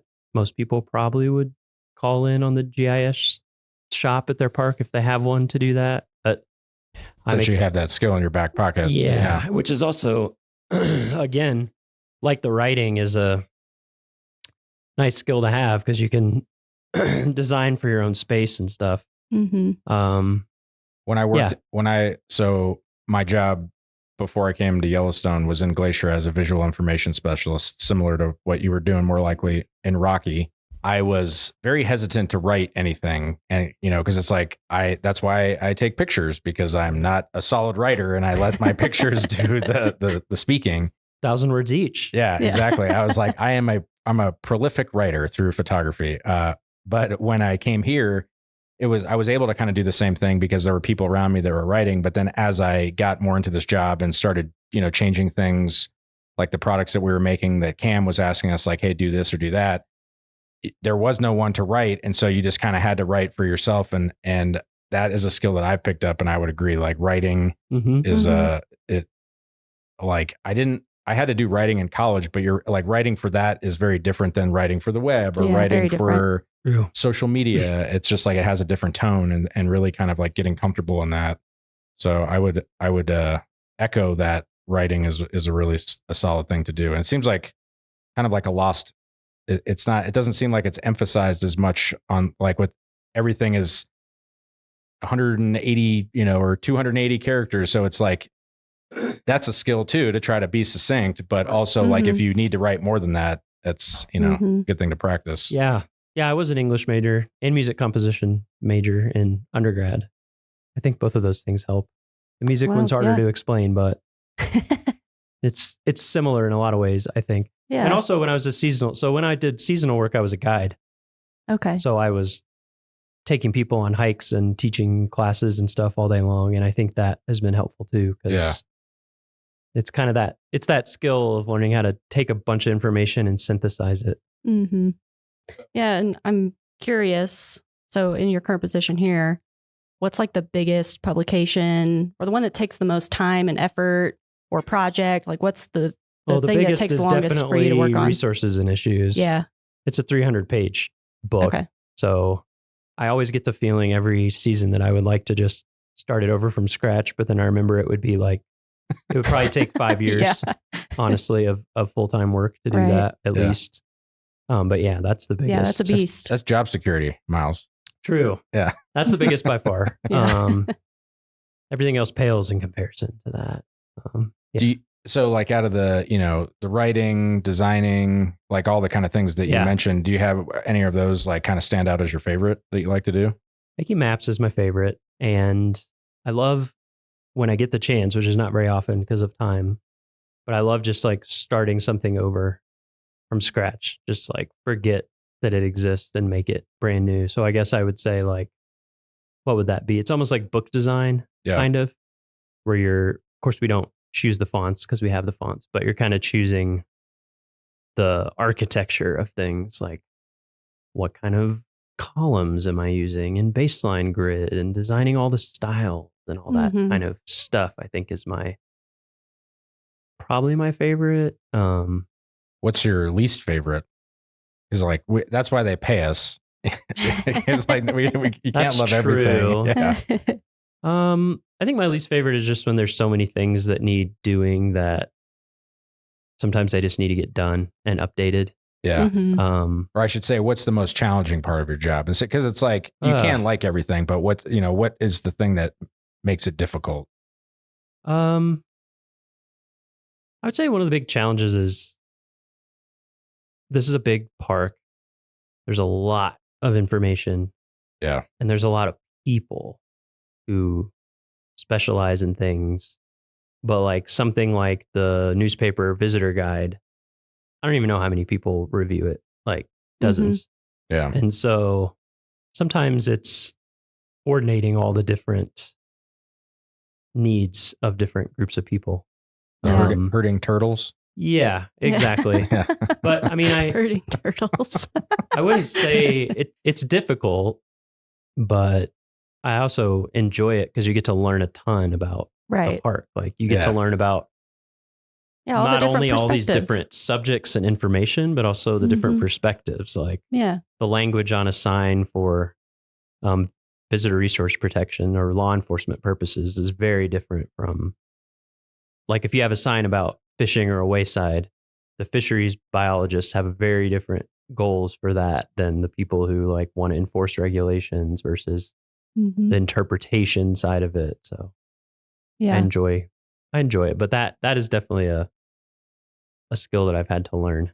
So, I think that's kind of a perk being in like the communications field, is you kind of have to be exposed to all these different perspectives. Yeah. Because you're writing, you're editing, you're designing, you kind of have to know a little bit about everything. And so I think it helps to be curious. It definitely helps to be curious. I also think that there's a lot of things about my job that I've had people say, like, how do you stand that? Or I'm making a thing and there's going to be 200,000 copies printed of it. Pressure of that. And to me, I'm like, whatever. So I think, but there's other people's jobs that seem super stressful to me. And they're like, oh, I love it. Yeah. It's just whatever you're used to, it seems like. Yeah. And like what you enjoy. So I would say that's one tip, is like find the things that you enjoy that other people don't.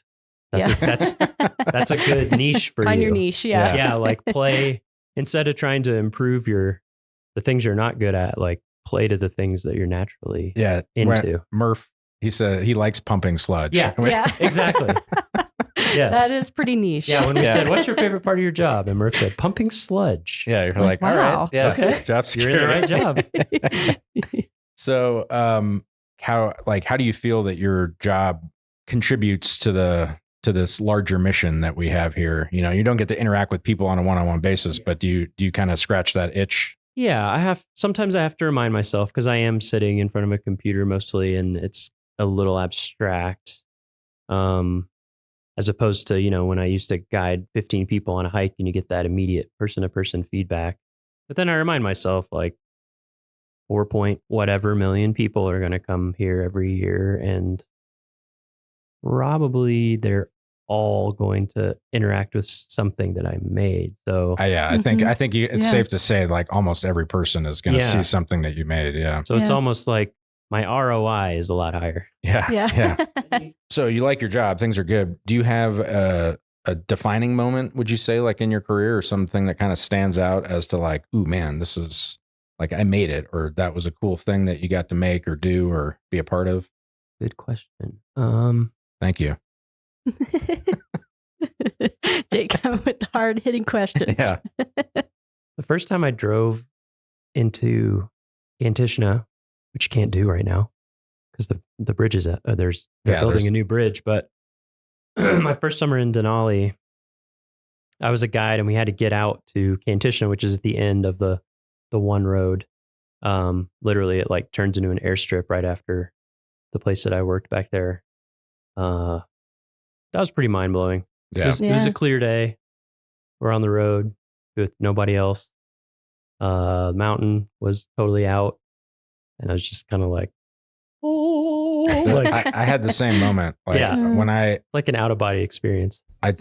I say that there are 3 things that have like changed me as a person, that so far, I mean, obviously there can be more, but the first time going to Stony Overlook on a clear day and seeing Denali like in the distance, I was just standing there like mind blown. Yeah. And then the first time I saw the Grand Canyon, because that was also, I was younger and I was like of the age where I was starting to appreciate things. And I was just like, it's just like unfathomably big. Like you can't imagine like being the first people to show up and be like, oh, how do we get across this? And then also seeing the Kilauea volcano under the Milky Way at night. I remember going there and it was like glowing up into the sky on a clear night. You had the Milky Way like arching over it. And again, just like one of those, like, this is so cool. And it's cool that national parks, like they were all in national parks. Like, like out of all the cool things that I've seen, that it's just, I mean, it's cool that we get to do this. I mean, that's what makes it hard to choose is I've had so many over the years, but I mean, what I did the seasonal job for fun, and I think I tried to live a normal life one time after that for a few months, and I just couldn't do it. Yeah. So not that there's anything wrong with it. I just for me, I got hooked. Yeah. So for people that are interested in doing this kind of work, let's get into some of the details. Like if someone goes to USA Jobs, what are they? What's the series they're looking for? Yeah, so I think a lot of the interviews for this podcast, we've had interesting, weird job titles, but this may be the weirdest. It's traditionally these jobs have been called visual information specialist. It's 1084. Okay. I don't know why that's the title of the job, but it encompasses a lot of different things. It can be, it can range so much what that is. Because I've done a lot of digital stuff too. Like at Rocky, I was in charge of all the media. So you can be doing digital stuff, print stuff, audio, video. There's so many things.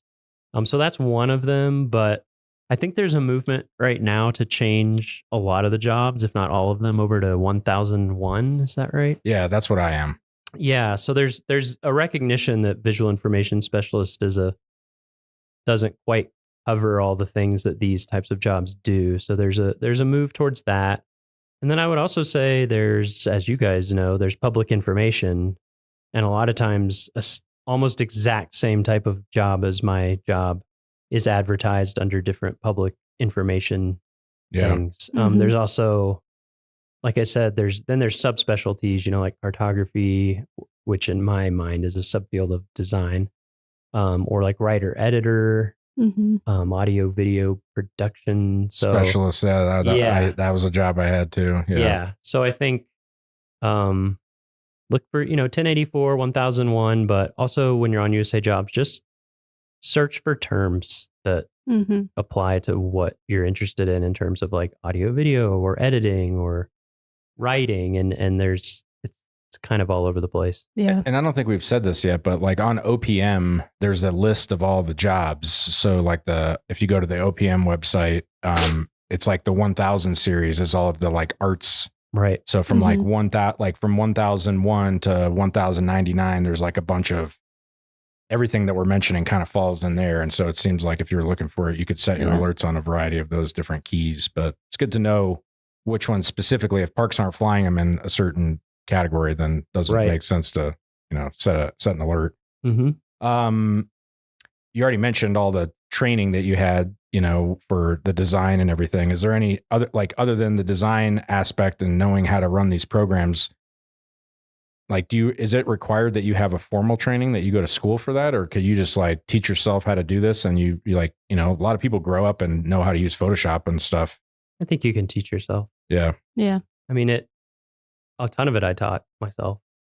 I think like you said, Ashton, curiosity is a big one, I think, for these positions. Yeah. Curiosity about different types of design work and audio, all that kind of stuff, but also subject matter. I did tons of personal projects, like I'd say I probably did more personal projects than work projects to get into this kind of stuff. Like whenever I was just seasonal, took a ton of photographs and had a blog and made books for friends and family that they didn't want that I thought were cool. Yeah. So it seems like you were interested in being creative and you just happened to find a job that it's just allowed you to do that. Yeah, it's just kind of who I am. Yeah. That's cool. Do you have any advice for people that, if they're looking to get into this career, just general advice? Make your own stuff. If you have some opportunity to, I definitely know people who've gotten into it who are seasonal or permanent in a different career field, and they are a photographer and they start working on their photography and they get really good at it, or they start writing stuff, or a lot of times I have projects that I need some help with from people out in the field who have that knowledge, and they can, it's not volunteering because they're doing their job, but and generally with parks, with federal, well, I shouldn't say federal, I just know Park Service, but you can spend up to 20% of your time on alternate things as long as and so definitely I did things like that, and others, people in like interpretation or other staff do that as well. You can contribute to projects. It's always hard for me to give advice because I just kind of, it is a winding road. Yeah. I just kind of did what I was passionate about or interested in, and got lucky and it worked out. So it's hard for me to give it a specific advice, but not so much like advice on like how, like what did you do that somebody else could replicate, but just like what are the things that are going to set people up for success? Yeah. And it seems like, the things you just mentioned were. I also would say I have a lot of print knowledge. I don't know how much I would invest in that moving forward for people. But if there is something that you can learn that is a little less known or technical in a specific subfield, that can be helpful. Yeah. I would definitely say from now moving forward, people focusing on digital is really a good idea. Yeah. So not that we write much code or anything, but just like how websites work, thinking about user experience in addition to all the other things, apps, app design, and working with databases and things like that is very helpful. So we like to end these with, you know, on a high note. We're like, what's the fun thing? Do you have a favorite story or memory in Yellowstone or some other park? Like, you know, we kind of already touched a little bit about, you know, going out to Kantishna was the first time that kind of blew your mind. Is there like a my first non-work related thing, maybe? Yeah. My first summer here I got really lucky my first summer here because Xanterra had overhired. But I took a lot of time. I took a lot of those, like, does anyone want Friday off? Yes, I do. I did a lot of backpacking, and one of my trips I did Mount Washburn. No, wait, not Mount Washburn, Mount Holmes, which also had a fire lookout on it at that time. So I hiked in. My plan was hike into a meadow the next day, get up, go to the summit, come back, camp the next morning, get up, hike back out, and be done. Kind of break it up. I think it's 20 miles round trip. Yeah. So that way I had like 5 miles in, 10 miles round trip, 5 miles out. Nice and calm. And so I did the hike in, camped at a backcountry site, and the next morning got up, and there's like a big meadow right before you kind of get above tree line for Mount Holmes. And if I remember correctly, it has kind of a lot of little like pothole ponds and things. And so I kind of hiked up. I'd never done it before. I hiked up over this ridge and saw this big meadow, and there were just a ton of cow elk with their calves. I think, you know, they get away from the roads, especially at that time of year when the calves are young and things are. And so there must have been, I don't know, I'm going to say like around 100 or something. And right as I came over the ridge, they were all acting really skittish. And I was like, really? Like one person by myself? I don't advocate backpacking by yourself in bear country, but I did. Do as we say, not as we do. Yeah. I was young. I wouldn't do it now. My risk tolerance was different. Anyway, so they were acting really skittish and whatever. And so I was hiking along kind of the edge, and then they just started running. I was like, wow, I can't believe how skittish they are. It must be with the calves. And then I looked up, and there was a grizzly bear running like full speed, which if you've never seen a grizzly bear running at full speed, it is something. Like, it doesn't make sense. They run very fast. I think, what do they run, 35 or? Yeah, Carrie says like 40 feet per second. It's crazy. Wow. Like, it doesn't look real. And the way they run is very odd because they're like very front heavy. They have the big shoulders and the shoulder hump and the big powerful front claws. It's almost like they grab the ground in front of them and just pull the rest of their body forward. And it was trying to chase down an elk. Wow. Like a young elk. It looked like it was probably a year old elk that it was trying to get. And I was by myself, and it was my first summer in a national park and my first summer in like mountains. And I was just like, whoa. And you could hear it. Like, it was so heavy that you could hear the sound of it running. Yeah. Wow. So I just kind of backed up against a tree, pulled my bear spray out, carry bear spray. I had my bear spray, took the safety off, had it ready. And the grizzly ran, gosh, it was probably like within 15 feet of me. Did not care about me at all. It was my gosh. in pursuit of this elk running uphill. And then they went into the trees and they turned some kind of corner and came back the other way, farther away, down towards that meadow. And it ran forward and like swept one of the back legs of the elk and got it and started taking it down, was going to eat it. And I was just like, I think I'm going to keep hiking. So I started going up, and I went up to the top and I got to the fire lookout and I was really freaked out. And then I was talking to the guy who manned the lookout back then, or the person at the lookout who worked up there all summer. And that's a remote one. You can't drive to it. You get resupplied by pack animals, I'm pretty sure. And I mentioned like what I'd just seen, and he was like, yeah, there's a guy got killed at Grizzly Lake a few years ago. And I was just like, don't say this to me. So I hung out for a little while, and then I hiked all the way back down to my camp, and I packed up all my stuff, and I hiked out the whole way that night because I was just freaked out. Oh my gosh. But yeah, that was pretty amazing. We'll never forget that one. Yeah. probably set me up well for risk management going forward. I was a lot more aware of what can happen, which is anything. Anything can happen, which is why it's exciting. And for people listening, just a friendly reminder that we encourage people to hike in groups. Yes. Make a lot of noise. Yes. Carry bear spray and know how to use it. That's how to proactively stay safe. Yes. Well, Miles, thank you for joining us today. It's been interesting catching up and hearing about your job and what you do and all that. My pleasure. Ashton, did you have any other final questions for Miles? No, I don't think so. Thanks for joining us, Miles. Anytime. Well, that's it for this week's episode of What We Do. Thanks again to our guest, Miles Barger.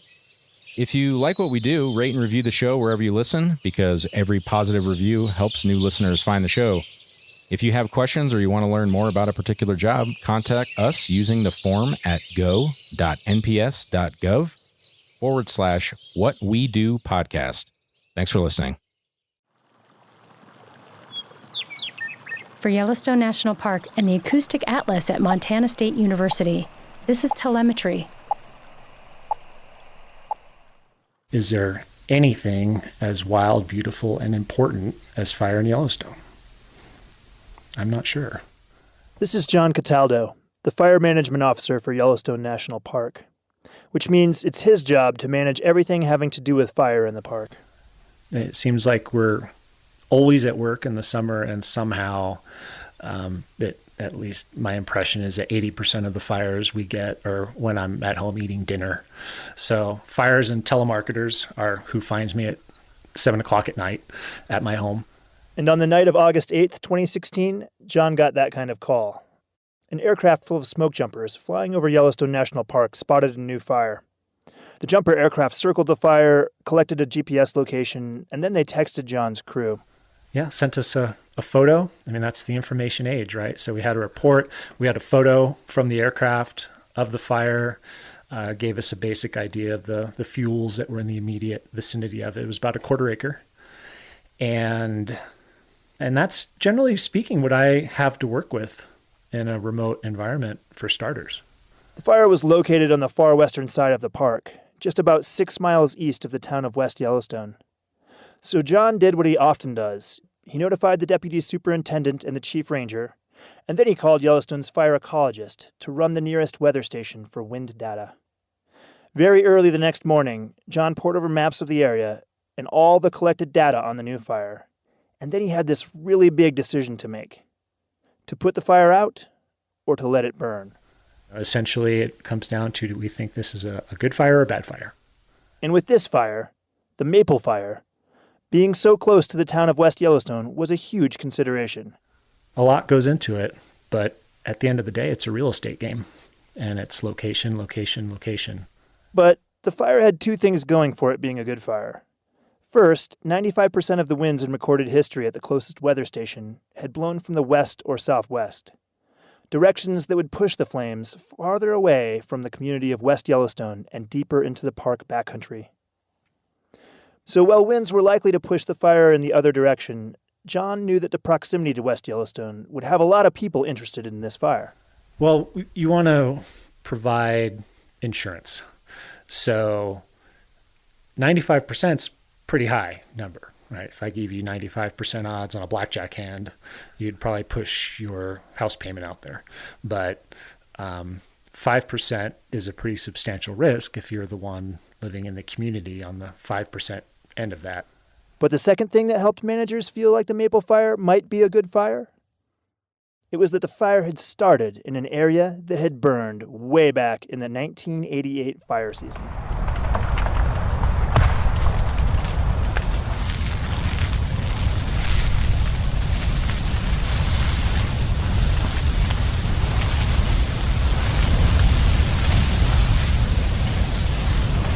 You know, if you were to play word association with anyone in West Yellowstone since 1988, and you say 88, the first thing they're going to say is fire. There's no other word. 1988 was a particularly dry summer in Yellowstone. When lightning storms hit the park in August, large fires sprouted everywhere, fires so big that tens of thousands of firefighters were mobilized to fight them. National news covered the events nightly. in recorded history, we had not been that dry.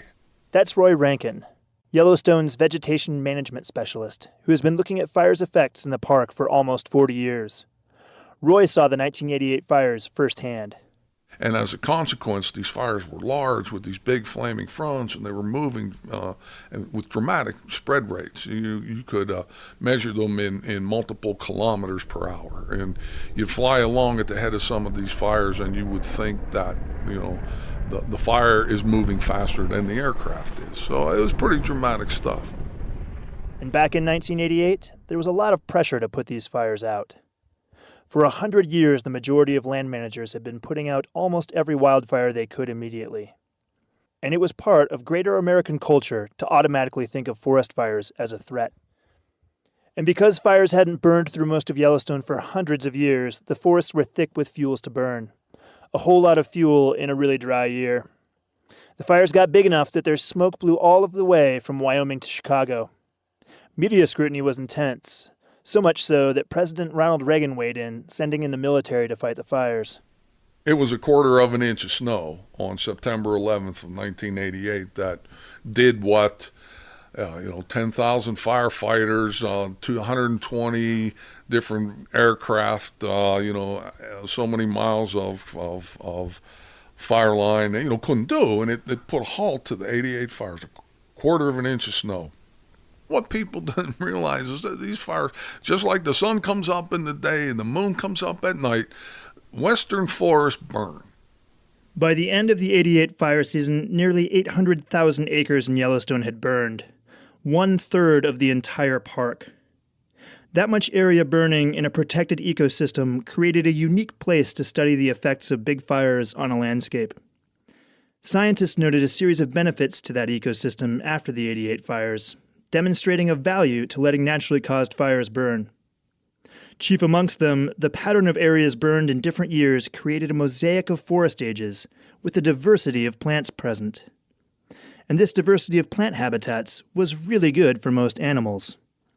Also, since there was less fuel where previous fires burned through, the mosaic of past fires helped provide a really great boundary to stop new forest fires from becoming large.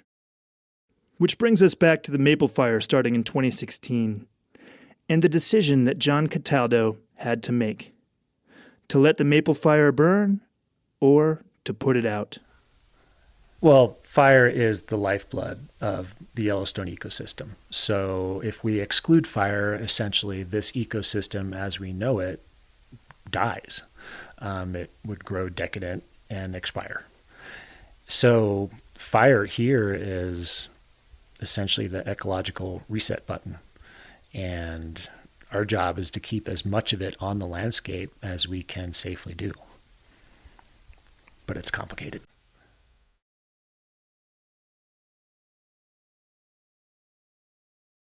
Yeah, we're just facilitating the conversation between fire and humans, essentially. This park will never have a fire problem. Essentially what it has is 2,000 structures and 4 million visitors that we need to work our tails off during fire season to keep separated from the fire that we need on the landscape. And that's the challenge. It's 2,000 structures and 4 million visitors.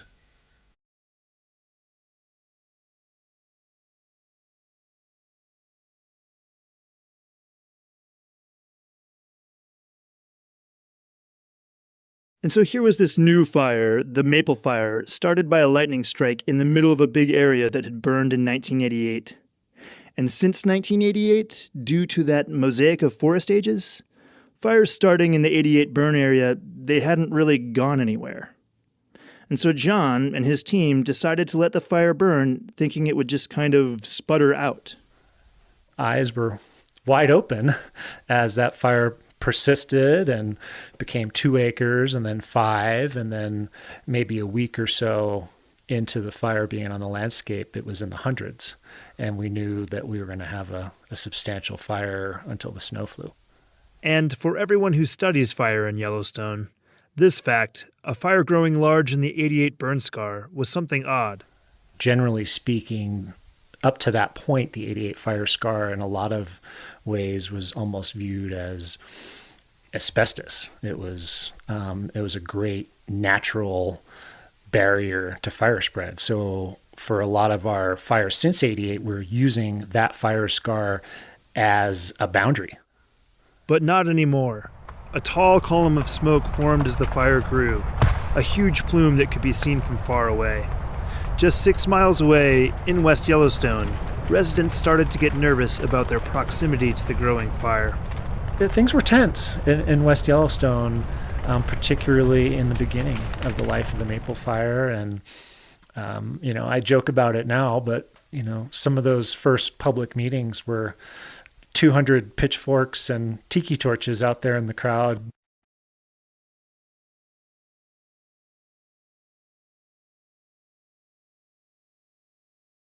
A dozen fire public information officers were brought in to organize daily public meetings to make sure that the most current information and management plan was getting out. In total, over 400 firefighters were assigned to manage the blaze. To be honest, the strategy that was eventually employed by the incident management team was something we'd sketched out on a cocktail napkin on about the third day of that fire burning. The main plan was to control the fire's edge near West Yellowstone and let the rest of the fire keep burning slowly, like lava, eastward. To do so, firefighters would allow the fire to chew its way toward the Madison River on the west side. Then, using the river as a boundary, they'd employ a tactic called a backfire, starting a new fire on the edge of the river. And as the maple fire sucked in air to feed its flames, it would pull the firefighter-ignited burn eastward. The two fires would then join, leaving no more fuel on the western flank for the maple fire to carry into. And it worked. But managers were still surprised that the fire was burning heavily in the '88 burn scar at all.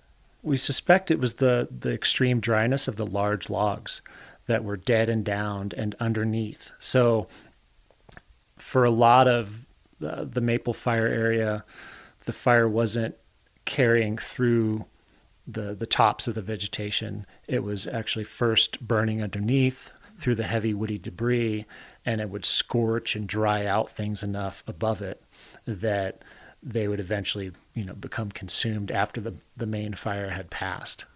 And other than burning in the '88, the maple fire did what many people thought it would do. For the most part, it kept slowly burning east while firefighters watched over it. And eventually, much like the '88 fire season, snow and rain in September put the maple fire out. All of which is what fire managers had planned for. And now the community of West Yellowstone has a 45,000 acre fire scar on one side of it that is going to insulate it from any fires that we may want to control and can't that originate in that part of the park. And both John and Roy say that warmer overall temperatures associated with climate change are likely to complicate fire on the landscape. With predictions of fire becoming more likely in the park, the overall makeup of forests may change. Some tree species, such as lodgepole pine, are expected to decline, while others, like Douglas fir, become more prevalent. And the changing environment in Yellowstone poses new challenges that have fire managers like John looking towards the future. From where I'm sitting, right, because I'm one of the ones making the decision whether a fire should be encouraged to be on the landscape or suppressed, I just keep defaulting to fire is what this ecosystem needs. And ultimately, if climate change dictates that the ecosystem looks differently or functions differently, it's going to be with fire in it. We're not going to start going backwards and putting out fires out of fear of climate change. And John says that seeing the big picture is the main reason not to go backwards. Like the expression goes, you trust the process. And what we're doing is managing processes. We're not managing species. We're not even just managing plant communities. We're managing entire processes that we don't completely and nor will ever completely understand all the interrelationships of what fire brings to that. So, trusting the process. For Yellowstone National Park, I'm Scott Christie.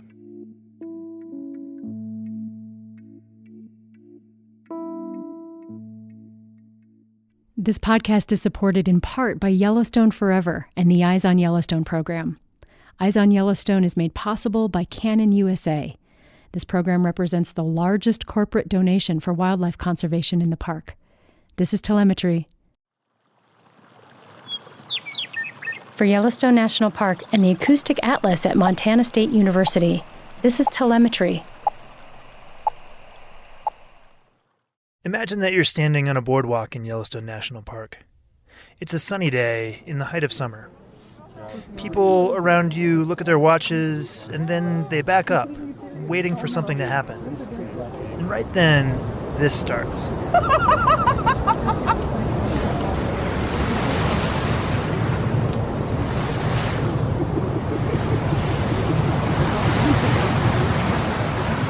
A stream of water shoots 4 or 5 feet out of a hole in the ground. It pulses up and down a few times and then jets over 100 feet into the air.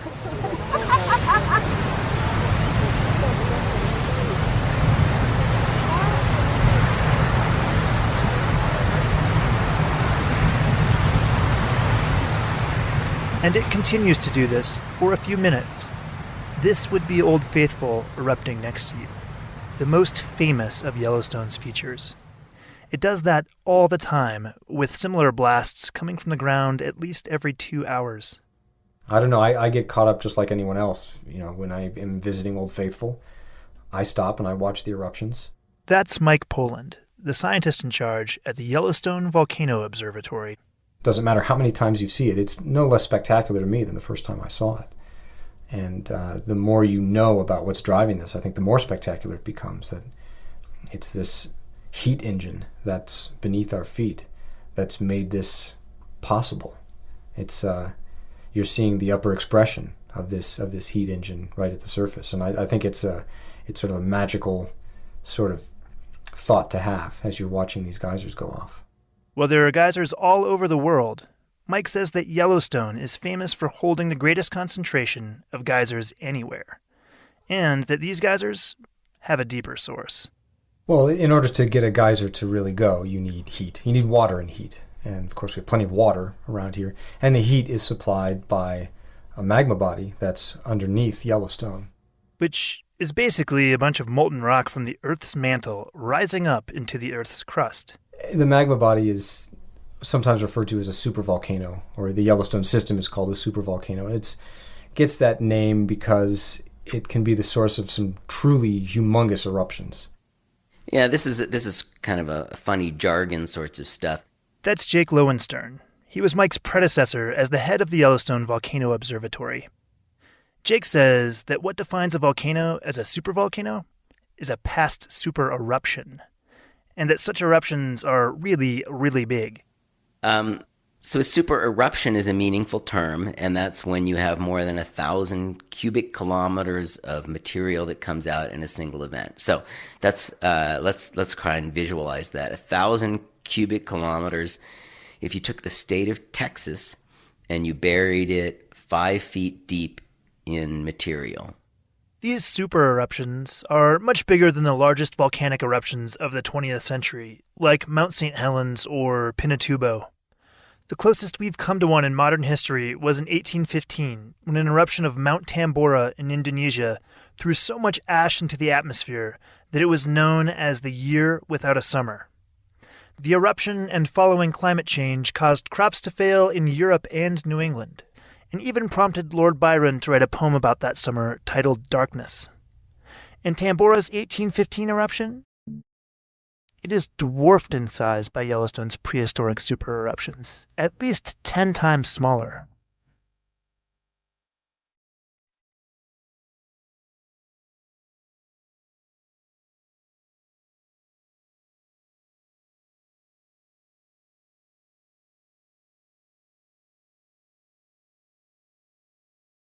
There are a number of volcanoes other than Yellowstone that have produced super eruptions in the past. But Jake says that in the Earth's history, these big super eruptions are pretty rare, with one going off every 100,000 years or so on average. And much like Yellowstone, these other supervolcanoes are not usually the cone-shaped mountains we often associate with volcanoes. Not that big triangle you might have drawn in grade school. Instead, these supervolcanoes are essentially giant sinkholes surrounded by mountains. And these sinkholes, or calderas, are what's left after devastatingly large super eruptions take place, blowing up everything that used to be there. Just like with Yellowstone's caldera, a caldera about the size of Rhode Island. It's had 3 very, very large volcanic eruptions.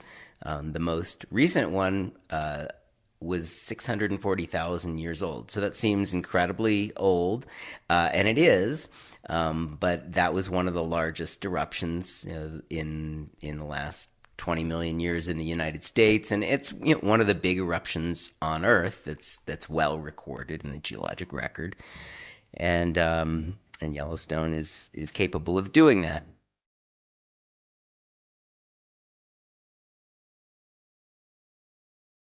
So you have a lot of different things that happen here, yet because everybody has in their mind this one kind of big bad eruption, everybody assumes that if there is an eruption, it has to be the worst case scenario, and that everybody's doomed, and that's just wrong.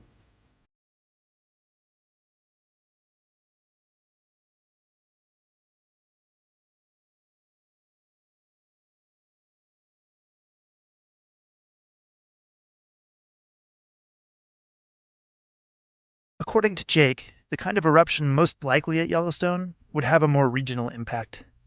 A small-scale eruption that could come in a few forms. Say, a giant belch of superheated gas and water from Yellowstone's underground plumbing system, or oozing lava flows like the ones in Hawaii. It'll affect the people in the park, and it'll affect the park if something like that happens. There'll be forest fires, and when you bring lava out on the ground, it's hot.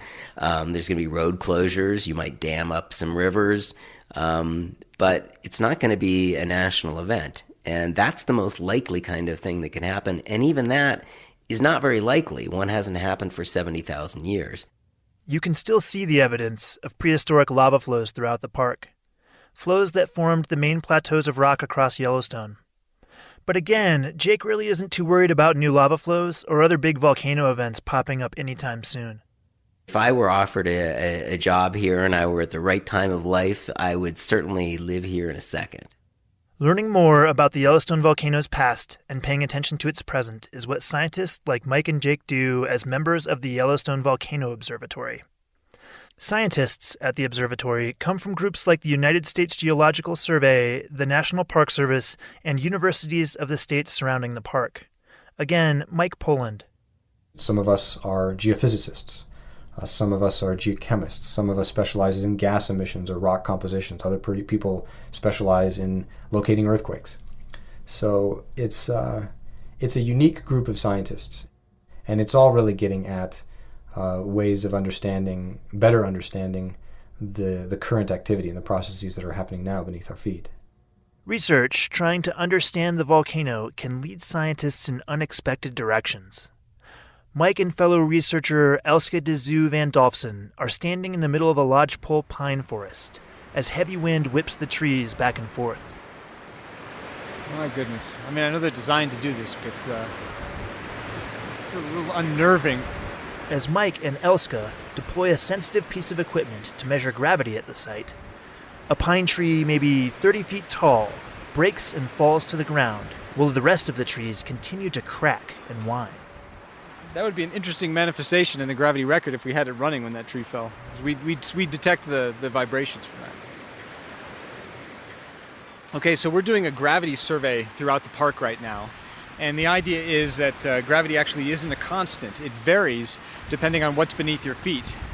It will especially vary over time if there's an influx in mass beneath the ground, say water or magma. If there's more water or magma beneath the ground, gravity actually pulls a little stronger. And we can record that with these instruments. These measurements of gravity could provide a better understanding of changes in the magma chamber below the park, and are one example of ongoing research at the observatory. Scientists are also studying the age of gases released by geysers and fumaroles to understand how old the molten rocks below the surface are, and where in the Earth's crust they are being melted from. Other researchers are measuring recent ground deformation, which means the changing shape of the Earth's surface caused from below. In 2014, in the park near Norris, the ground began to uplift by several centimeters a year, which is extraordinary by geologic standards. This is something that, of course, you wouldn't notice, but measuring it with GPS and with radar satellites, we can see this uplift. Then there was an earthquake, and right after this magnitude 4 or so earthquake, the ground started to subside by about the same rate, several centimeters a year. Researchers think that earthquake was caused by pressure releasing, heated water accumulating behind a seal and the seal breaking. After that, the ground started falling as the water drained out from behind the barrier. And while all this research helps scientists better understand what's going on under the park, Yellowstone's past of large eruptions can add a dramatic flair to current events surrounding the volcano. In 2017, thousands of earthquakes were detected occurring in just over 3 months near West Yellowstone. Major news outlets often covered the story of the earthquake swarms and were quick to cite the potential for disaster. It seems that whenever there's an earthquake swarm at Yellowstone, this idea that the volcano is about to erupt comes up. And there are swarms all the time. If it were true that Yellowstone swarms were indicating an eruption was imminent, then eruption is likely to be imminent every year. So this is just the way Yellowstone works. Yellowstone releases seismic energy in swarms. Some swarms are big, some swarms are small. It's what Yellowstone does. So they're not anything to get worried about. In my opinion, they're more something to get interested by. The rocks that are around tell a heck of a story. Obsidians and ash flows and basalt lava flows all mingled together. So there's a story recorded in the rocks which tells the geologic history of Yellowstone, and it's an interesting story.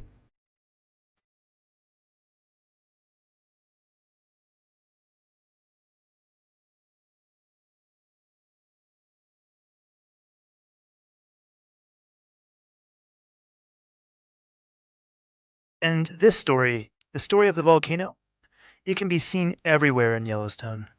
It's one of the things that makes Yellowstone so unique. The shape of the land, the course of the rivers, and all the amazing thermal features, they're all dictated by the volcano. Even plant and animal habitats in the park are defined by volcanic rock types. The volcano isn't just written across the landscape, it is the landscape. And this is something special to see, even for a scientist studying it. It's a place, there's a reason that there are millions of people a year that come to visit. It's really a privilege to work in such a spectacular place, not just geologically and volcanologically, but also in terms of its ecology, in terms of its landscapes. It's a real wonderland.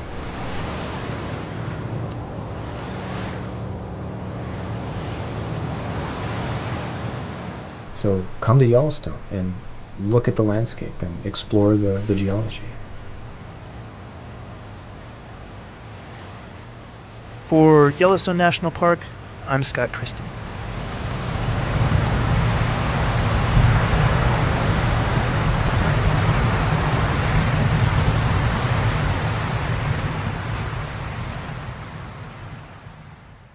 This podcast is supported in part by Yellowstone Forever and the Eyes on Yellowstone program. Eyes on Yellowstone is made possible by Canon USA. This program represents the largest corporate donation for wildlife conservation in the park. This is telemetry. In 1872, the United States, a country that had not yet seen its first centennial, established Yellowstone as the first national park in the world. President Ulysses S. Grant signed Yellowstone into existence, and a new concept was born. And with it, a new way for people to preserve and protect the best of what they had for the benefit and enjoyment of future generations. Yellowstone Lake is one of the largest high-altitude lakes in North America and is centered over the Yellowstone caldera, the largest supervolcano on the continent. In the southwest area of the lake, the West Thumb geothermal area is easily accessible to visitors. Geysers, fumaroles, and hot springs are found alongside and even in the lake. The federally funded Hayden Geological Survey of 1871 provided the most detailed and scientific descriptions of Lake Yellowstone in the pre-park era. The Hayden Party, 34 men in all, launched Annie, the first boat to sail on Yellowstone Lake, and began exploring the islands and shoreline. The first photographs of the lake were taken by William Henry Jackson, and paintings by Thomas Moran, along with the Geological Survey, played a prominent role in convincing the U.S. Congress to pass legislation creating Yellowstone Park. Yellowstone Lake is the foundation of the Greater Yellowstone ecosystem, the largest remaining nearly intact ecosystem in the Earth's northern temperate zone. It provides the key ingredients to a large and complex food chain that sustains many of the animals for which Yellowstone is so famous. In 1894, the Lacey Act was passed by Congress, giving full protection to wildlife in Yellowstone Park, with the exception of wolves and coyotes. This act paved the way for future wildlife and environmental movements. From the days of the Hayden expedition to the present, Yellowstone Lake continues to be a source of rich, diverse, and sometimes surprising information that is rare among the world's Great Lakes. Lake Yellowstone and Yellowstone National Park, in all its preserved glory, is like no other place on Earth, and must be seen and experienced to be believed and enjoyed.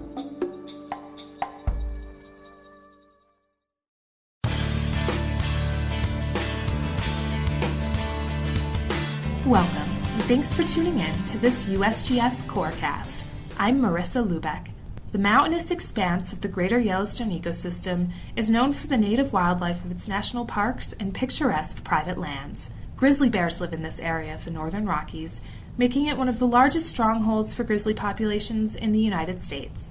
Recent research by the Interagency Grizzly Bear Study Team provides new insight into grizzly population dynamics and the hazards that influence bear mortality within this ecosystem. I'm here with Chuck Schwartz, USGS biologist and lead of the study team, to discuss these findings. Thanks for speaking with us, Chuck. You're welcome. What is the current status of grizzlies in terms of an endangered or threatened species? How are they doing with population numbers, and what does this status mean for the Greater Yellowstone ecosystem? Grizzly bears in the continental United States are listed as threatened under the Endangered Species Act. They were listed in 1975 and remain listed today. Grizzly bears in the Greater Yellowstone ecosystem were actually delisted in 2007, but they were put back on the list following a decision from the district court judge. Bears in Yellowstone represent one of 6 populations in the United States that still exist today. They've been eliminated from about 98% of their historic range, and they only occur in smaller pockets in a few remaining mountainous areas of the western United States. In Yellowstone, there's probably somewhere around 600 grizzly bears, and the population, since it was listed, has been growing at a rate of about 4 to 6% per year from about 1975 through today. They now reoccupy habitats in the ecosystem where they were basically eliminated in the late 18 and early 1900s. Previous grizzly studies have suggested that human activity can affect bear populations in certain ways. What new findings about grizzly hazards have come from your recent research, and how much of a role do people play? One of the things that we know for grizzly bears in general, and this is pretty consistent across all of North America where grizzly bears or brown bears live, is that if you're a bear and you're no longer dependent upon your mother for care, so excluding cubs and yearlings, there's about a 90% chance that your cause of death will be directly associated with humans. Bears die in accidents on roads. They're killed in defense of life or property when they get into trouble with people. Agencies go in and remove them if they're in conflict for livestock killing or damaging property. And so what really drives bear demographics is humans. What our studies show, and they repeat some of the previous work, is that roads in developed areas, for example, impact grizzly bears. Essentially what we did was we took radio-collared bears, we looked at where those bears lived, and then whether they lived or died during our period of study, and took the bear's home range. And essentially what we showed was what we call human disturbance variables strongly influence whether a bear is going to live or die. And so bears that live in very secure areas that have little or no road density, or very few developed sites in the form of campgrounds or lodges or facilities that have attractants for bears. Bears that live in areas that don't have these human developments typically have very, very high rates of survival. As the amount of human development increases, it becomes more hazardous, and they tend to die at higher rates. Some of the new findings that we have shown is that ungulate hunting also is hazardous to bears. We know, for example, that an important food of grizzly bears is ungulate meat. And so in one way, when a hunter kills an elk and cleans that elk, bears use that as a food source. So that brings bears into close proximity with hunters, and on occasion they do get into trouble. They are killed in defense of life. Rural development in the form of ex-urban or outside of urban areas also increases the hazards for bears. And so when we have large ranches, for example, that have been maintained as open space for agriculture, but the human activity on that land is very low, when those lands are developed into ranchettes divided into 40-acre parcels that each get a house, it also becomes much more hazardous for grizzly bears to survive in areas like that. There's a saying that biologists have is a fed bear is a dead bear, and so these kinds of developments just increase the probability. As far as natural hazards are concerned, is cubs and yearlings, which are dependent upon their mother for care, face a different suite of mortality agents. And what we typically see is if you're a young bear and you're going to die, you're more than likely going to die from natural causes. There's starvation or predation. And in the instance of starvation, in some years when we have poor food production, these little cubs don't get enough nourishment and they starve to death. The other thing that we see is more predation. And in the world of bears, cubs and yearlings are vulnerable to being preyed upon by large adult males. You mentioned that you used years of bear tracking information from collared bears to come to your conclusions. Can you tell me more about how this information was acquired?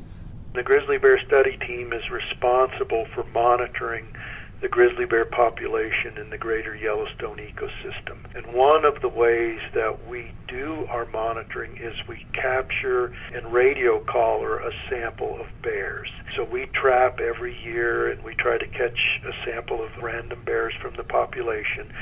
We then put radio collars on those individuals and we track them through time.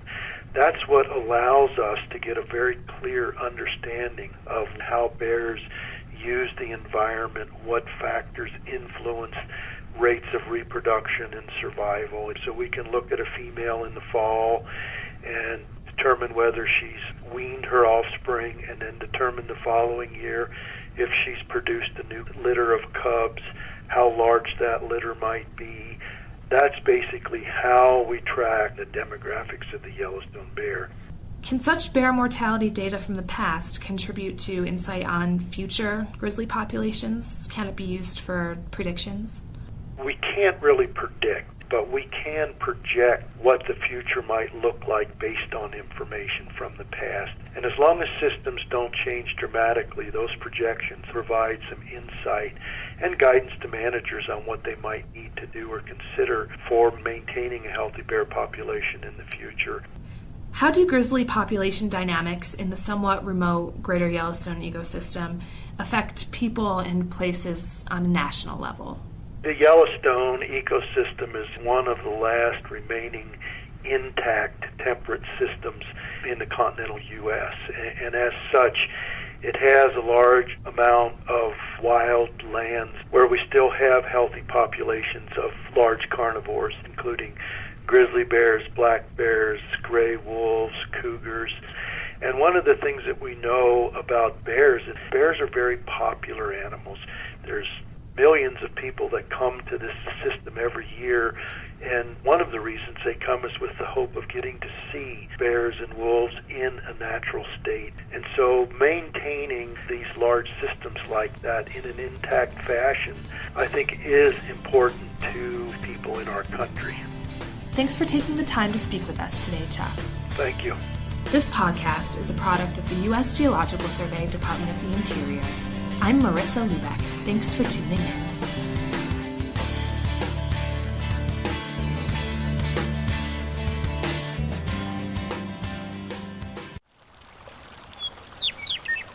From Yellowstone National Park, this is Telemetry, stories of science and nature from the world's first national park.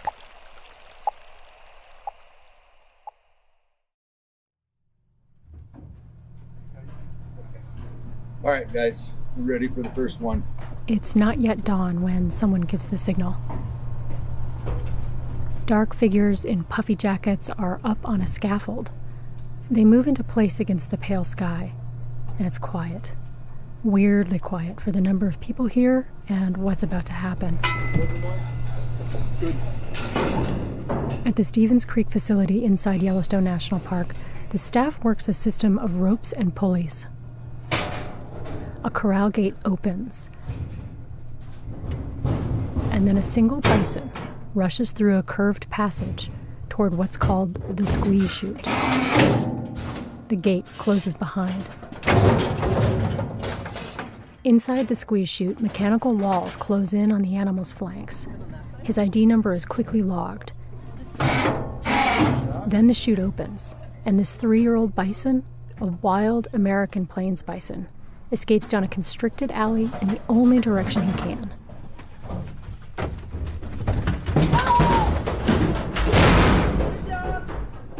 And into a livestock trailer. Many winters, hundreds of Yellowstone bison are loaded onto trailers just like this one, to be slaughtered.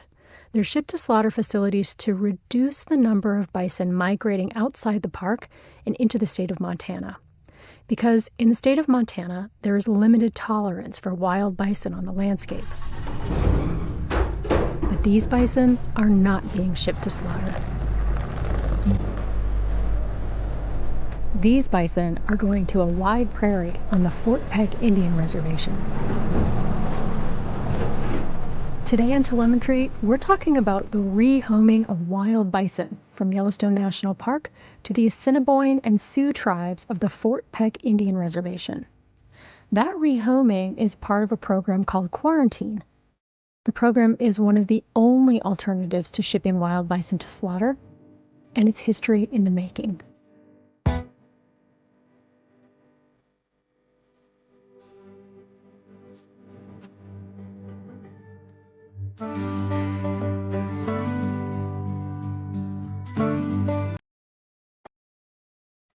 These flies. It's good you're wearing light colors. They seem to. They're like. That's why I usually wear a white hat just for that reason. Yeah. Okay, great. Yeah. So let's continue with the tour. Down to the facility. Dr. Chris Jeremiah is a wildlife biologist at Yellowstone National Park. He manages Yellowstone's bison program. Just be careful. Sometimes there's rattlesnakes in the taller grass. Chris and I are walking around the Stevens Creek facility. It's midsummer, weeks before any bison will go to Fort Peck. The ground is threadbare, dead grass and dirt, and the flies are pretty bad today. Stevens Creek is the epicenter of bison conservation. Bison are migratory, and the states surrounding Yellowstone National Park treat bison differently than other migratory wildlife. After a court-mediated settlement, Stevens Creek was built in the late 1990s to manage bison migrating out of the park. Today, Stevens Creek is where migrating bison are captured and either shipped to slaughter or held until they can be transferred outside the park as part of Quarantine. Chris says the story of Quarantine is a story of success. It's the result of decades of collaboration between a legion of federal, state, and tribal stakeholders. There's so many people that want us to find another solution to sending bison to slaughter. They want us to find a way to get live bison out. We're really just trying to show people how you can do it. To show people that we can move live bison out of Yellowstone. We can send them to tribes. We can reconnect tribes and bison. And hopefully in the fullness of time, reconnect bison with public lands. But like most stories of bison conservation, Chris says it's also shot through with complexity and compromise. You know, I kind of see it like you're standing, you know, to use a park analogy, in the middle of Hayden Valley, which is a huge valley in the middle of the park, and you're in waist-deep snow. And bison conservation is like post-holing across that valley. You just don't go anywhere quickly, and it's an awful lot of hard work. Okay, so let's go to the big sorting pen, where the original sorting pen, which we call the bullpen, when we first created Stevens Creek, it was where we're going to put the bulls. We climb up onto the scaffold that overlooks the facility. This is my first time up here, and I'll be honest, the view is a little unsettling. I'm used to seeing wild bison out in the big green valleys of the park, rivers and trout streams running through. But here, I see 55 male bison inside an ordinary pen. And I'm thinking, how did we get here?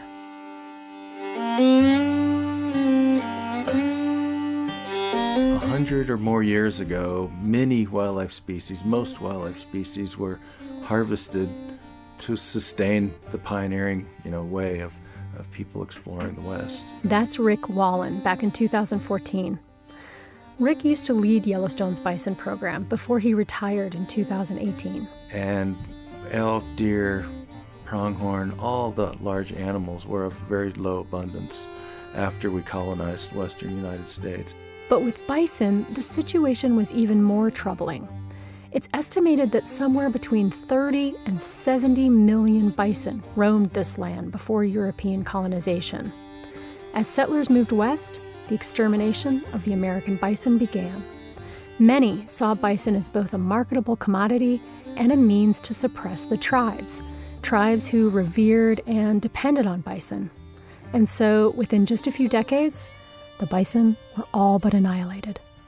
In fact, in the turn of the last century, the only known wild bison were in Yellowstone National Park. There was only a couple of dozen. From tens of millions to a couple of dozen. A couple of dozen animals hunkered down deep in the interior of Yellowstone National Park. The only wild, free-ranging bison in the area remaining from the original great herds. It's hard to grasp, such willful decimation. But national debate over the near extinction of the American bison would go on to inspire one of the country's first conservation achievements. It was phenomenal that our forefathers had the insight to preserve Yellowstone National Park. And I think they did it partly because they saw what was happening to wild bison across the country, and partly to preserve the unique landscape and geological features of the landscape. So this is it. This is the, kind of the location that preserved wild bison into eternity. In addition to the couple of dozen animals in Yellowstone, there were an estimated 300 or so bison that survived in privately owned herds across North America. In fact, a few animals from those private herds were brought to Yellowstone to start a breeding program. And after decades of protection and restoration efforts, the number of bison in Yellowstone grew from a couple of dozen animals to a few thousand. So that's a very successful program. With all of that success comes the propensity for them to wander and roam, and now they want to roam well beyond the preserve that we've set up here as Yellowstone National Park. And roaming beyond the boundaries of Yellowstone National Park has led to one of the most complex cross-boundary wildlife issues of our time.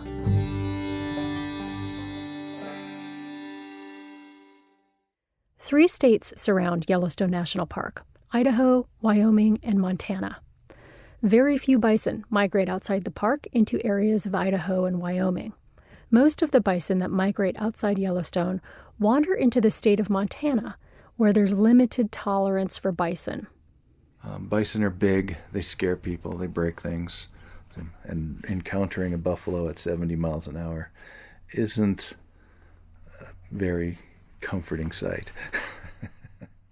But there are also fears that bison could transmit a disease called brucellosis to cattle.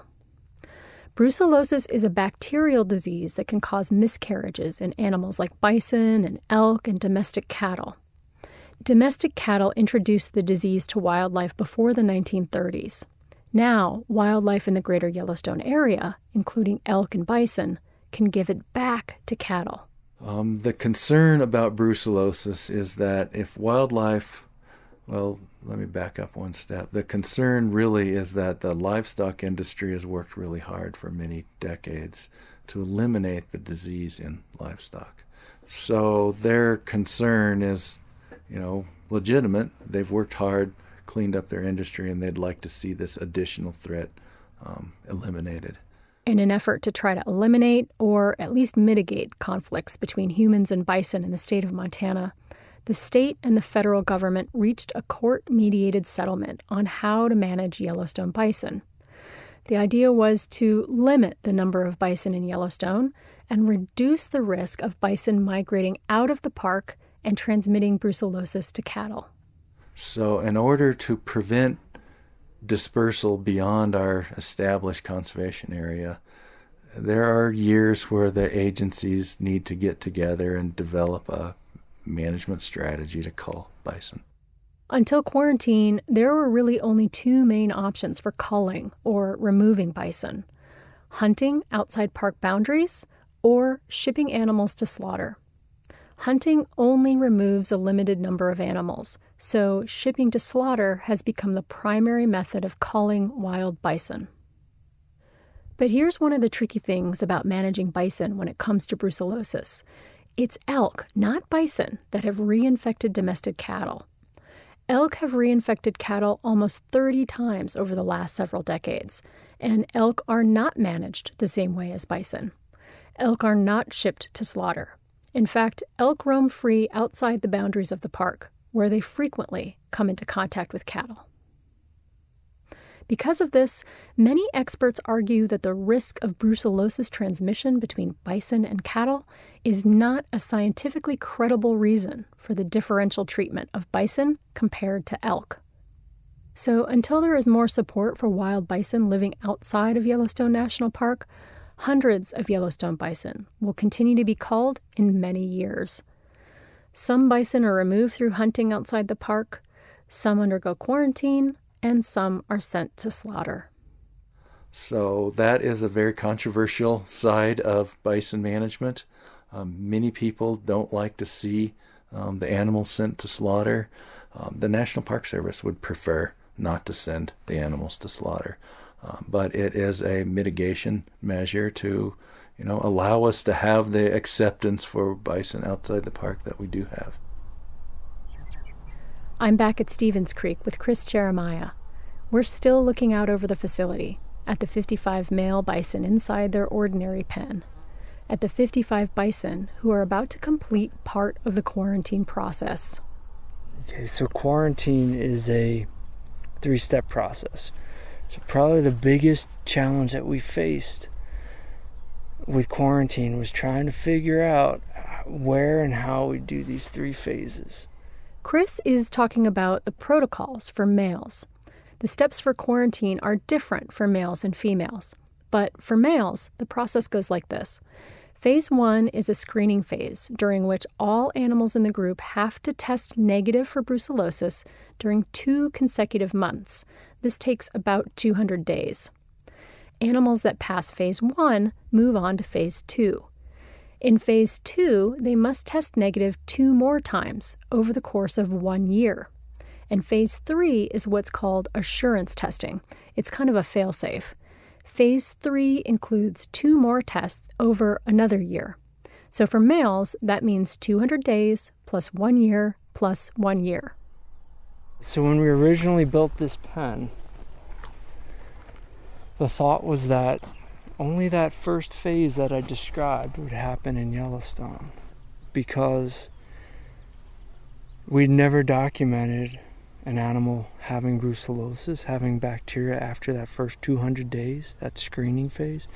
We thought that that would be sufficient, and Fort Peck would be the place where they'd undergo that phase 2 quarantine and phase 3 assurance testing.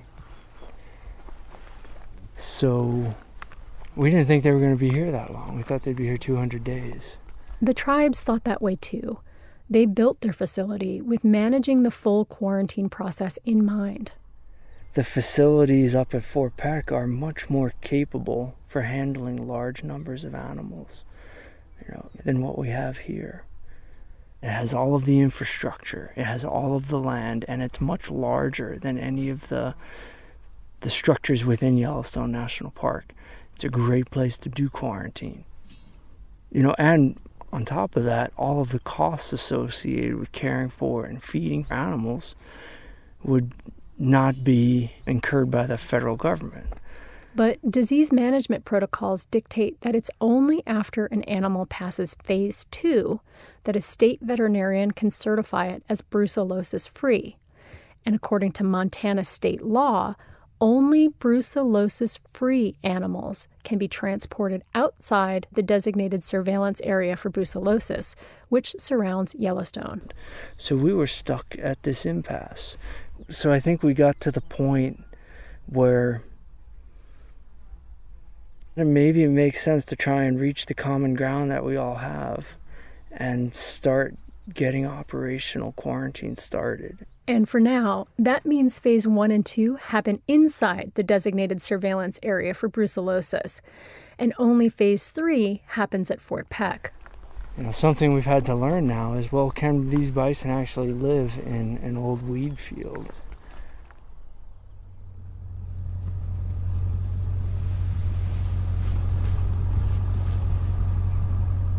I spend the later part of the day on a flatbed truck with Chris and a couple of the Stevens Creek Wranglers.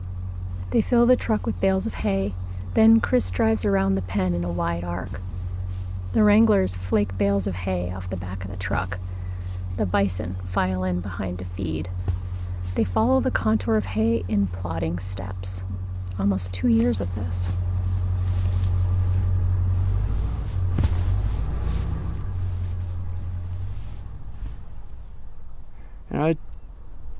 It keeps you up at night at times. I never at any point in my life would I have, envisioned that I would be trying to help come up with strategies for wildlife conservation that just don't feel like wildlife conservation at some points because it's very complex. But I would definitely do it again in a heartbeat. Seeing these animals with those trailers heading north to Fort Peck, those successes, that makes, I think, all the rest worthwhile. So, it's going to be a good day.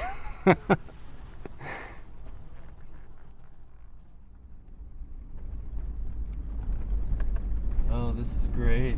We got room. How's that for some space? On August 19th, 2019, 7 trailers full of bison pulled into the quarantine facility at the Fort Peck Indian Reservation. The Fort Peck Reservation lies beyond a stretch of northern Montana called the High Line. I've heard people describe it as God's country, and now I see why. Rolling hills of late summer grass and wheat draw an endless line under a wash of blue. These bison traveled 500 miles to get here. They're the first of that larger group of bison to be transferred to the tribes, 55 in all.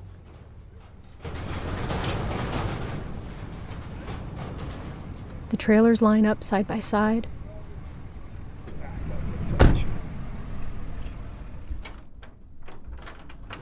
Workers unlock the trailers.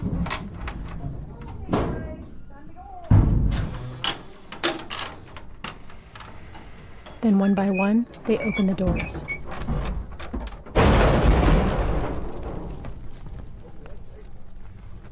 19 wild bison barrel out of the trailers and into the prairie beyond. The start of a new fate for Yellowstone bison captured at Stevens Creek.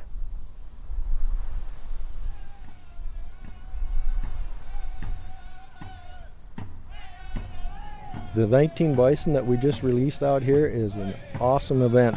That's Floyd Azure, chairman of the Fort Peck tribes. It's a feeling I can't express. I mean, it's something that I don't know. I think you have to be Native American to understand what it is.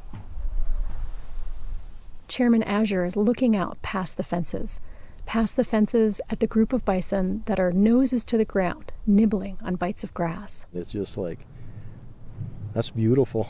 I mean, you don't see anything more beautiful than that. And my ancestors seen that every day, and they realized what they had. And now I understand. That's why they were very protective of the bison.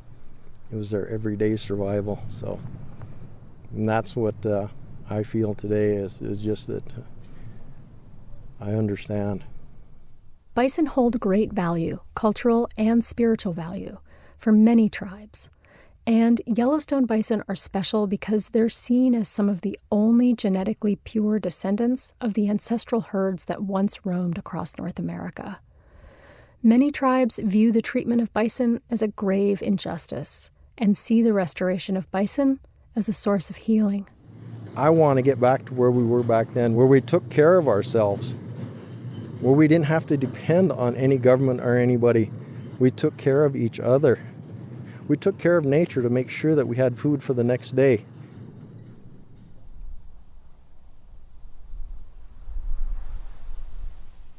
We've had a lot of ups and downs since when. We had to prove ourselves numerous times, and I think finally we got it across that we can do this and we will do this.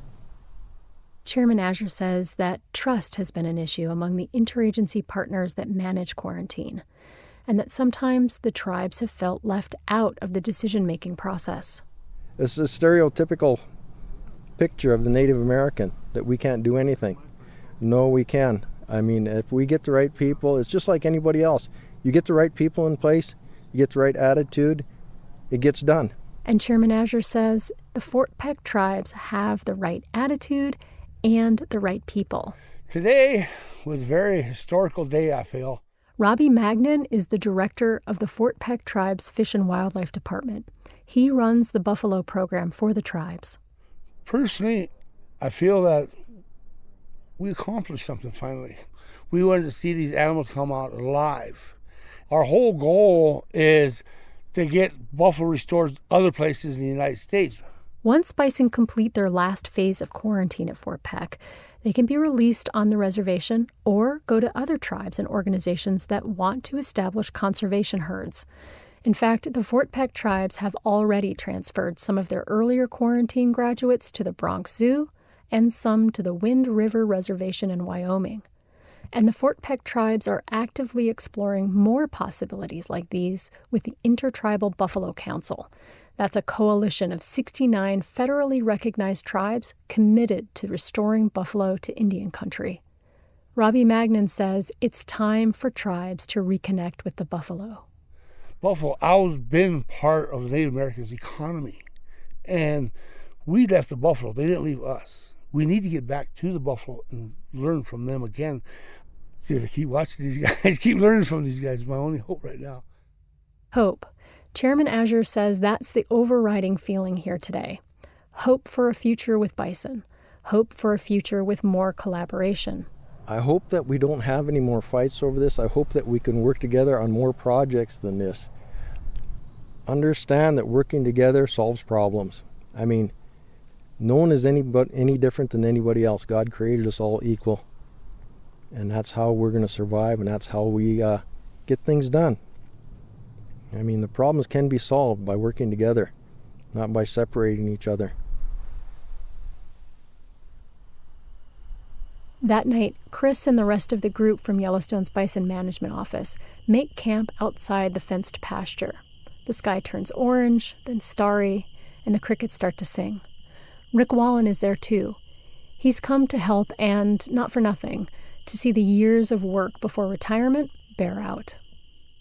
Well, Yellowstone bison for many decades have had a frightful ending when they leave the national park. The conservation of Yellowstone bison should never be about, fright. They're not a pest on the landscape.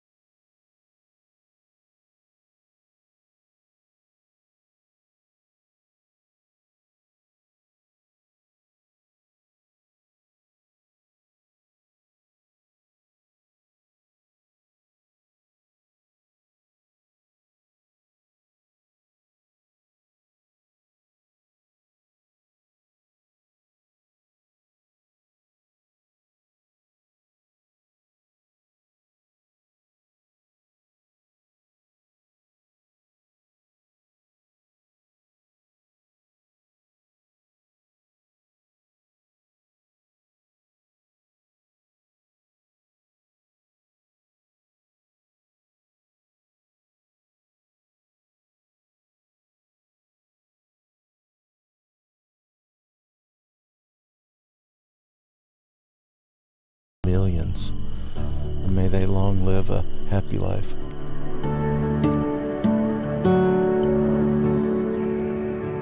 The next morning, we make the trip back to Yellowstone, back to Stevens Creek, back to get ready for 2 more transfers of bison. In 36 hours, we've driven 1,000 miles, and there are 2,000 more to go.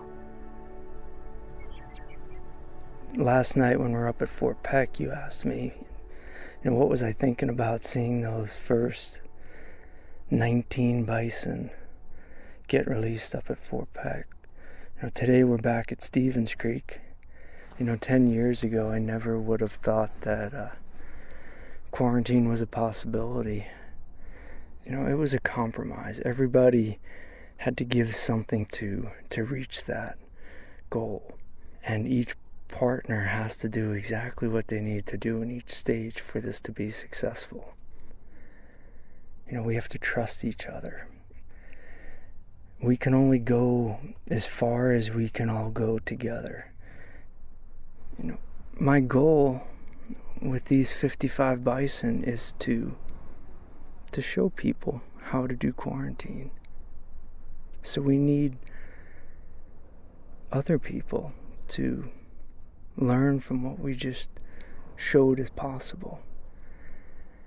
I think what we need to say is that we open the door, but we also need to pass the torch on doing quarantine. And these 55 bison they'll be teachers to us all. Chris and I get in his car. He sticks the key in the ignition, then takes it out. It's only a few months until winter, when culling could begin, but also the next opportunity to bring new animals into quarantine. Through the dusty windshield, we can see the pen holding the rest of the bison that will go to Fort Peck. Chris looks out past the fences, past the bison, past the line of cottonwoods that marks the park boundary in the distance. It's been a long road, but I think Chris is the kind of guy who's okay with playing the long game. I've spent a lot of time with bison in this park, and I've seen some of the most amazing things from whether it's the natural behavior of bison or watching a young kid kind of go out to watch bison, like carrying his little bison stuffed animal. Just so excited to see Yellowstone bison. And I've, with management, seen some of the hardest things that I've had to do, which is to send these animals to slaughter. And I just see a place for quarantine. It can reconnect tribes with bison. It can help protect the genome of bison. and it has potential to reconnect bison with public lands.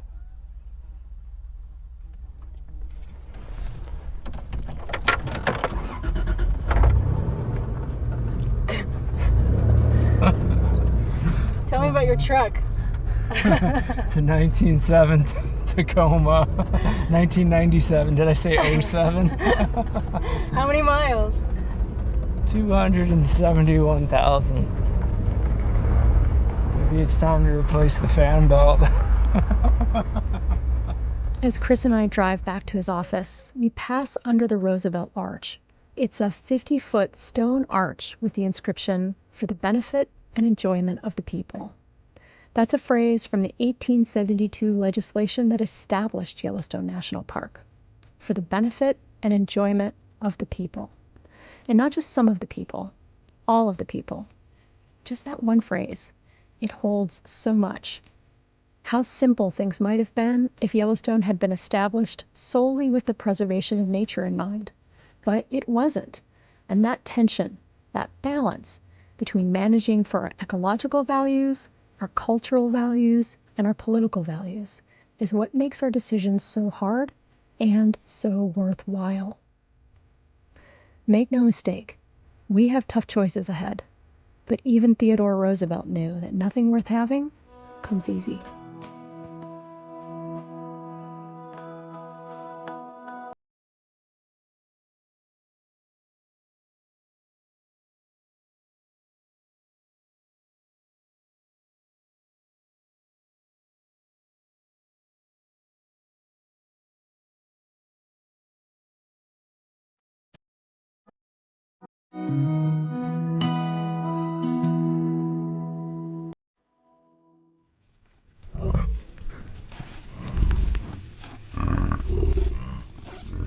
Telemetry is made possible by Yellowstone Forever, the official nonprofit partner of Yellowstone National Park.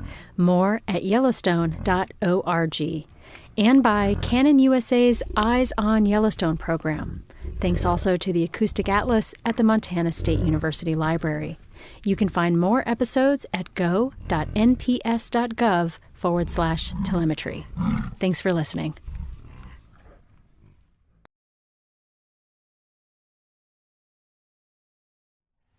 Good morning, everyone. This is Ranger Jake here in Yellowstone National Park, and today we're filming in Mammoth Hot Springs area. Over my shoulder, we have Mount Everett's in the background, and I'm joined today by our bear management biologist, Carrie Gunther, and that's because today we're going to be talking about the past, present, and future of bear management in Yellowstone. So I want to thank you for joining us in this next installment of our 150th anniversary virtual video series.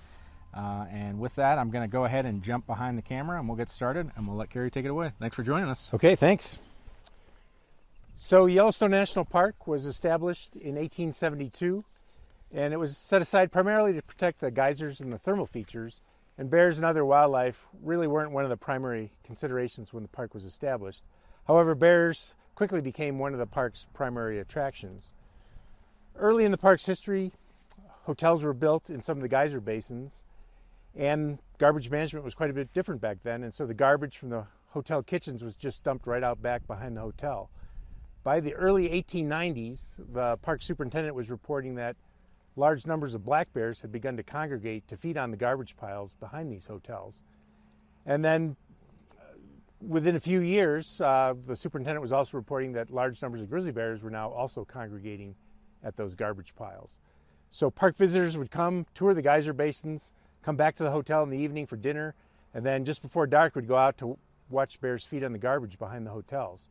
And this became so popular with park visitors that the National Park Service actually formalized the procedure and put in lunch counters for bears, as they called them, and they would take the choicest barrels of kitchen scraps and dump them on a platform, and then had log bleachers that visitors could sit in, and hundreds of people a night could sit and watch bears feed on garbage. By 1910, the first report of black bears panhandling for human food handouts along park roads were reported by the superintendent. So even before we had motorized vehicles in the park, bears were learning to beg for human food handouts from park visitors traveling through the park in horse and wagon. And then this quickly took off as a primary tourist attraction, and Yellowstone National Park became known as a place where you could see bears up close, you could interact with bears, you could feed bears, you could use food to lure bears into interesting positions for photographs. And from that point on, Yellowstone really became known as kind of a bear park. Management of our developed areas and campgrounds was also quite a bit different. We didn't have bear-proof garbage cans or dumpsters. We didn't have bear-proof food storage lockers. And there were no ordinances initially preventing people from feeding bears. And so grizzly bears and black bears would come into the developments and the campgrounds and usurp food from park visitors, sometimes taking their food right off the picnic table as the visitors ran away. Having all these bears that were conditioned to human foods, getting fed by visitors, they were habituated to the presence of people, interacting so closely with park visitors also led to a lot of bear-human conflicts. So from the 1930s, when the park began keeping good records, up through the 1960s, we were averaging 138 bear-caused property damages per year, typically damage to people's vehicles, camping equipment, tents, buildings, mostly with bears trying to get access to human food or garbage. And we were also averaging 48 bear attacks per year. So with 48 bear-inflicted human injuries per year, things were fairly dangerous. A lot of these injuries were relatively minor, but some were quite severe. And so the park began looking into efforts to try to reduce the number of bear-human conflicts and the number of bear-inflicted human injuries that were occurring in the park. Then in 1967 in Glacier National Park, 2 people were killed in 2 separate incidents in one night by 2 different grizzly bears. And that was really a wake-up call for the National Park Service that all the bear parks had to clean up the parks so that bears weren't getting into so many conflicts with people. So that led to Yellowstone National Park implementing a new bear management program in 1970. As part of that program, we closed all the garbage dumps in the park, and from that point forward, we began shipping our garbage out to incinerator in Livingston, Montana, well out of occupied grizzly bear habitat. We also bear-proofed all our garbage cans and dumpsters in the park. We began strictly enforcing regulations that prohibited recreational hand feeding of bears. We also converted our backcountry campsite system from dispersed camping, where you could pretty much camp anywhere you wanted in the backcountry. We converted to a designated backcountry campsite system where you got a permit for a specific campsite, and in each designated campsite we provided either a food storage pole or a food storage locker. And that really cleaned up our backcountry campsites of any conflicts with bears. We also began campground food security patrols each evening to make sure everybody put their food away, locked up in their car in a bear-proof manner. And we did several other things. We began carcass management, where we move carcasses. If an ungulated elk or a deer dies in a development or a campground, we'll move that so it doesn't attract bears into our developments and campgrounds or right next to the road, to try to reduce the number of interactions between bears and people. Now, bears had a tough time coping with the loss of the human food handouts and garbage, and so a lot of bears persisted in trying to obtain human food and garbage, and often damaged property in the process. So a lot of those bears were removed in management actions, and so that 1970 management program initially led to very high human-caused mortality, as these bears that had grown up mostly eating garbage were removed from the population if they couldn't figure out a way to persist on the native foods found in the park. We also saw that our cub production declined, so average litter size went down. The first age that adult females would have their first litter, that increased. Bears were older before they have their first litter. And then the interbirth interval, so the number of years between litters, also increased. And this was probably due to bears that were used to feeding on garbage, didn't have that garbage to supplement the native foods, and so they lost weight, and then cub production declined, and cub survival also declined during that period. And ultimately, this is what led to grizzly bears being listed as a threatened species in 1975. So for about the first 5 years of our new 1970 management program, things weren't going very well as far as the bear population was declining due to that high mortality, combined with low cub production and survival.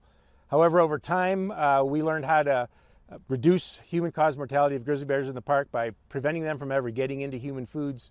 Then they didn't cause conflicts, and so we didn't have to remove them in management actions.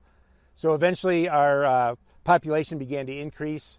Our females figured out how to more efficiently survive on the natural foods found in the park, and so cub production went back up to about what it was. Average age of first reproduction declined again down, so bears were having their first litters at a younger age, and then that interbirth interval also got shorter. So females were producing more litters and having better survival of those cubs. Was that something that you guys predicted, thinking that once we do this, we are going to see these effects, but they're going to be somewhat short term and then they'll turn around? Or was it like, oh no, what did we do? We did believe that there'd be high initial mortality. I think the mortality, though, was higher than anybody actually expected, even higher than what people expected. And so the Craighead brothers, who were doing research here at the time, believed that prior to the dump closures, there was about 222 to 245 grizzly bears in the greater Yellowstone ecosystem, with most of those centered in Yellowstone National Park. After the high mortality associated with the dump closures, the Craighead brothers estimated that the population declined down to just 136 grizzly bears. So that mortality was higher. Even though people expected slightly higher mortality, they didn't predict that it would be as high as it was. And then once grizzly bears were listed as a threatened species, all the land and wildlife management agencies in the greater Yellowstone ecosystem began working together to conserve bears and reduce human-caused mortality and protect habitat. And so over time then, the population began to increase, and today, population estimates are about 1,000 to 1,100 grizzly bears in the ecosystem, up from possibly as few as 136 in the mid-1970s. And when grizzly bears were listed as a threatened species in 1975, it was estimated that they occupied an area of about 6,000 square miles in the greater Yellowstone ecosystem, so Yellowstone National Park and some of the wilderness areas surrounding the park. Today, the population occupies an area of over 26,000 square miles, so significant range expansion, to the point now where grizzly bears in the greater Yellowstone ecosystem are only about 65 kilometers from grizzly bears in the northern Continental Divide ecosystem. So in the next generation or two, we might get connectivity between the two populations. And what's the benefit of that? Genetically, you're always worried about an island population due to effects of inbreeding. So if we can get these two populations connected, where bears can pass from one to the other, it would really help the population genetics on a long-term basis. And Do they think, like, I'm guessing the 65 kilometers is documented, and do we know, like, can you make an assumption or infer, like, you know, if we're documenting them this close, it's possible that they may even be closer or wandering in and out that we're just unaware of? Yes, it'll take us time to discover once bears do interbreed between the two populations. So genetically, we can tell if they do. We are getting some reports of grizzly bears in between the two populations now, within that 65 kilometers. We can't always confirm those, but we're starting to see signs of it. So, you know, it likely will happen depending on how high the human-caused mortality is in that area. Gotcha. Cool. So what else is going on today as far as, you know, what are, with all those things that we were doing in the past and then what we're doing today? I mean, what's a typical day for you out in the park, you know, regarding bear management? What's it look like these days? Yeah, these days we have conflicts at a very low level. We'll have only 2 to 4 grizzly bear human conflicts in a year now, and some of those are pretty benign, where we used to have 138 conflicts a year. So we've really reduced the number of conflicts. We really jump on our management right away. So if a bear shows up in a development or in a campground, our dispatch will call us and we'll come haze the bear out using rubber bullets, beanbag rounds, or cracker shells. And we do a lot of food storage management. We're still doing food security patrols. We're installing bear boxes in all our roadside campgrounds. So we have almost 2,000 campsites. And we used to require that people just store their food in their car. But the more easy and convenient we make food storage regulations for park visitors, the more likely they are to comply. So by putting in a food storage box in every campground. It makes it real easy, so people can just throw all their food in the bear food storage box, and they can go out and tour the park. And it keeps bears safe, and it also makes it easy and convenient for visitors to comply with that regulation. We're still doing a lot of carcass management. Nowadays, if an elk or a bison dies near a road or a campground, it might attract anywhere from half dozen to a dozen grizzly bears. So we move carcasses to places where bears can feed on them undisturbed by people. So the bears still get the nutrition, they still get the food, but not with 100 people within 10 or 20 yards trying to take pictures of them. And this keeps visitors safe as well. And what about just like typical, like even when there's not a grizzly or not a carcass on the side of the road and bears are moving around, what's it like for a visitor coming, viewing bears these days? What's some good practices that they should follow? Yeah, seeing bears is very common today. So we'll get thousands of reports a summer of people seeing bears. Some bears still get very used to people, but they're not getting human food. So they'll be feeding in the meadows right next to the road. And, those will create big bear jams where all kinds of people stop to view and photograph and just appreciate bears. And so what we ask in those situations, be considerate of the bear. The bear really just wants to be left alone. But, you can take your pictures and stuff. We just ask that all visitors maintain at least a 100-yard distance from bears. So if the bear is moving towards the road to cross it, don't get in front of it. Move away so you maintain that 100 yards. That makes it safe for the visitor, safe for the bear. Don't follow, approach, or encircle bears. A lot of times everyone wants a front row seat for a picture, so they'll form a big circle around a bear. Bears might get a little agitated and nervous if they feel enclosed in by that many people. So, treat the bear with respect. Think about the poor bear that's out there. He's a bear. He just wants to be left alone. He needs to be feeding in those meadows. Don't be running. A bear that might cause a bear to chase you. Don't be yelling and making a lot of noise. When you're at a roadside traffic jam, be respectful of the bear and maintain that 100-yard distance. And what about people in the backcountry? Is there any particular, or if you're hiking, if you're getting away from the road, is there any particular thing that we, want to impress on people? Yeah, so backcountry hiking, we like to reduce injuries as much as possible. We currently average just one injury per year, and it's typically a surprise encounter, usually a solo hiker that has a surprise encounter with a female with cubs. And the female, she believes that the hiker's a threat to her cubs. She just wants to neutralize that threat, gather up her cubs, and leave. So you can reduce the odds significantly by, first of all, hiking in larger groups. So groups of 3 or more people are rarely ever injured by bears. So if you can just find 2 friends to hike with, you'll have significantly reduced the odds of being injured by a bear. Then when you're hiking, we ask everybody to carry bear spray. Bear spray is a very cost-effective method of diffusing aggression in bears. So it's a hot pepper solution that you spray out of a can if a bear's charging you. So we recommend that everybody hiking in the backcountry carry bear spray and know how to use it. And then another very cost-effective way of reducing the odds of being attacked by a bear in the backcountry is to make noise, especially in blind spots on the trail. So if you're coming up over a hill or around a tight corner in dense vegetation regrowth, give a couple shout outs, hey bear, just so the bear hears you coming so it has time to leave and disperse before you come around the corner and surprise it. If you do encounter a bear up close, what we recommend is, first of all, try slowly backing away. Often by putting a little bit of distance between you and that female with cubs, it'll diffuse the situation. Now that doesn't mean turn and run, because bears chasing that run. They're very predacious on elk calves, so they're used to running down things that run away from them. So you want to just slowly back away, and again, that distance you're putting between yourself and the female will often diffuse the situation. If the bear becomes agitated and charges, then you want to stop and stand your ground. By standing your ground, you're showing the bear that you're willing to defend yourself. And most of the time, if you stand your ground, the bear's going to either stop the charge short or veer off to the side at the last minute. And it usually won't follow through and make contact. Anytime you have a bear charging you, when it's 60 feet or closer, that's about the range of bear spray. So bear spray goes about 30 feet.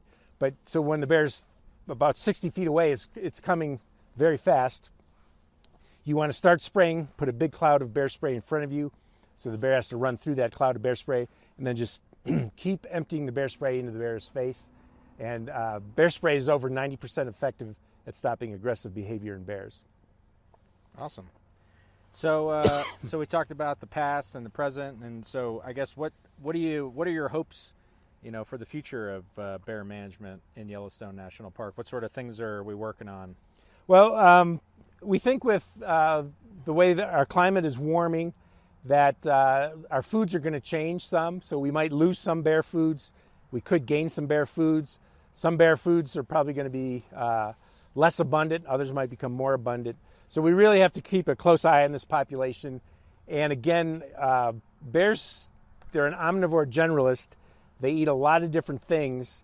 Bears used to occupy habitat all the way from the Arctic Circle down into Mexico. So they're capable of surviving in a lot of different vegetation types, which actually that will help them with climate change because they can survive in a lot of different climates with different vegetation. But they're always very vulnerable to human-caused mortality. So we're going to have to continually try to figure out ways to keep human-caused mortality to an absolute minimum in this ecosystem to try to keep to conserve our bear population. And how far away are we from all of the food storage containers in the park right now? Yeah, with food storage containers, we currently have a bear pole or a food storage locker in all 300 of our backcountry campsites. And in the roadside car campgrounds, we have about 1,100 bear boxes installed, and we have about 2,000 campsites in the park. So we're probably still about 3 or 4 years we'll finish putting a bear box in every campsite in the roadside car campgrounds. Awesome. That's good. So so before we sign off, as someone who has worked in Yellowstone with bears for nearly 40 years, I feel like there might be some sort of a cool story or anecdote that you tell with friends when you're sitting around a campfire or something like that. I was curious if you have a story off the top of your head that you might share with our audience. Well, yeah, boy, in 40 years I have a lot of stories.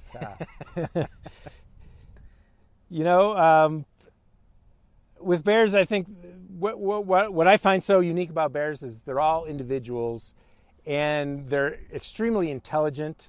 So they're a lot like humans. Unlike elk, all elk seem to do about the same thing, but each bear's an individual, and they have a personality, and bears will play and have fun. They'll be mad and upset. So it's just never a dull moment with bears, and they'll always surprise you. And in a lot of ways, they're actually very predictable, though, in how they respond to humans. I think park visitors are much more unpredictable than bears are. All right. Well, we'll jump back on here. With that, I want to thank Carrie for joining us today for the next installment of our 150th anniversary video series. Thanks for talking to us about the past, present, and future of bear management. And thank you for your support for Yellowstone National Park, and we'll see you at the next video.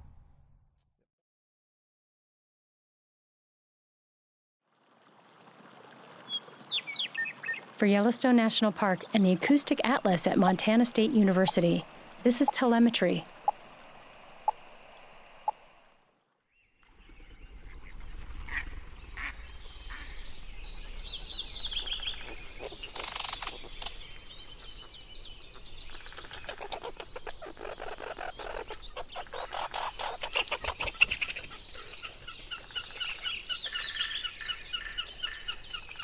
Every season in Yellowstone is pretty fantastic, but if you're into listening to the sounds of animals, spring and summer, well, there's just nothing like it.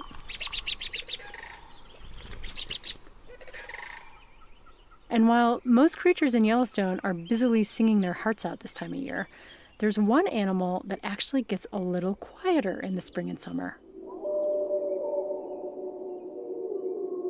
And that's the wolf.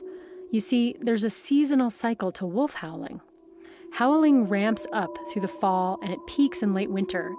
Then comes springtime. Howling abruptly drops off, and this is caused by the female choosing a place to den that they really want to keep secret, if at all possible. That's Kira Cassidy, research associate with the Yellowstone Wolf Project. Choosing a den site is extremely important for a wolf pack. It's going to be their hub for the entire summer, It's the house of the entire next generation, and it has to be protected, of course, because the tiny, helpless pups are going to be there for several months. We've had cases where a pack has attacked another wolf's den and even killed the pups in some cases. They don't really want to let other packs know where they are and what they're doing. And in order to avoid that, they keep quiet. Now, it's not only the frequency of howling that changes throughout the year, but the type of howling shifts too. Wolves howl for a couple of different reasons. Some of that would be within the pack, so to keep track of each other, say if they've been separated. And even though they're doing a lot less of it, this is the kind of howling that tends to dominate in the spring and summer, wolves communicating with their own pack mates. They also howl to let other packs know where they are and to kind of establish a territory. Wolves will often have these howling bouts with other packs. The two packs will howl back and forth as if to say, this is our turf, our territory. And it's that howling for territoriality that grows in the months leading up to the winter breeding season. Howling really tracks the hormones. As the wolves are getting ready for the breeding season, testosterone will start to spike. Howling starts to increase. It's kind of a stressful time in some ways. They do a lot of howling during the breeding season.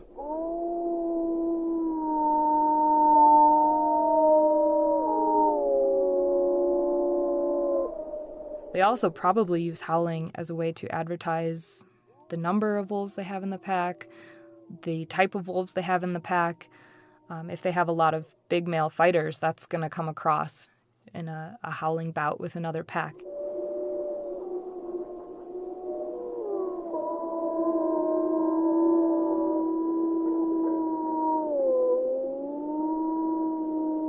And in some ways, wolves may be able to use it to avoid a fight with another pack too.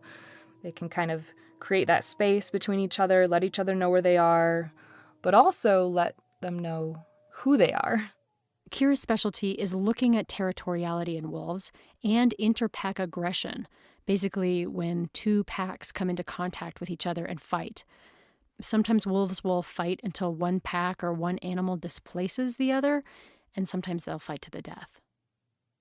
This running into other packs is so vastly important to a wolf pack. It's, of all the wolves that live in Yellowstone that we've radio collared, some of them disperse outside of Yellowstone, of course. But if they live their whole life in Yellowstone, 2/3 of them end up being killed by other wolves.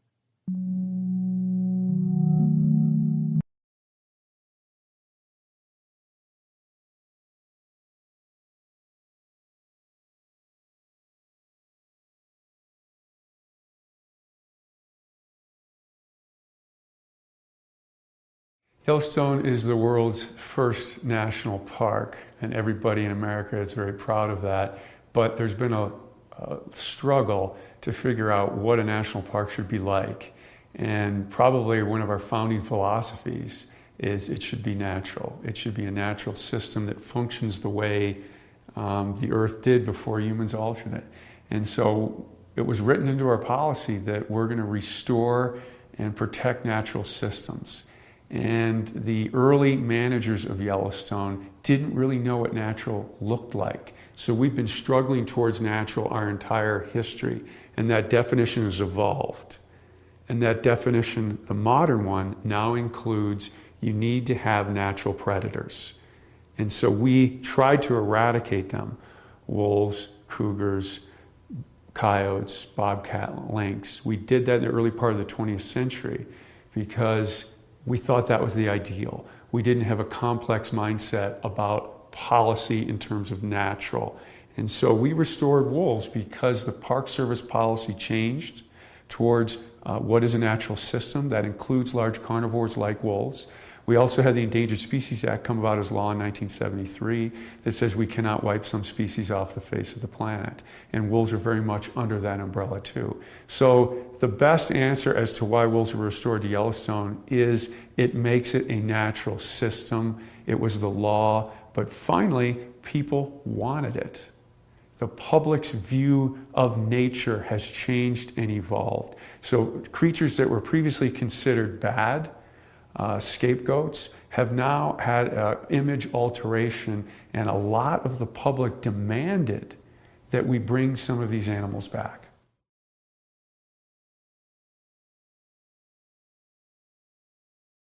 Well, most ecosystems are best when they're balanced. And I think it's safe to say that Yellowstone, without wolves and other carnivores, now keep in mind, cougars were also eliminated and they came back on their own, and bear numbers declined, and that affected the balance of the ecosystem. And so ecologists refer to this as biodiversity, but emphasize the word diverse. Having a lot of different kinds of things at moderate numbers is better than having a lot of any one thing. And prior to wolf recovery, we had a lot of elk, we had a lot of coyotes, and we had very little things like willow and aspen and songbirds and beavers. And so the entry of wolves and other carnivores, because bears have increased and cougars have come back too. So now we're a carnivore-rich system, and we've restored that top layer of the system. So really the simplest way to look at it is all the parts of the system now are in place, and they're interacting differently. And I hesitate to use a value judgment laden word, but it's healthier this way than we had certain parts of the system before that were absent. So all those things functioning together has made nature look like it used to before we started managing it. And those management intentions were good. We just didn't know enough about it. And so we have this makeover in Yellowstone now. We've brought carnivores back, wolves being the most high profile, and it's changed the way Yellowstone looks.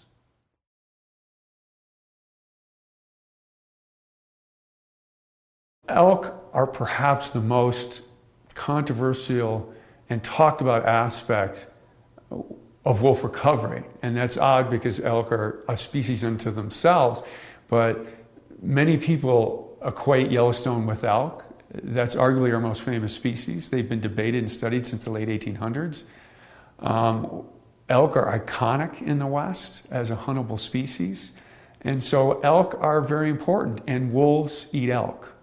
So do cougars, so do bears, so do coyotes. A lot of things eat elk. People eat elk. And so the system in many ways hinges on elk. So what wolves and other carnivores do to elk is very important. And very simply, prior to wolf recovery, predation pressure by natural carnivores was very low. No wolves, no cougars, few bears. Bears were here, but their numbers were lower. And that caused the elk population to grow to very large numbers. In fact, a lot of ecologists and scientists criticize Yellowstone for having too many elk. The effect of elk was so dominant on the ecosystem that they suppressed other things. To the point where managers outside the park were hunting elk at high rates to try and depress this burgeoning elk herd.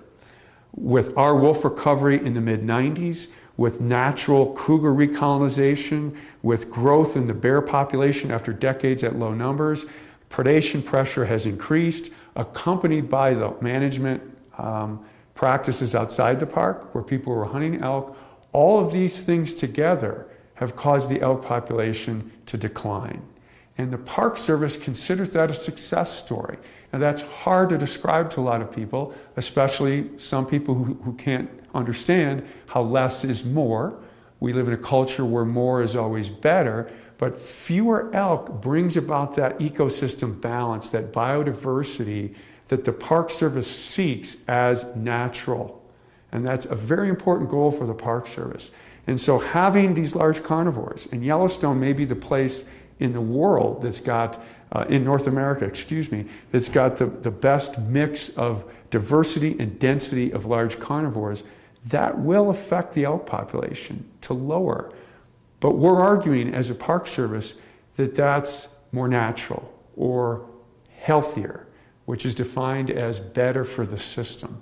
And this is a very hard thing to convey because a lot of people liked a lot more elk. It's better hunting. And so this is a complex relationship. But wolves have contributed, not solely, to a decline in elk.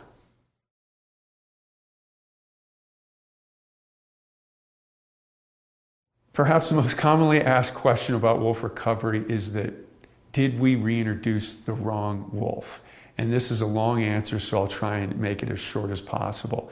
Our naming of nature is an artificial system developed by Carl Linnaeus, a Swedish monk in the 1700s. And I don't want to criticize Linnaeus, and he did a great job. But essentially, it's an artificial system putting names in parts of nature that might not be actually different things. But there are different things in nature. You have plants and animals, and they're different, and we can call them that, and it works. And his system really works very well until you get down to the very finest levels of naming, of distinction. That's the subspecies level. You have species, and then below species you have subspecies. And wolves are the worst example of the subspecies concept. The leading wolf biologist in the world does not believe that subspecies even apply to wolves. And why is that? You get different subspecies, and originally there were 24 different subspecies of wolves. Now there are 5. It's constantly being reduced. And of course, this prominent wolf biologist thinks there should be none. But how do you get different kinds of things in nature? Different populations become isolated so they no longer interbreed. When they don't interbreed anymore, the genetics become different. When the genetics become different enough, they become different things. First subspecies and then species. Wolves always get around, and it's very hard to isolate 2 populations of wolves. Very hard. Nothing stops a wolf. Not a mountain range, not a river, sometimes not even oceans. The wolves here immigrated to Asia and back. They're very good at getting around, so you don't get much isolation. The best genetics show that wolves in Mexico to wolves in the Arctic are on a continuum of change from south to north. So there's no place we can go in and say, this group of wolves is different from that group. That's a genetic analysis. And the Mexican wolf can interbreed with the Arctic wolf very capably.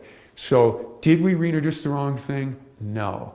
Were the wolves that we put here slightly different from the wolves that existed here 100 years ago? Probably.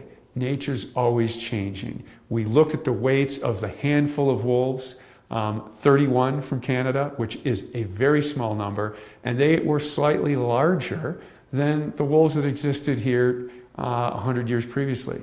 6 to 8% larger. That is well within the natural variation of wolf size across the continent. So despite this frequently asked question that these Canadian wolves are unnaturally large and they're therefore at a very big advantage to killing these elk because these elk aren't used to such a large predator, of all the arguments not to have wolves, and there are some good ones, they're tougher to live with, that's an absolutely good argument. The idea that we put something in here that's exotic or different is perhaps one of the weakest.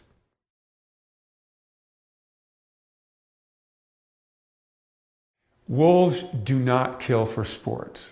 That is a fact. Why? The average wolf weight, if we threw all the wolves together, males, females, subadults, adults, pups, is about 100 pounds.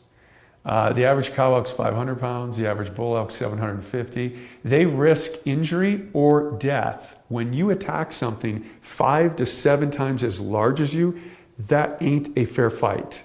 So they risk tremendous injury or death trying to take something on bigger than them. So they prey on things in a risk-averse fashion. They only kill what they need to exist, and we've got great data on this. Will they kill more than they can eat? If the risk equation balances out in their favor, they will. What does that mean? Late winter, belly deep snow, elk are weak, they'll kill more than they can immediately eat, but underline the word immediately. We had a situation in March 1996 where one pack of wolves killed 5 elk in one day. And they cycled back and ate everything on those 5 elk in over a 2-week period. Now they were competing with ravens and coyotes and magpies and eagles because they were trying to consume it too. Because as everybody knows, the bounty of nature is shared and competed for. So they went back and they tried to eat it all. But that is common predatory behavior. When you can get an edge, when you can get more food. Humans do this too. When oil is cheap, we burn more oil. When wolves can kill more elk, they kill more elk. Because why? That equals more pups. But they only do it when they can. So on average, wolves do not kill healthy elk. It's too hard. If all you can eat are healthy elk, the wolf population goes down. Wolves make their living on vulnerable elk. And so their population waxes and wanes based on vulnerabilities. And hard winter is a vulnerability. But so are things like age and health status and condition, bone marrow, all these different things affect elk vulnerability. And that's what's important to wolves, and that's what they're shooting to take advantage for. Remember, there's no creature in nature that doesn't look for advantages. So no, they do not kill for fun, but yes, they will kill for more what they can immediately eat. But if left alone by humans, and this is very important, I get sent emails all the time showing an elk killed by wolves and not eaten, but there's tire tracks, there's human tracks, there's horse tracks. The wolves were bumped off the kill. People found the kill to take a picture of it. Left alone, as we've demonstrated here in Yellowstone, and we've seen it more, killing a couple elk sometimes is fairly common. If they're not disturbed, they'll eat everything. They won't do it immediately because they have a capacity on their stomach. So very, very important point. Killing for fun or bloodthirsty reasons is not true.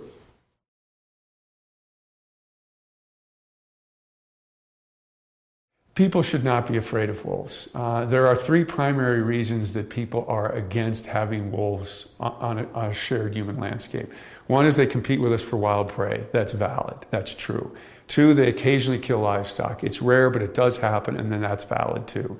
The third reason is there's a human safety threat, and that is largely overblown. During the entire 20th century in North America, there were about, and I'll be off by one or two, 20 attacks on humans. None of them were fatal. All of them dealt with habituated animals, usually fed food. And we're very concerned about that in the park. When you feed an animal food, it loses its natural fear of people and it can become dangerous. But very different for wolves compared to bears or cougars. They never attack a person on their first encounter with a human. So the first time a bear encounters a person, a sow with a cub, or a cougar encounters a person, they might attack. And bear fatalities and cougar fatalities are much greater than wolves. Wolves always have to overcome their natural fear. I don't know where it comes from, but they have a natural fear of humans. They've got to overcome that.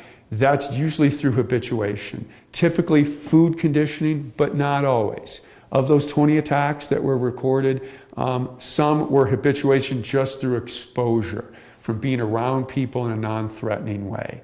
So wolves have to overcome this natural fear, and then they may attack. 6 of those attacks were bites from Alaskan pipeline workers feeding them part of their lunch. So 6 of those 20 attacks were from that. Since that paper was published, there have been 2 fatalities, and both of those wolves probably were food conditioned. Some were dump wolves, and others lived around a logging camp. And so those animals, those are examples of wolf fatalities. So it can happen, but it's extremely rare and less likely for other carnivores.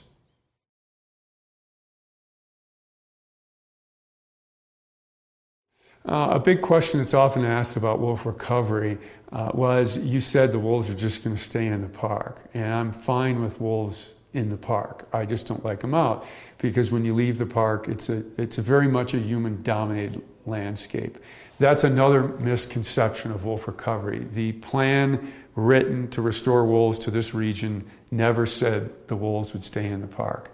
And it's different outside the park because wolves are managed by the states, and so they have different policies and objectives than the park does. The park generally stated management philosophy is preservation, which means no use. That's not a pure definition, because we do manage other species. The state's objectives are largely conservation. That means wise use. Both of those objectives are fine, and they're determined by people, and neither one is better than the other. They're just different. And so naturally they clash a little bit, because there's no wolf hunting inside Yellowstone, and there is wolf hunting outside of it. Wolves have to live with people outside of Yellowstone. And that does create conflict. It is true to say that life is easier without wolves than with them, for the reasons I stated previously. They can compete with us for elk and deer, and they do occasionally kill dogs and livestock. And so they need to be managed outside the park, and that's okay. That's part of it. And there's some data, although other researchers are questioning this, that if species are hunted or if species that cause a problem can be immediately dealt with, social tolerance increases. So inside Yellowstone, we don't have to deal with those issues. We don't have to deal with issues of predation on pets or livestock, or taking elk inappropriately because I wanted to get that elk. So we have a different approach, but both approaches are okay and occur in different areas. So this is a very common situation for wildlife management across North America. Animals go over political boundaries and they're subjected to different management regimes, and that's the way it is, and that's okay for wolves too.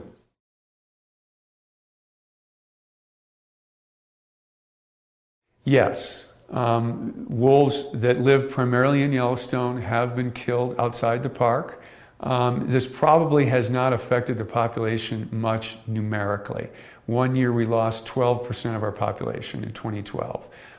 This year we lost only 4 wolves. Last year we lost none. So the number of wolves taken is highly variable and generally below 3%, except that year 2012 where it reached 12%. And it probably didn't, even at that level, affect our population numerically. But what's important, and the reason my answer to that question was yes, is the Park Service mission is to manage for a natural population. Wolves are very social animals, so they have a social network that's important to how they function as a pack or a family. And we don't have as much information on that social functioning as we do about their population numbers. And we know that there is a harvestable surplus in terms of numbers, and that has not been exceeded so far for Yellowstone. But there are some questions if you remove a key wolf in the pack, a high-ranking individual, so to speak. What's the impact on that pack? Or a second-ranking individual. What does that do to pack dynamics? In one case, it caused the pack to split apart. Was that because that high-ranking individual was removed, or would that pack have split up naturally? Those are important questions for the Park Service to wrestle with, because even though that doesn't affect the numbers of wolves, it affects how wolves live on the landscape and function to themselves. And places like Yellowstone hold this dearly, because most wolves across North America are impacted by people. And most biologists would argue at a sustainable level. We still have lots of wolves across North America, but we really don't know certain aspects about wolf life. And this social aspect is the one we know the least about. So if we're going to be managers of Yellowstone that pursue these ideals of naturalness, I think it's important to include all aspects. And so which wolves get removed and how that impacts the pack and the population, and importantly, the pack's relationship to each other, because they're always competing against each other. And if one pack loses some key individuals, we know that the individual makeup of packs affects how they compete with each other. It also affects how they prey on elk. We know big males are important to helping take down elk. So those are questions we're wrestling with. So to say removing a wolf has no impact on the wolf population, you have to qualify what you mean. Are you talking numeric or are you talking social? And we're still looking for those issues, for those answers.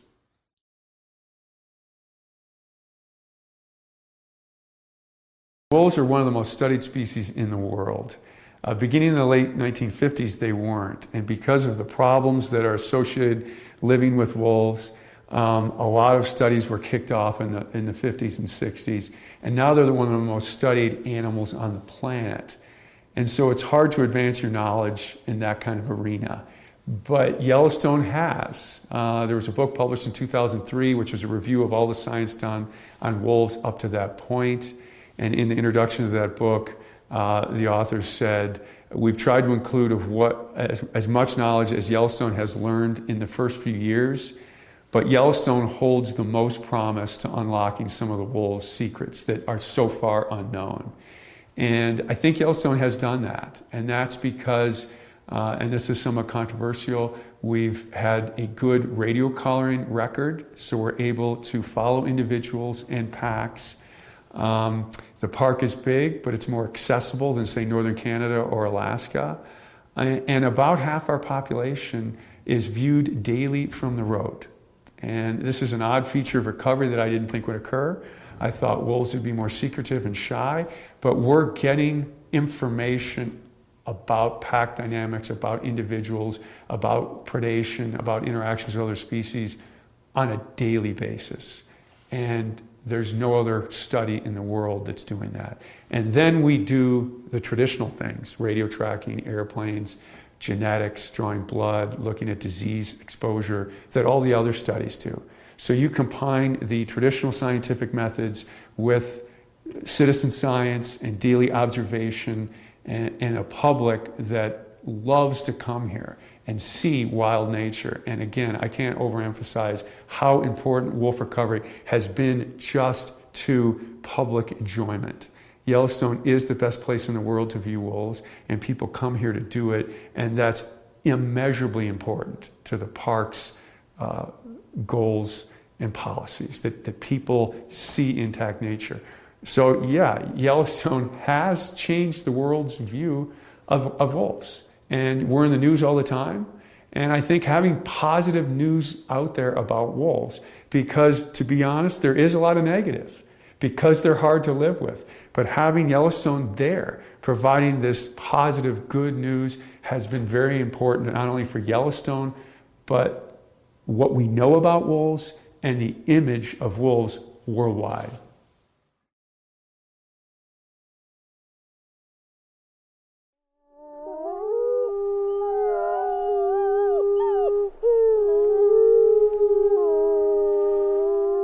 From Yellowstone National Park, this is what we do. I'm Jake Frank. And I'm Miles Barger.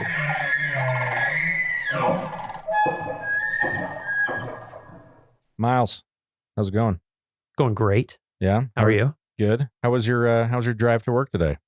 Very short. Yeah. How are the roads? Very clear and in excellent condition. That's good to hear. Honestly, yeah. So, speaking of roads, to start, I have a trivia question. I'm curious if I would say this is on the easier of some of the questions that we've been hearing, but okay. Do you know how many miles of road are in Yellowstone National Park? 475? That is very close. 452, I think, is the number that I've been given from facilities in some of the reports that I've read. But yeah, 450 plus. And that's roughly the distance between like DC and South Carolina, Charleston, as the crow flies. So it's like multiple states. So it's a lot of roads that are in the park that we maintain In harsh conditions. In harsh conditions, on a volcano. Yeah. No big deal. Yeah, yeah. So yeah, it's either burning the road away or it's frozen and under snow, or both. Or both. Yeah, for many.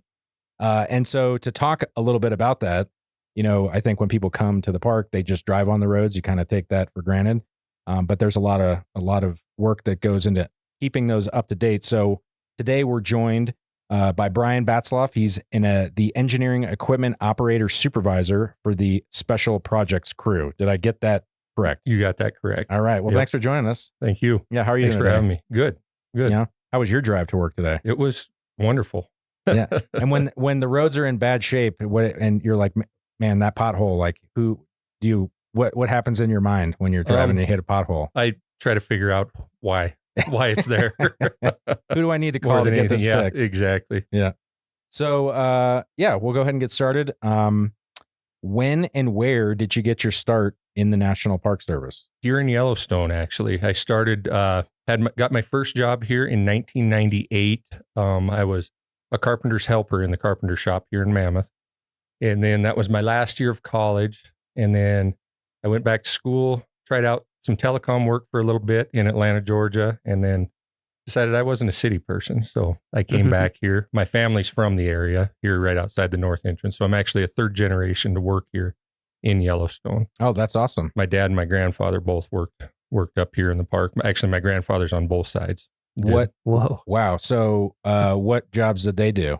So my grandfather, ironically, he at one time held my position for a short time, which is, I didn't know that until recently when I was going through some of my dad's stuff, and I actually found his old nameplate from his door on there. So I have it in my office now. Oh, that's actually super cool. too. But no, he came, I believe in the 50s, shortly after World War II, after he got out of there, and he came with his uncle to Yellowstone and started his career out in Grant Village, and then kind of worked his way into Mammoth here. And then I think when he retired, he was the foreman for the carpenter shop. Awesome. And you mentioned him working at Grant Village. You are on special projects that's based out of Mammoth. Yep. Have you worked at other areas in the park? I did. My first full-time position at Yellowstone was out at Old Faithful. And I was a heavy equipment operator out there for about a year. And then an opening came back with special projects. And they actually approached me for a lateral transfer for that position. So between the job that you currently have and that first job, you mentioned that you had some movement in there to get where you currently are. Can you walk us through all the variety of jobs that you've had? So, like I said, my first year I was in the carpenter shop as a carpenter's helper, and then had that year where I was down trying to do the telecom stuff in Georgia. You're Rumspringa. Yeah. And then when I came back, I actually applied for a labor position with special projects.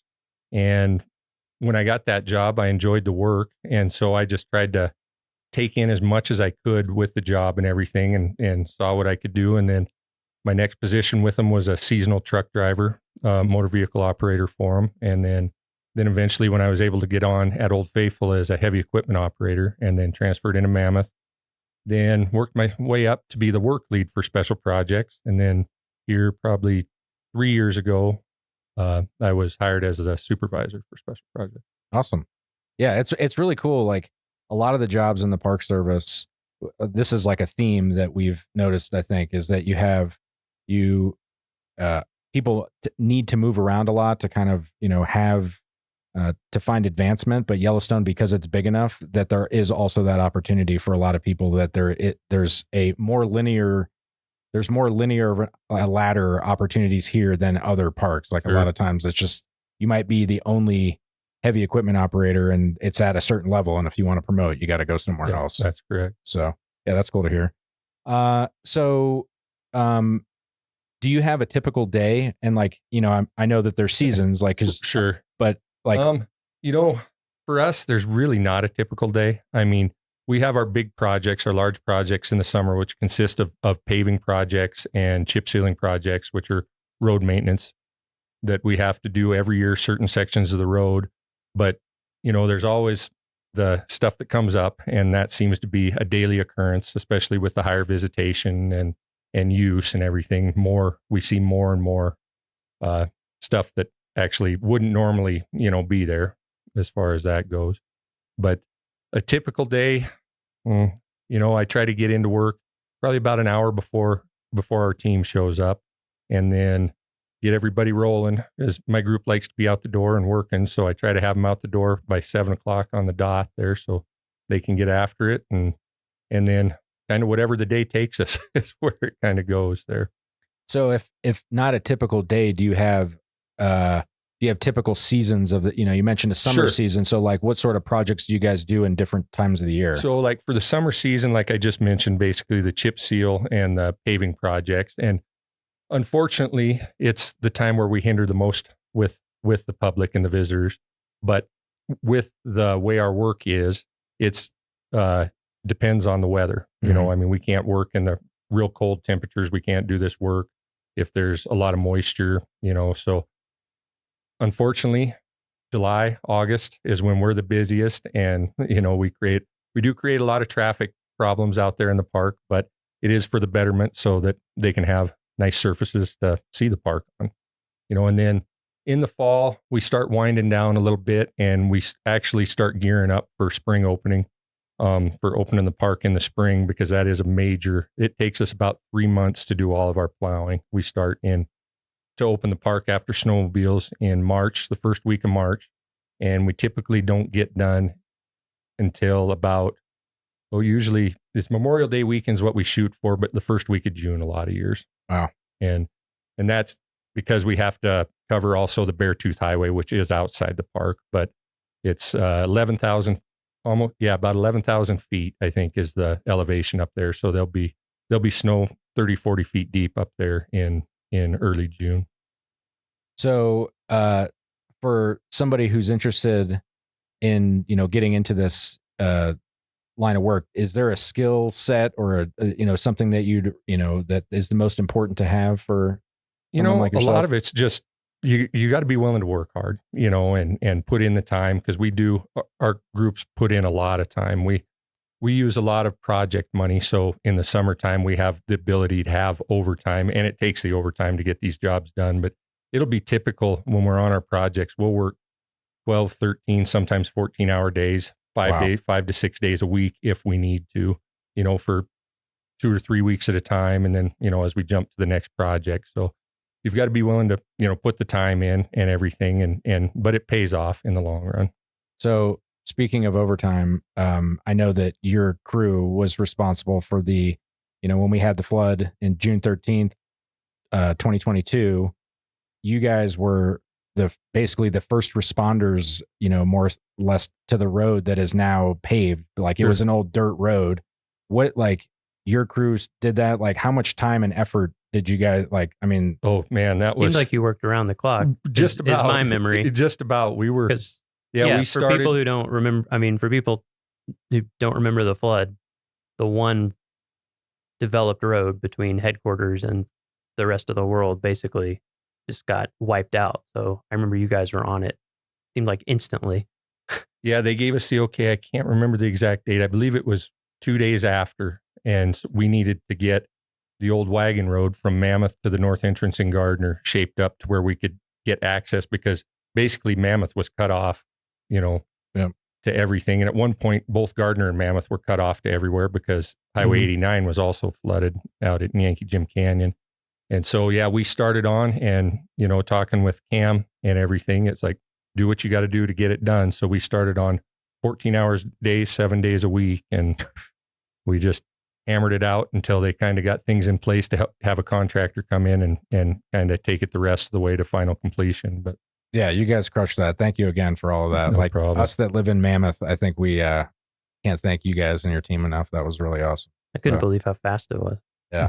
I mean, just if anyone had been on the OGR before that, it was basically like, if it rained a little bit, you couldn't ride a bike. It's ice. Yeah. I mean, it wasn't ice, but it was just the way the dirt is around here is just so slippery. And so to see it go from that to passable in a passenger car, you definitely wouldn't recognize it now. If, you wouldn't realize what was under there before. It's amazing. For sure. Yeah. So, what's your favorite part of the job? That's kind of a tough question. I mean, there's a lot of things. Of course, when you've worked here as long as I have, there's so many different things you could jump into. But I just like,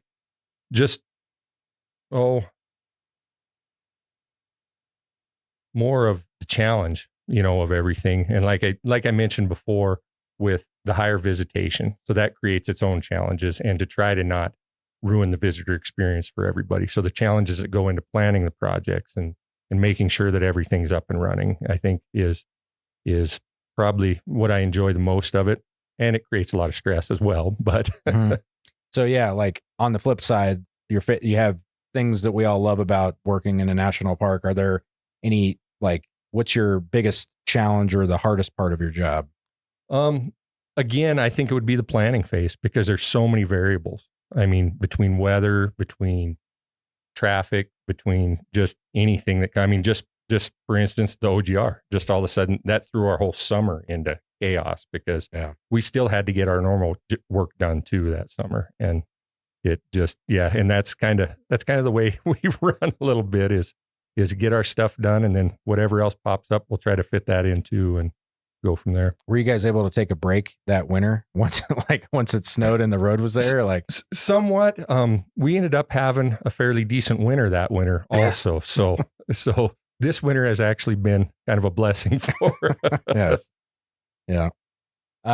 So, with the challenges, like, obviously if everything's great all the time, then there's no, reason to leave. But with challenges, like even with those, what keeps you here? What keeps you in the green and gray?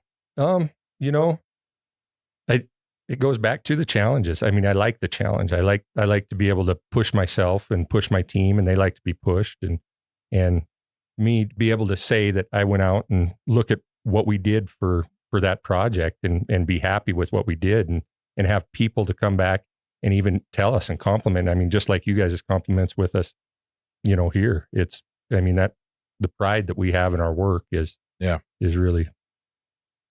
Do you have is there a moment in your Park Service career that kind of stands out as like a defining moment, or something that you did, or like something that you look back on and you're like, man, we did that? Like, if you put it that way, there could be so many, just because of what we do with what we have and what we have to do. I could probably say that for a lot of things, and everything. I can't say that there's one specific thing. I mean, I just look back, there's a lot of years, and I look back and say, wow, we accomplished that much. I mean, I guess the OGR would be a great example though, for that, because that's not just us either. The whole team, the whole park came together for that. Yeah. We had a major role in it, but there was a lot more involved than just us. Yeah. So, we've had a lot of people talk about,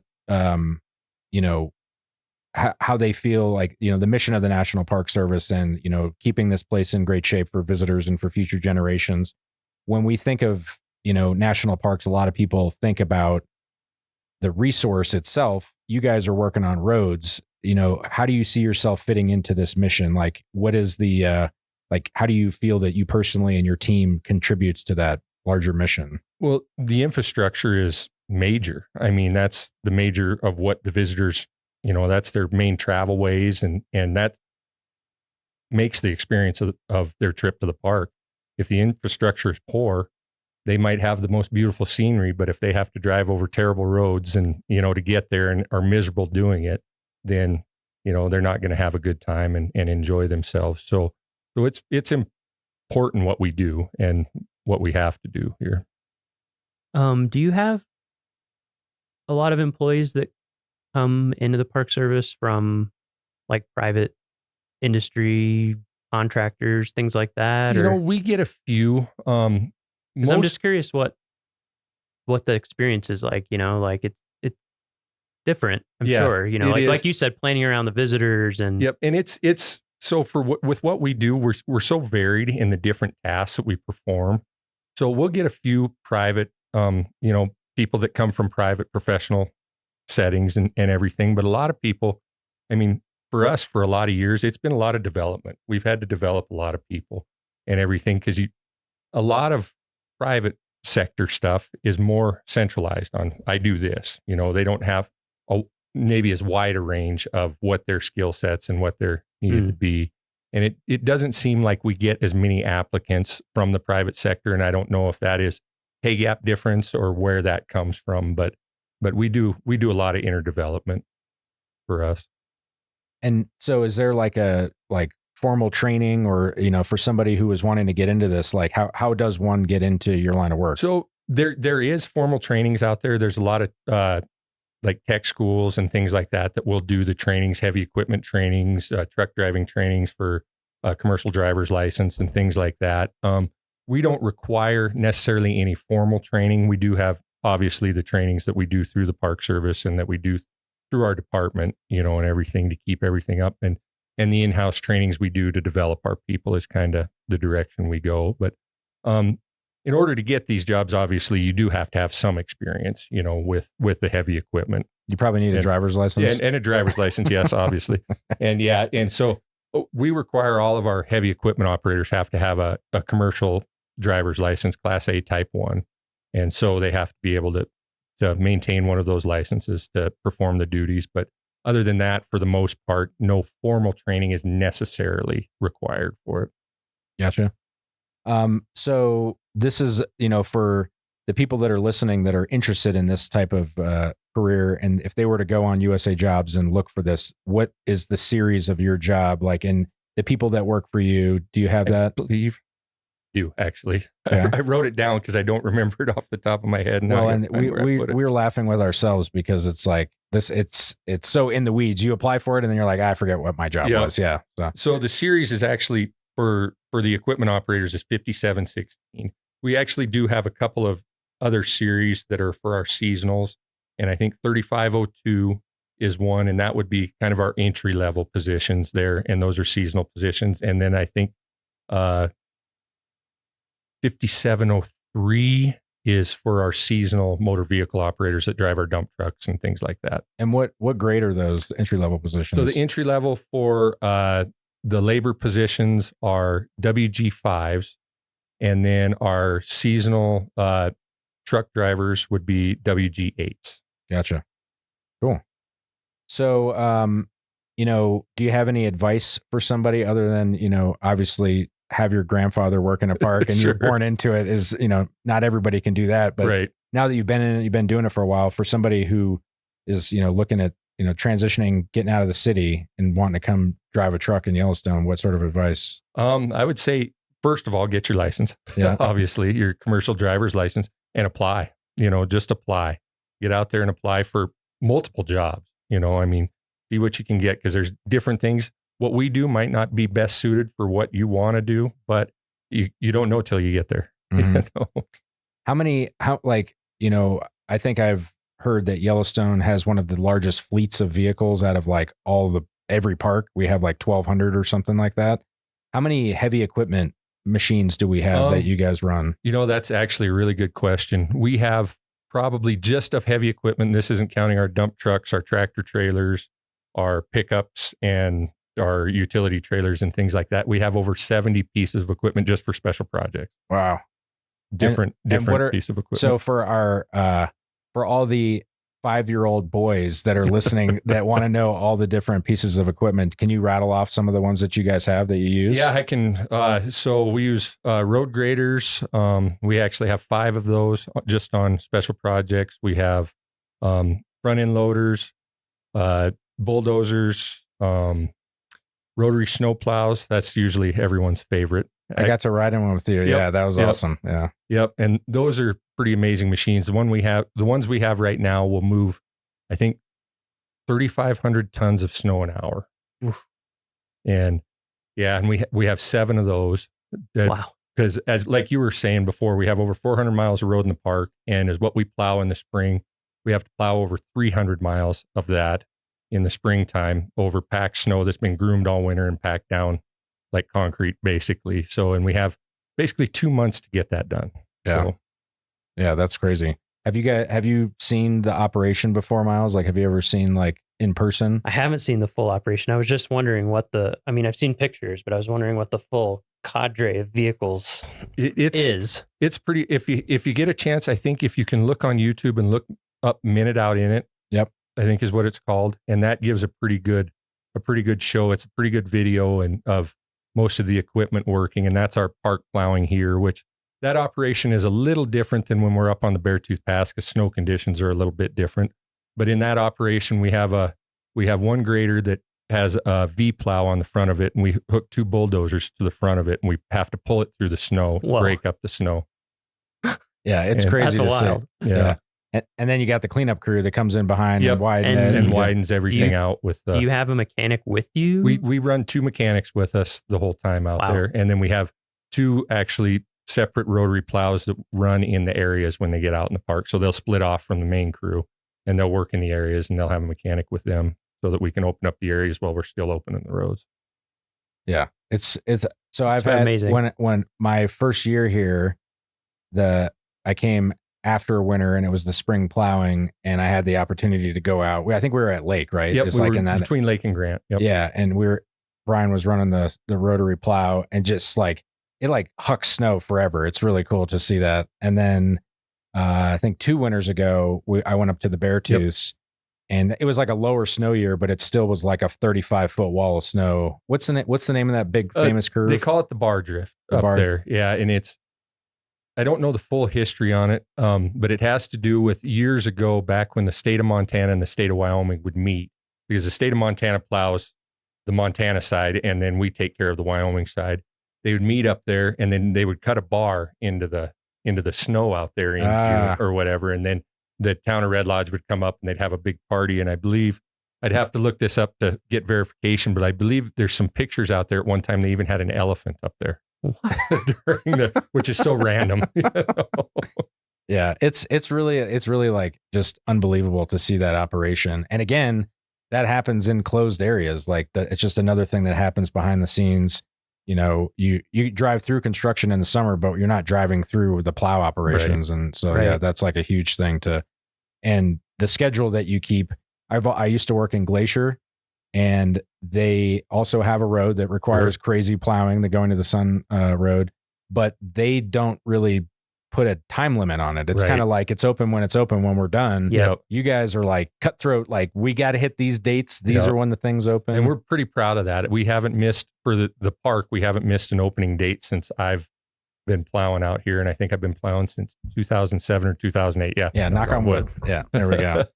So, yeah. Another thing I was wondering about is like, I assume you kind of get to know different areas of the park when it, being on a volcano is so weird. Sure. It's just like, has it been interesting over all these years to get to like, there's probably going to be a pothole there this year. Sure. And like, because the weirdest things pop up on the road, I'll just, one day I'm driving, it's fine. I'd come the next day and there's just like a 3 foot tall, 3 foot wide bubble in the road. And some of it's so unpredictable because the geothermal stuff moves so much. I mean, there could be an area that you've never had problems with before, and all of a sudden an issue pops up, and it's, I mean, I think Jake was kind of saying before, we built roads on a volcano. What's not a volcano, we're on high mountain slopes or over swamps. So we don't have the most ideal areas that our roads corridors are built on. Yeah. And I hadn't thought too about the increased visitation, and also like vehicles just keep getting bigger. Right. Yeah. Like RVs are bigger. And then a lot of electric vehicles are really heavy. Yeah. Like it's amazing sometimes when I read the weights on these things. I'm like, whoa, 7,000 pounds for a normal size pickup or something. I hadn't thought about that, but yeah.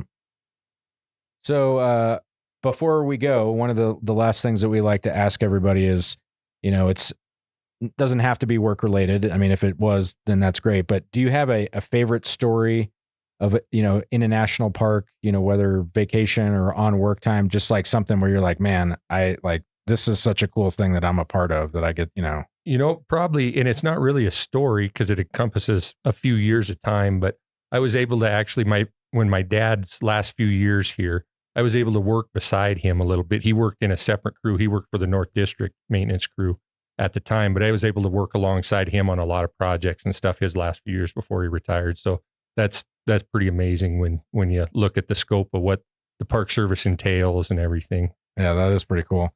Did you guys have a father-son friendly competition going on whose work was the best? Oh, there's always that. Yeah. I mean, whether it's even now. Yeah. So, that was awesome. Thanks for joining us today. I don't know, Miles, do you have any other things you'd like to ask? No, I don't think so. Yeah. Well, thank you guys for having me. Yeah, thank you so much. And we appreciate, again, all the work that you guys do, and especially all the work that, hopefully you guys can relax this winter a little bit from the winter 2 winters ago and all that OGR stuff. So. Yeah. Well, thanks again. I appreciate the time and getting the word out there on what we do. Yeah. Because we are kind of one of the behind the scenes type of people. They might see us out there and everything, but a lot of people don't know actually what we really do. So, yeah. Well, that's it for this week's episode of What We Do. Thanks again to our guest, Brian Batzloff. If you like what we do, rate and review the show wherever you listen, because every positive review helps new listeners find the show. If you have questions or you want to learn more about a particular job, contact us using the form at go.nps.gov/whatwedopodcast. Thanks for listening.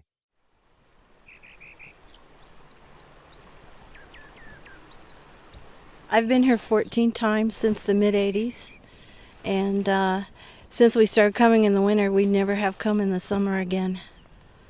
We just love it in the winter. It's magical. It's absolutely magical. Not many people, lots of things to do, wonderful skis, snowshoes, hikes. I think it's so cool that the colors are different in the summer than in the winter. Like morning glory has much more color in the winter than it does in the summer, to me anyway. And we had a treat yesterday as two very, very large coyotes walked right by our cabin window and cabin door.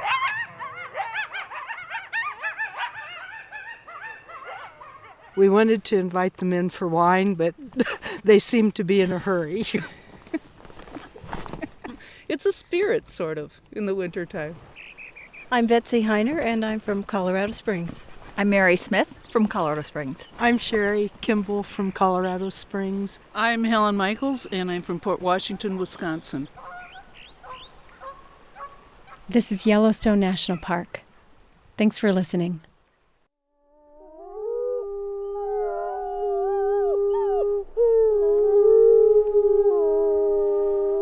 From Yellowstone National Park, this is What We Do. I'm Miles Barger. And I'm Jake Frank.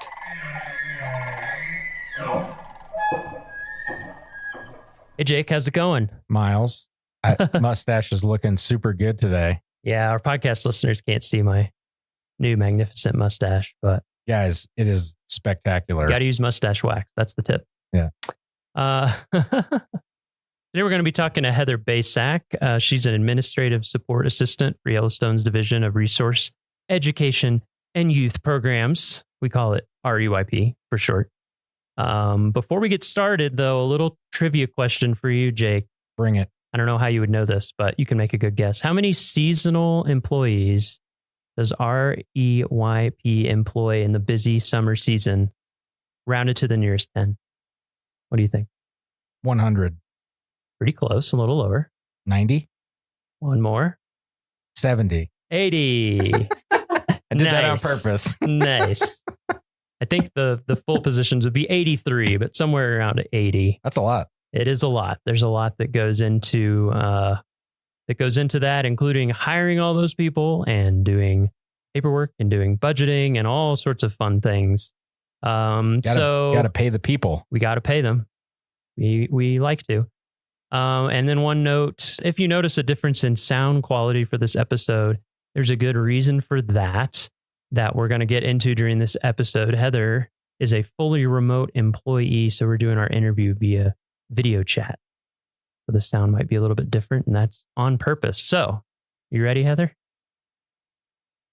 You ready as you'll ever be? Yep. Good to see you, Heather. Yeah, it is good to see you, as always. So, first question to kick it off, when and where did you get your start in the National Park Service? Or if you got started in something that led into the Park Service, you could even start with that. Sure. So I never thought I would actually be working for the National Park Service. When I grew up, my family, we didn't really visit national parks. We didn't really do that type of thing. We did other types of vacations, but never the parks. So that was never on my radar. And it wasn't until I was in college that I visited my first national park, Big Bend National Park in Texas. And it was a wonderful trip. I had a blast. It was beautiful. But again, didn't put two and two together. Never thought that I would work for them. And it was getting towards the end of college, and I didn't have a job lined up. I wasn't exactly sure what I wanted to do. I was thinking about going the museum studies route because I was an anthropology major. But I just didn't have anything lined up. And so I actually saw a poster on one of the buildings in my college, and it was for the Student Conservation Association, or SCA.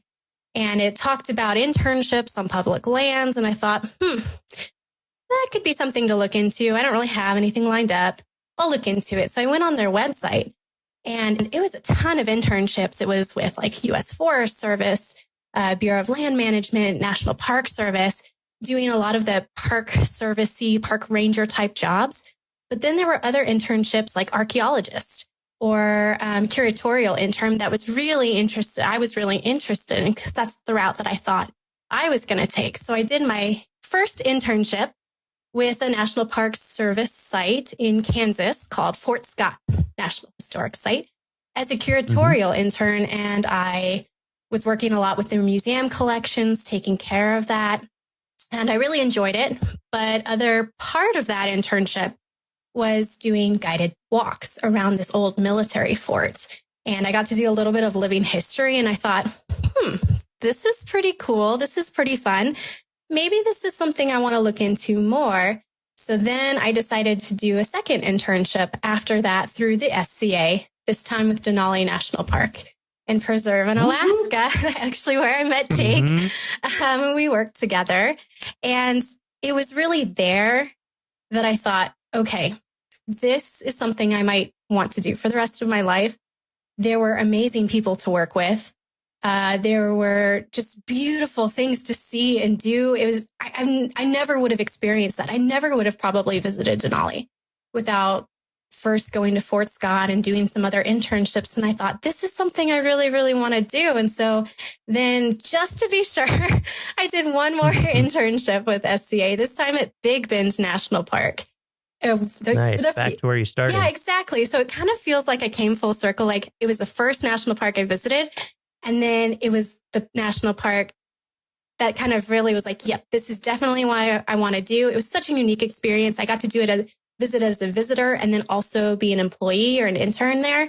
And so I thought, this is it. This is what I want to do. And then from there, I made the jump to actually Fish and Wildlife Service and then National Park Service. Worked a couple seasonal positions at different national parks and then eventually made the slide into a permanent position in Yellowstone and now as an administrative support assistant.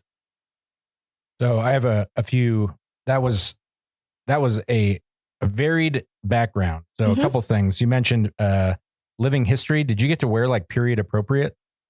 Like, I don't know, is it costumes is the right word or clothes? Yeah, it was a while ago, so I'm trying to remember everything that happened, but it was this very special service. It was called Fort Scott by Candlelight, and it was close to Christmas time. And they had like different vignettes in all these different military buildings where we would act out scenes of what would have happened in these different buildings. And I got to be a military laundress. And so I got to be wear kind of more or 19th century garb and pretend to be doing the soldiers' laundry. So that was pretty fun and unique. It was really great. Yeah. And then the other thing, she mentioned that the people she worked with in Denali were really great. I just want to concur that I am very great to work with. That is true. Get that on the record. I think, when were you guys there? I was there 2008, 9, 10. 2012 was when you were there, right, Heather? Yes, it was my 2012. second summer there, yeah. Yep. Okay, so I missed you. I was a little earlier than. Yeah, there is like all the best people for our in Denali. listeners. There is like a legit. If you've worked in Alaska, you have like a camaraderie with the people in Alaska because it gets into your bone. Like such a cool place. Like, yeah, you can tell from Heather. She's like, I went to Alaska and then I realized this is what I wanted to do. Like, it's really cool. Yeah. Yep. So, I resemble that remark. So out of all those jobs that you did to get you to Yellowstone, all the seasonal jobs, did you have any repeat jobs or did you move like every season? Was it a different job? So good question. I worked for Fish and Wildlife, had a very similar job. I was a park ranger, interpretive park ranger for them. And I worked with preschool kids and did a preschool program for them and then kind of translated that into the National Park Service. I did interpretive park ranger jobs. So a lot of the guided hikes, the guided, talks and walks, that type of thing, working in the visitor center, helping plan people's programs. But then I worked also as a campground ranger in Great Smoky Mountains National Park. Got to help people check into their campsites, go over campground rules, walk around, talk to them, educate them about the park. And then I went to Yellowstone and worked as a remitter. So I worked in what's called the cash room and counted all the money that comes in from the entrance stations and the visitor centers, reconciled all that money, and then got it ready for deposit. And then also worked in the visitor services office in Yellowstone, helping people plan their trips and then work on some special use permits. So I did move around a little bit, but I might have been in a little bit different boat seasonally because I was with my husband who had a permanent job at some of these Oh, places. yeah. So I stuck around in some of these parks probably a little bit longer than other seasonals do. They might tend to move around a little bit and follow their job, while I was more in one area for a longer period of time. Yeah, I was asking because until I got my first permanent job, I moved 12 times in 6 years. So it was every 6 months I was on to something else. So like that is part of the lifestyle until you're permanent.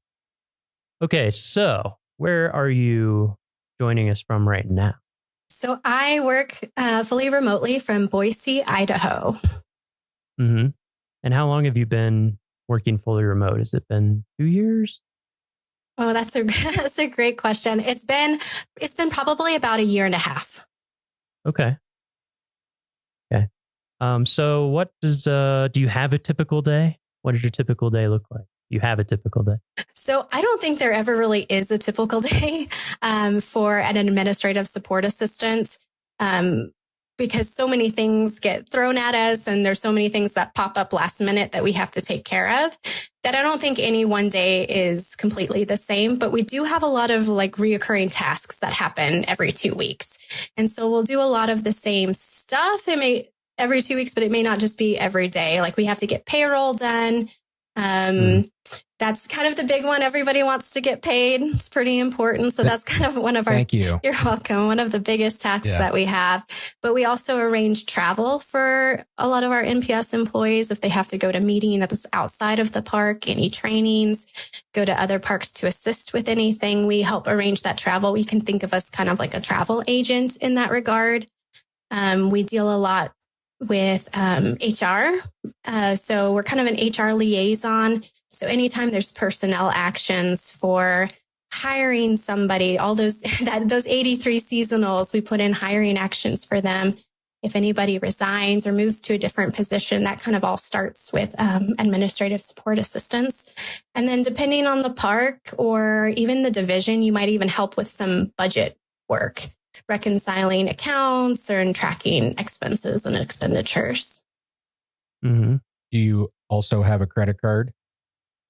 I do. Not all do, but I do have a purchase card and I make purchases for some of our division. Yeah, I know that I've never owned a purchase card as a government employee, but that's another thing that administrative folks are worth their weight in gold for managing the purchasing process. It's very complicated and there are a lot of rules. There are a lot of rules with it. Yeah. Yes. Yes. So what would you say is the most important skill for your job? Or if there's more than one, you can say more. Yeah, I think administrative support assistants really need to be flexible because there are so many things that will pop up last minute. So occasionally you'll be working on something and then have to put that task away and work on something else because it's time sensitive. So you need to be able to jump from one task to another pretty easily and change your priorities on the fly. And then I think you need to have a really good customer service mentality. I mean, administrative support assistants, we don't work with the public, but we can think of our customers like our fellow employees. We want to make sure we give them as much support and as many tools as we can so they can be successful in their jobs. And so they can protect the park. They can also, share it with visitors. So we really need to be focused on our fellow employees. Mm-hmm. What's your favorite part of your job? I think the variety. There's a lot of stuff that you get to do as an administrative support assistant. You're not really necessarily pigeonholed into one thing. You get exposure to a lot of different routes, parks, career routes, like budget, HR. You get exposure to different divisions. Every division needs an administrative support assistant, and what they do for each division is a little different. So you just get exposure to a lot of different things, a lot of different processes. And I really, really enjoy that. And I mean, you get to work with people, which is pretty great too. Mm-hmm. And what about the flip side? Do you have a least favorite part of your job or hardest part? all the emails. Yeah, nonstop the emails. nonstop emails is just be a little overwhelming at times. But yeah, but in all seriousness, I think having to juggle so many different things at once and balancing all the different pieces and being able to, like I said, to switch from one task to another can be a little difficult at times. So it's really important, if you do get one of these jobs, to take meticulous notes, be really organized. I'm still figuring out really great organization methods for some of this stuff, but but that's kind of the hard thing. And I think sometimes you all have to deal with really long-term deadlines, or what seem like long-term deadlines to me. And that, I think that's always hard for me, where it's like, oh, we need to have this thing in like 6 months ahead of time, or, and they're deadlines that you can't miss, really. Yes, those are, especially when it comes to HR, we've got deadlines pretty far in advance for some of our things. And if you miss those deadlines, then it pushes back, maybe when somebody can start. And so there are some definite repercussions when that happens. Yeah, a lot of people relying on it. You guys they're like the grease of this machine. They make sure that everything keeps chugging along, and without all the little actions and paperwork and everything, it seems like we're constantly in contact with admin. Yeah, and you all know all the little things and the tricks and the say, wait, what do we do? How do we do that? Let's ask Heather. Oh, she knows. Well, a lot of research. You do have to be a researcher, I feel like, in this job to look at some of this stuff and know who to ask when you've got some of those questions. Because there are a lot of rules. There are a lot of things and I'm still constantly learning. And that's also why I really like this job too, is like I feel like you never really stay static. You're constantly in motion. You're constantly learning.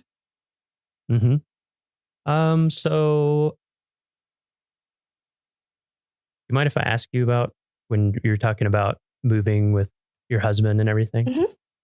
Just because I think that would be interesting for people who are thinking about NPS as a career. It can be challenging, I think, for, long-term partners to work in the service. Like, I've known people who are married and live apart for a long time, sometimes like a really long time, or they date and are long distance for years before finally and things like that. So I don't know, just like, how did that play into your career and your husband's career, and how life has gone for you guys so far? I mean, it seems like that's probably part of the remote position or some of the flexibility, but I don't know, just anything you would want people to know about your experience with that, who might be thinking about the Park Service. Yeah, that is a great question, because there are different routes that people can take. Because I have also known, couples who have had to be apart for a little while, each working separate parks, and then making their way to each other. We've been fortunate enough that where my husband has gone, I've been able to pick up seasonal work. I know that's not necessarily in the cards for everybody, but thankfully I was able to. And that's kind of also the reason why, I didn't just stay in one career path. Like, I've done a couple different things, and that was to really, I kind of took a job where I could, but I really liked that. I think that's made me a little bit more well-rounded. Really appreciated that. And then thankfully, when my husband moved to a different position away from Yellowstone, I was able to go remote, especially with some administrative work kind of leans more towards that. You can't do that with every job in the Park Service. There's so many that have to be in park. But thankfully, this job allowed me to have that flexibility, and my supervisor was very, very supportive. And I was able to get a remote job that way. So that's really helped with us. Yeah. Yeah. Yeah. It's I mean, not that we need to dive too deeply into it in this episode, but it is interesting. I think a lot of people would be surprised to learn that, number one, if you work for a national park, it doesn't mean you're going to get like housing in the national park. In fact, it generally means you're not going to.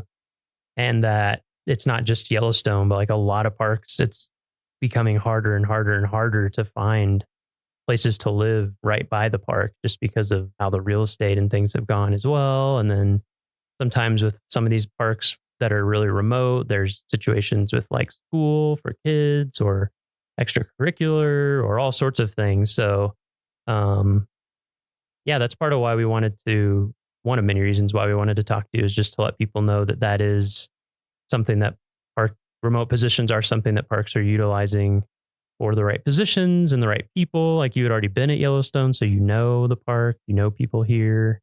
Yeah, I just think it's cool that that's been able to work out well for you, and it has worked out well for us as well. Well, kind of I'm not a everybody. very big fan that Heather is remote, but other than my personal opinion that we don't get to see her in person. Yes, I agree with tease that. her in person.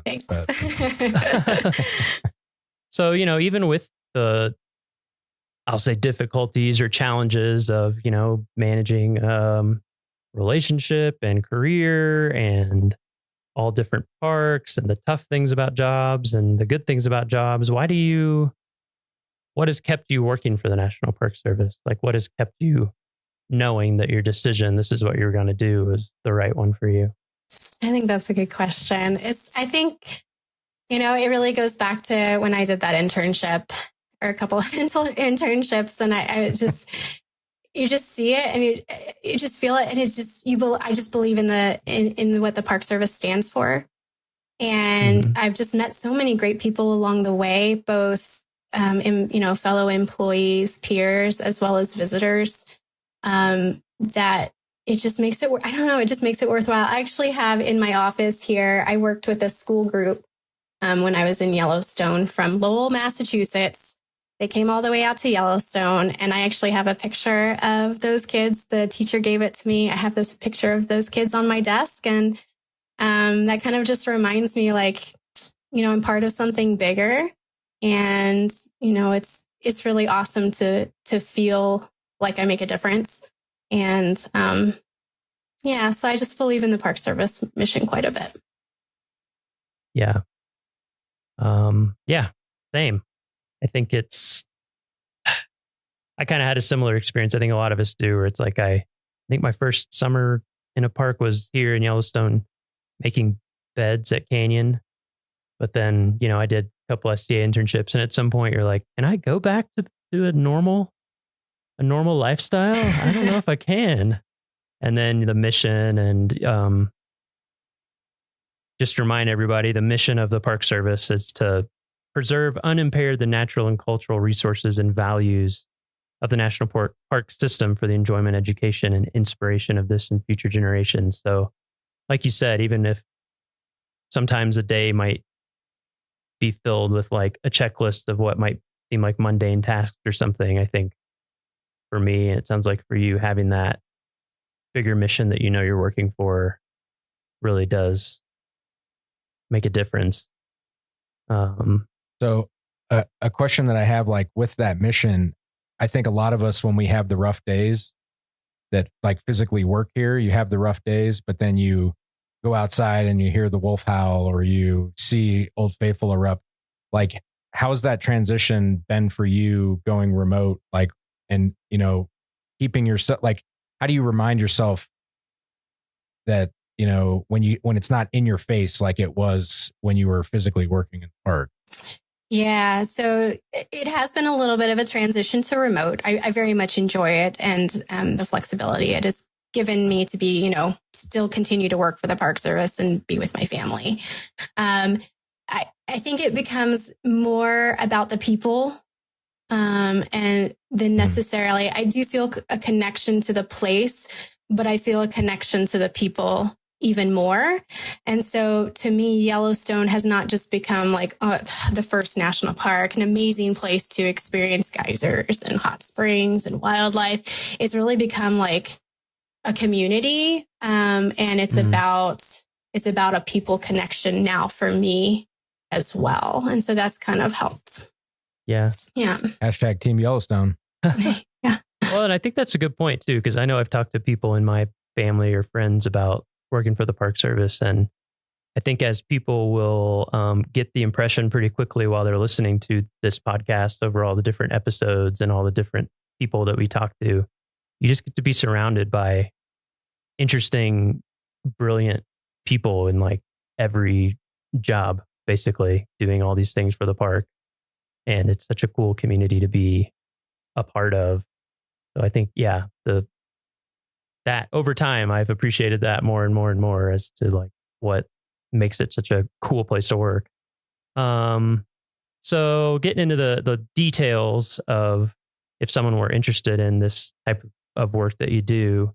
So your official title is Administrative Support Assistant. Yes. Do you know the job series on USA Jobs? Yes, it's a 0303. And sometimes that it comes up as like a miscellaneous clerk, but it's Administrative Support Assistant. And the GS level can range, I've seen from like 5 to 7. Okay. Do you need formal training to get started in this job series? Or like what are the minimum requirements that people would need if they were thinking about applying for this type of job? Sure. So there's a lot of on-the-job training. Like I said, I'm still learning about so many things. But if you have like a background in budget or HR or travel, those are all applicable to the administrative support assistant. A lot of times how I, came up through it is I just worked my way as a GS5 and seasonal interpretive park ranger, and then switched over to a visitor services assistant as well. So, I mean, if you work seasonally in the Park Service, getting your time and grade in, I think just even that experience can help you along too. But if you could take even if it's like informal trainings on budget, purchasing, HR, anything like that, put that on your resume as well. Because a lot of things you may not think apply do, because administrative support assistants are in every single division. And I think if you work your way up kind of through the division as well. So if you're a seasonal maintenance worker, like, what seasonal maintenance workers need, and the support that they need. So you may not think it applies, but it probably does. It also seems like a lot of the systems that we use in the government are like proprietary. They've were built for the government. So if you haven't worked in the government, you could have, say you're an accountant, you have budget experience, but you still have to learn new things in a job. So to your point, it's like, if you're in an entry level position, it just seems like having a base level, being organized, and, it's like, you're not necessarily going to know how to do FBMS or insert any other acronym right here, because, there's so many of them. Right. And different federal agencies too, some will use different systems as well. Like I learned from an HR specialist who moved over from the Forest Service that they don't use FPPS for their HR actions. So there's different things that you'll learn on the job in the park that are even different from other agencies. And then just being in government in general, having almost over 200 years of laws and things that have developed for different reasons and special ways that we do things, and not just scrutiny, but we have a high responsibility to everybody in the United States, basically. Yeah, it's like taxpayer dollars. We need to make sure that we're not, there's no waste, and there's a good accountability. There's all those checks and balances. Exactly. All right. So last question. Do you have a favorite story or memory in Yellowstone or any other national park that you would want to share? This is a hard one. Because they're all, it's like asking to choose your favorite child, because they're all unique and they're all special. But I think my favorite one that sticks out the most happened in Yellowstone. And I was driving down into the interior. It was late in the season. There was snow on the road. I was the only one on the roadway. in between Norris and Canyon. I think that's where we were. My son, who's like 1, was in the back seat. And we like went around, I think, a curve, and all of a sudden there were wolves all over the road. I had never seen so many wolves in my life. And I've got a video because I slowed down, pulled over, and I whipped out my phone and I took a video because I was like, this will never, ever happen to me again. And the wolves, I remember it was a black wolf walked within 3 feet of my car door, and it looked at me and I could see its eyes, and it just kind of continued walking off. And I was like, oh my God, I get to experience this with my son in the backseat. Of course he's 1. He's not going to remember this. Like, he has no idea what's going on. But I was like, oh my God, we got to do that together. And I know he won't remember it. I mean, yeah, of course he won't remember it. He was 1. But to think that like he got to be there and I got to share this special moment with him that will never, ever happen to me again in my life. And, to be able to experience Yellowstone in that type of way and feeling that wild with him was really neat. And it's something I'll be able to show him the video of and tell him about when he's older. And then hopefully, when we go back to visit Yellowstone, he could have a similar experience. So like, I still can't believe it actually happened. It was just absolutely awesome. Incredible. Very cool. Okay, well, I think that's it for this week's episode. Yeah, thanks for joining us, Heather. Thanks so much for joining us. Thank you for having me. When are you coming back for a visit? When are we going to see you in person again? Not soon enough. I don't know when, but hopefully soon. Righty. Well, we'll keep in touch virtually until then. Sounds good. Thank you. For Yellowstone National Park and the Acoustic Atlas at Montana State University, this is telemetry. So you're brand new, so I'll just let's. One. Oh, you do have one? Okay. Well, I'll take an extra. We'll have an extra. Awesome.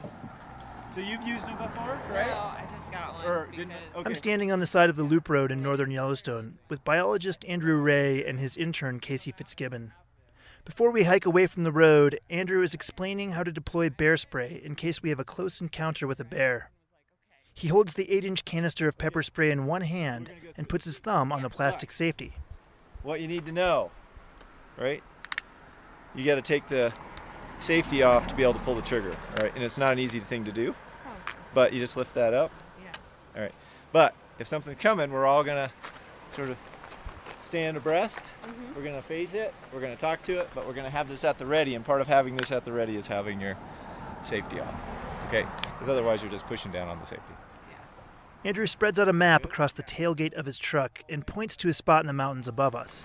So just to give you guys a quick orientation. So we're here on the loop road, and you know the big blacktail ponds. We're over here. We're going to hike up, and our goal is to hit site number 2 there. So it's a nice little pond sitting on the top of the hill, fantastic views, and it's a great spot for chorus frogs and tiger salamanders. Andrew is a biologist with the National Park Service's Inventory and Monitoring Division. Yeah, I get to spend my summer knee-deep in these habitats that most people don't take time to wade into. And I get to explore them. It's May, and snow is still melting off the higher elevations in the park. Hiking up the hill far above the road, we bump into 7 or 8 elk moving off into the trees. We start talking about how the haunting sounds of elk bugling in the fall are one of the signature sounds of the Rocky Mountains. Yeah, so just as much as that sort of leaves an impression, right? Like that rich, real, authentic sound of wildlife, that's what chorus frogs are. You know, that's the sound of a marsh. If marshes make sound, that's the sound of a marsh. And Andrew says we'll know the frogs when we hear them. They sing, sometimes a few at a time, and sometimes a full chorus of many frogs. Moving over the hill, we see a small pond below us. There's a wet grassy area leading into it. We think that we hear a few chorus frogs, but they quiet down as we approach. So they get all shy when you... Yeah, really? but that's the really cool thing about frogs is once you sit there and you sit still, they'll resume what they were doing, you know, so they'll suspend calling for a little bit and go into that cover, duck and cover mode. But once you sit there and they realize, you know, you're not a threat, they'll resume what they're doing, so they'll go right back to calling. Huh. Yeah. We sit quietly for a few minutes, and then, one by one, they start singing again.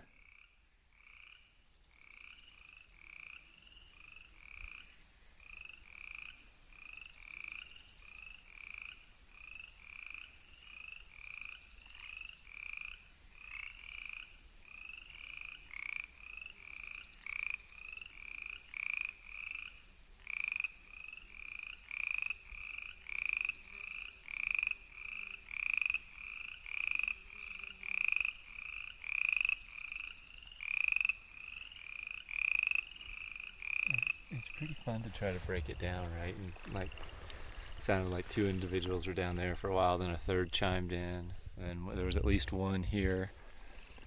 And they're actually really rapid calls, so it's just a second or two, and it's like you're running your thumb down the tines of a comb, that sound, right? So you're hearing it, and then they'll do maybe 20 of those, or 25 of those in a minute, so it's just... they're really blasting it out, advertising where they are. Now I hear one over there. Okay, yeah, so what are they doing right now? They're advertising their presence, right? So they're standing, they're ultimately trying to attract a mate. But they're letting other males know they're present, that they've got this spot of the pond, and then they're letting a female know where they are. You know, they're so small. The vocalizations can help bring in the female. Sometimes the frogs will chorus from April all the way into July. And when they really get going, the sound can be intense, like this.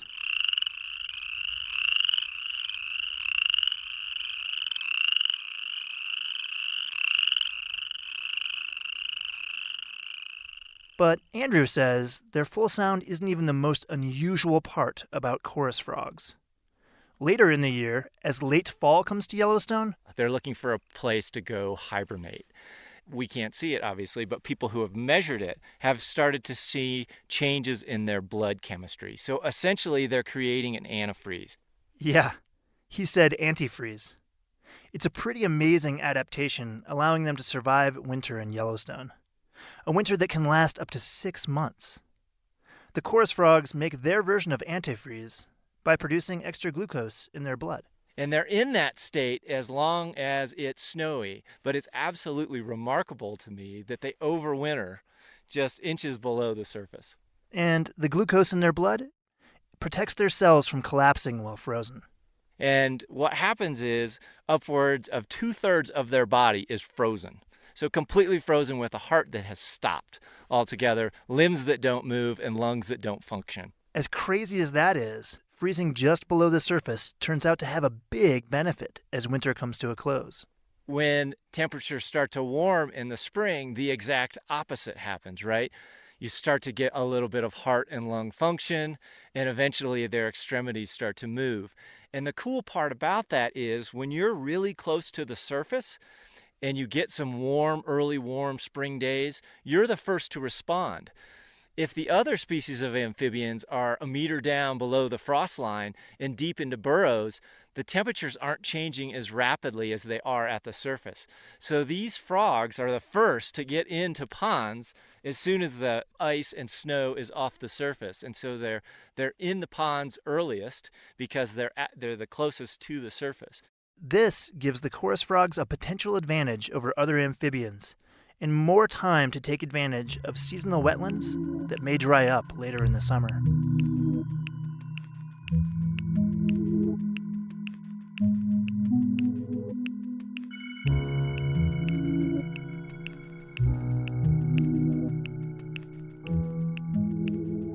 Yellowstone is home to 4 other species of amphibians, including western tiger salamanders, Columbia spotted frogs, western toads, and plains spadefoot toads.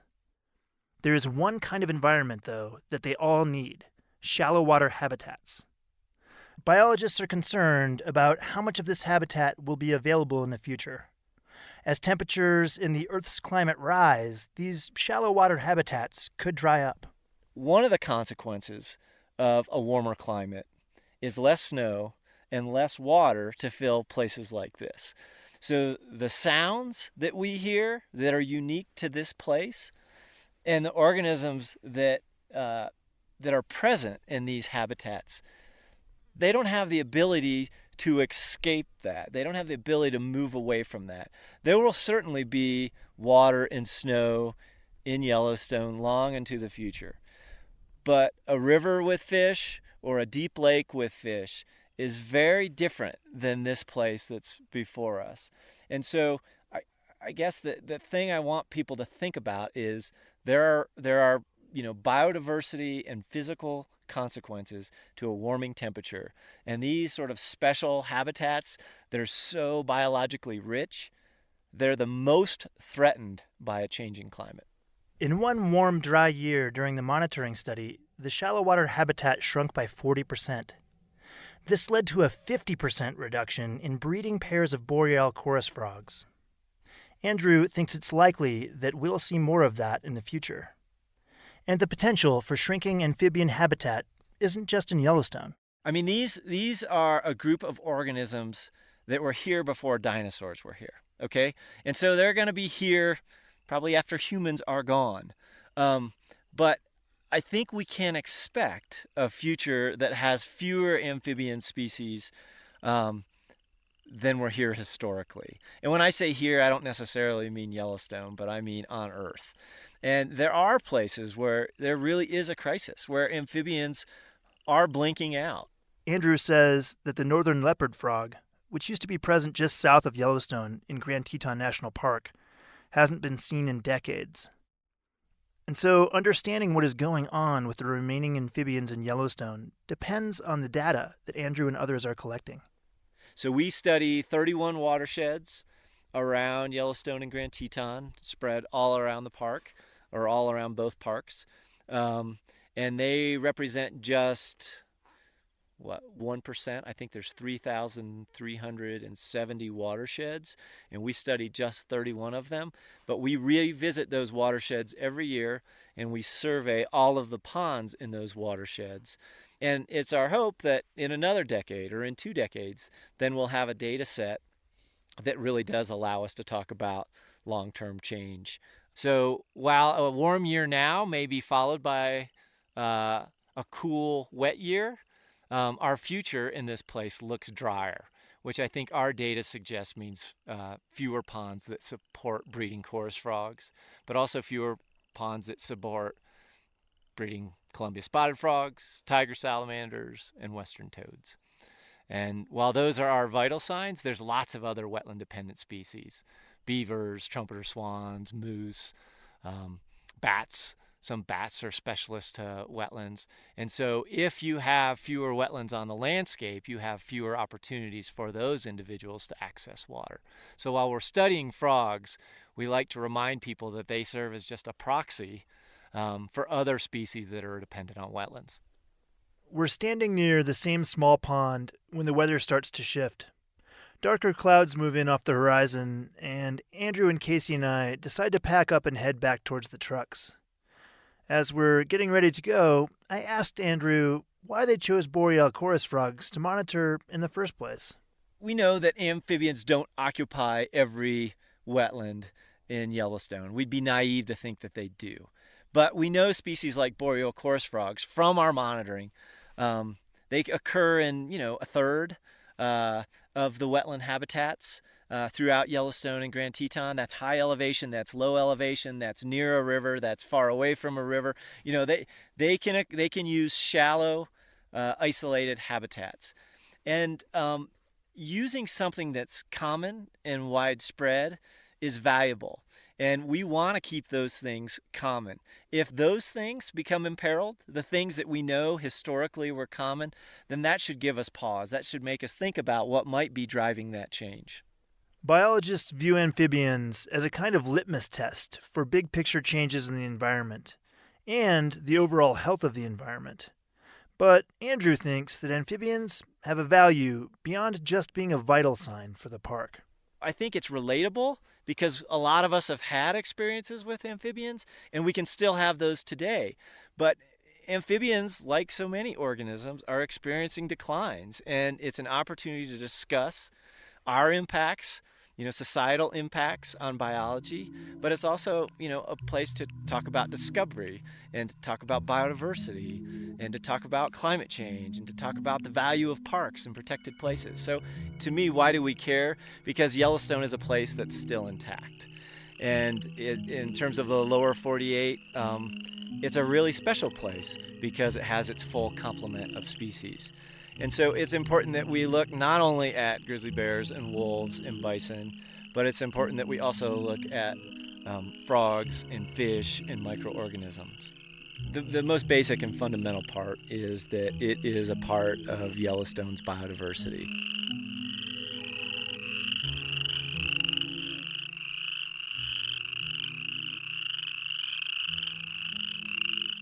For Yellowstone National Park, I'm Scott Christie.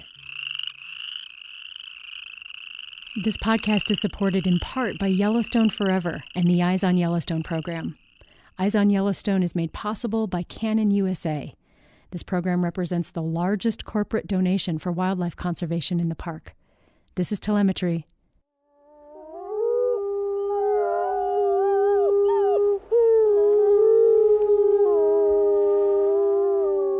From Yellowstone National Park, this is what we do. I'm Brett Rayburn. And I'm Jake Frank.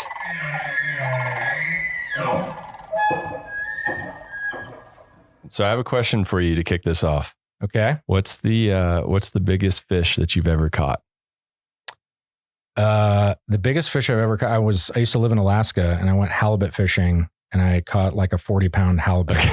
That's the biggest I've ever caught. That's way bigger than I thought you were going to say. I was expecting, and that's like a much less impressive size. Well, that's a fairly unimpressive halibut. Okay. So for that species anyway. All right. Well, you've got me beat. Are you big into fishing? No, about the only fishing I do is when I'm fishing through the freezer for frozen cod that I get from the store. So that's about as much as I do. Before you cook it, do you like hold it out way in front of you and have someone take a picture so it looks bigger? I have been known to do that. All right. Yeah. Follow my Instagram for all that content. So you've caught some pretty impressive fish. It sounds like. Not really. If you turn over that paper in front of you, there's something on there that I would like you to try to pronounce. You have not seen this before, so this is. All right. Let's see. Can I sound it out? So, Oncorhynchus clarkii lewisi. Was that how I was way off? I actually don't know. This is like one of those trivia questions I don't even know the right answer to. So sure, you did well. All right. That's better than I would have done. But my guess is that this is the binomial name for the Yellowstone cutthroat trout? Yes, that is the scientific name for the West Slope cutthroat trout. The West Slope, not the Yellowstone. Yep. Okay. All right. And so today we're going to talk to somebody who probably can pronounce it better than you just did. Although I still think that was a pretty good guess. Our guest today is Pat Bigelow, a fisheries biologist who spends a lot of her time on the waters of Yellowstone National Park. So welcome, Pat. How's it going? Hey, Brett. And hey, Jake. It's going great. It's a beautiful day today. Yeah, it is. And you did pretty good, Oncorhynchus. Oncorhynchus. All right. So I was in the wheelhouse. Yeah. I loved the Lewisi Clarkey. Is that how you say it? Or is it a long I? That works. Lucy Clarkey. Yep. That's awesome. All right. I wonder where that came from. I don't speak a lot of Latin. So I guess we'll just jump right into it. How long have you been working as a fisheries biologist? Well, as any job, how long have you been at Yellowstone National Park? I've been here in this job for 23 years. Wow. I've been working in fisheries for 36 years, probably. So fresh out of middle school. Yeah, exactly. I was really fortunate that I got some great opportunities early in life. Very cool. And so how did you get your start here 23 years ago? Actually, my first fish job was here in 1979. Wow. I was in Bozeman working a summer job, and I went down to the unemployment office to see, if I could just get something better. And there was a poster up on the wall for Young Adult Conservation Corps in Yellowstone National Park. And I jumped at it. It sounded interesting. I came down here. We had I don't know if you guys are familiar with the Yak Camp, but when we were actual Corps members, we had a girls' dorm, boys' dorm, and a dining hall.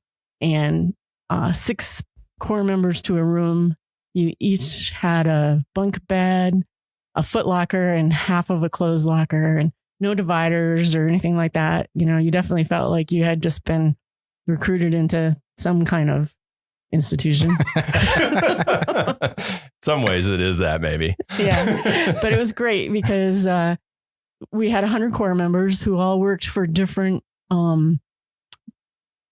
offices in the park. And I was very fortunate, a friend of mine and I that started at the same time to work with Fish and Wildlife Service. And back then, Fish and Wildlife Service did the fisheries work in Yellowstone.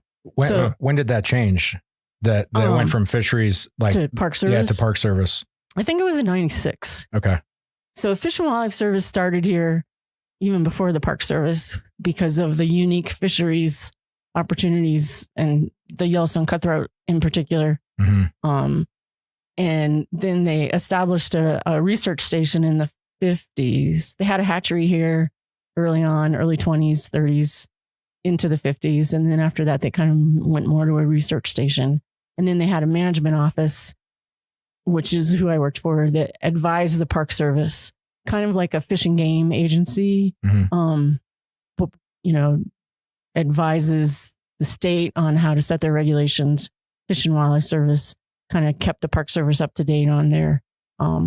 And my history is not great, but if I remember reading, it's even before the National Park Service, there was like the predecessor to the Fish and Wildlife Services who stocked the lakes and did a lot of the fishery stuff in Yellowstone. Correct. U.S. Fish Commission back even as early as 1889. Yeah. We're doing some stocking in Yellowstone National Park. Wow. Yeah. A lot of history. Yeah. Yeah. Yeah. Fisheries history in the park is really kind of a reflection of fisheries management history for the country. Really. Mm-hmm. Wow. Yeah. Yeah. That's awesome. So when you started, did you know, it sounds like you kind of just saw a poster and got a little lucky in that way. Did you know that there were jobs where people worked with fish in national parks? I hate to say, I probably shouldn't even tell you this, but when we can edit it out if we need to. When I first moved to Bozeman, one of my coworkers said, "Well, have you been to Yellowstone Park yet?" Because I was trying to figure out what to do for the weekend. And I said, "What do you mean a park? Is it, like Ferris wheel?" Yeah, does it have slides? I've had visitors ask me where the zip lines are. So yeah, I think that's well, to be fair, they're in West Yellowstone. So that's true. And I want to say I was very young then. So sure. Lots to learn. Yeah. So you were pleasantly surprised that there were actually jobs where you could do that. It was awesome. Cool. And one of my first full weeks working for the Fish and Wildlife Service, they were doing their annual survey on Yellowstone Lake of the cutthroat trout. And so it meant spending a week on a boat gill netting on the lake. And we spent a night in the Park Service cabin on Peel Island because we were doing work in that area and we wanted to stay close to it. And unlike typical weather on Yellowstone Lake, it was bluebird days and flat, calm water the whole full week. And then the cutthroat that we were catching, if you haven't ever seen a cutthroat trout, they are a beautiful fish. Can you describe them for those of us who haven't seen one? So they're called cutthroat because they have a red slash on either side under their jaw. And they, kind of a typical trout. They have the same, body form. and then black spots more on the tail, and you get less as you move forward toward the head. But they can get really brightly colored. They tend to be olive, yellowy, brown, and they can, especially during spawning season, they can get these brilliant red sides and opercular plates and stuff. They're just beautiful. That's cool. That's cool. When we came out on the boat this summer, when you guys were doing your research, you were pulling out some hogs. They were huge. Yeah. Yeah. So you've caught a fish bigger than Jake's 40 pound. Not a cutthroat. It's all about competition here. So describe to us like a typical day. So obviously there's going to be a lot of variance, but if someone asked you what your typical day like is as a fisheries biologist, what was it like? What would you tell them? Well, so it does really vary a lot. Obviously in the winter, we're not doing a lot of field work. We are in the office kind of processing everything that happened last year and trying to plan ahead for next year, which includes hiring, which can be a lot of work. Doing a lot of presentations to let people know what we know and where we think we need to go next and all that kind of thing. But the field work in the summer, all my work is on Yellowstone Lake, and it's a beautiful lake. I oversee some contract work on the lake, which is 3 to 4 crews, sometimes 5, of netters to try to depress the lake trout population. Lake trout are an invasive species on Yellowstone Lake, and they'll eat the cutthroat trout. And so we're trying to eliminate them. We're not likely going to eliminate them, but hopefully we're going to suppress them to the point where they're no longer having an impact on the cutthroat trout population. And so we have these gillnet crews that will put out miles of gillnet and lift it every day to remove the lake trout. We also have a telemetry operation where we purposely put acoustic tags in male lake trout and let them go, and then kind of relocate them so we can give that information to the netters to help zero in on their day on, where to put their nets and stuff. And so that term I've heard that I heard it with something else though. It's like invasive species. You can you put a tracker on them, then they go to where they betray their friends. This whole idea of like a Judas species. Can you talk a little bit about that? That's that always made me laugh. The idea of Judas fish is you put a tag in them that you can follow, and they take you to where their friends are and betray their friends. And it's not, we pretty much know where all the lake trout habitat is, but they move around a lot, and depending on the time of year and the water temperatures, they'll be at different depths. So a lot of times the Judas fish helps you really zero in on the depths to be fishing at, which also helps you avoid the cutthroat trout if you know exactly what depths the lake trout are at. And so if I'm on a boat where we're doing the tagging, we'll collect lake trout from the netters that are still in really lively condition and do surgery and implant. First, make sure they're males. We don't want to tag the females because they're the ones with the reproductive potential. So we want to make sure we kill all the females, and then implant the tags, make sure the fish recover so that they'll behave normally when we release them and let them go. Or if it's actually tracking the fish, we have 2 hydrophones in the water on either side of the boat, which helps us give a direction to find the fish so we can zero in on their location. And so then you're basically on the lake driving predetermined transects all day until you pick up a fish, and then you zero on that fish, and then you continue on your way. And for the listeners who haven't seen Yellowstone Lake or been to it, it's a huge lake. So that's not an easy task. Yeah. It takes us about 4 days to cover the whole lake. Yeah. Wow. And we don't actually even cover the whole lake because we avoid the really deep habitat because we aren't expecting to see any lake trout out there, and we're not going to set nets there anyway. And then I think good backstory is we talk about lake trout being invasive versus the Yellowstone cutthroat. I mean, I guess is there a reason why we like as managers prefer one over the other? Like why are we trying to get rid of lake trout? So the cutthroat trout, Yellowstone cutthroat trout, like I've said already a couple of times, they're just beautiful. But they are the native species in Yellowstone Lake. Yellowstone Lake is the most important population of Yellowstone cutthroat trout for that species, and just sheer numbers. And they evolved with only one other native species, which is the long-nosed dace that is, gets to maybe 6 inches and is very much along just the shorelines. That's the fish I would catch. So they're just, the cutthroat trout are naive when it comes to larger fish predator, piscivore. And the lake trout are native to the Great Lakes area. And they're also a beautiful fish, but they are a voracious predator.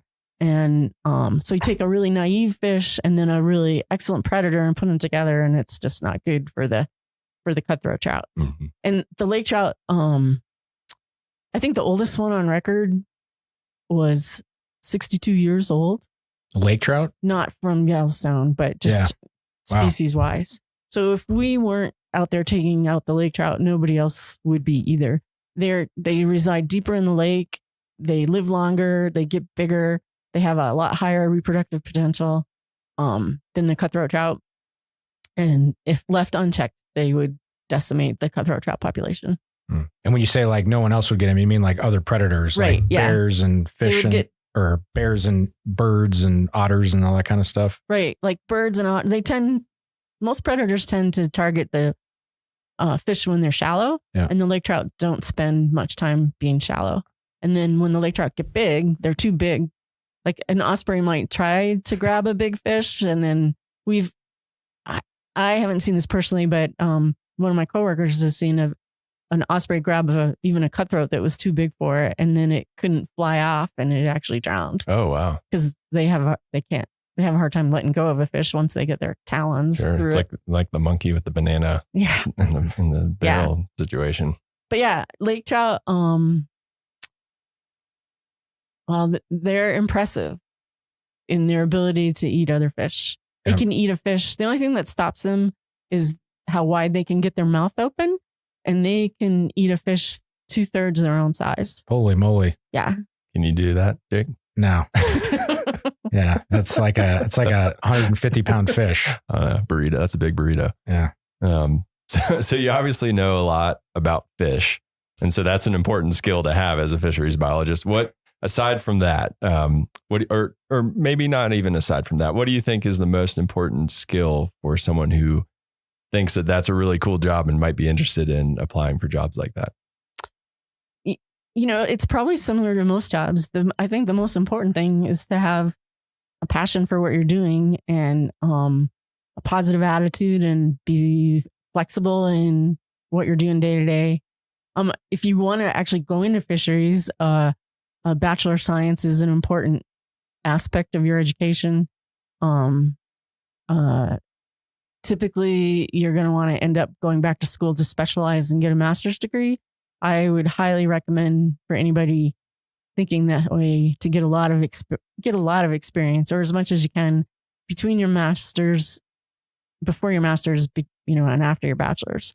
It helps you get a better idea of what's available, what kind of work you can be working in, and gives you really good skills. So then when you do go back to get your master's degree, you are a better candidate because you're not learning everything all at once. Oh, that's great advice. And you probably want to go out on a boat and make sure you don't get seasick, right? Because do people get seasick on the lake? They have, yeah. Yeah, I'd imagine it gets choppy. Yeah, and That'd be tough. We have had a few volunteers come out from different places, even other fisheries biologists that come out, and they're really excited to give you a hand and be helpful. And they're looking for the horizon. Yeah, then they're a liability. I've been there before. Well, and a quick follow up with the masters. Does it matter if you're specializing? Like, say, if somebody's like, my goal is to work in Yellowstone, do they need to get a master's related to the species that are here, or can you, if you happen to be, say, getting your master's in some other fish species, does that qualify you? Like, can you learn what you need to on the job, or does it really help to focus in on the like the actual species that you'll be studying in the park that you want to end up in? I think the broader the education you have, the better. And you can focus in when you get to the particular job. Because the other thing is, you know, even though Yellowstone might be your goal, that might not be your next step. Gotcha. So yeah, that's be good prepared. advice. And then also, it's good to think outside of the box sometimes too. And if you have more familiarity with other habitats, other species and stuff, that, you know, you can bring in maybe a new perspective that somehow is different than what people have thought of before. Mm-hmm. Cool. Yeah.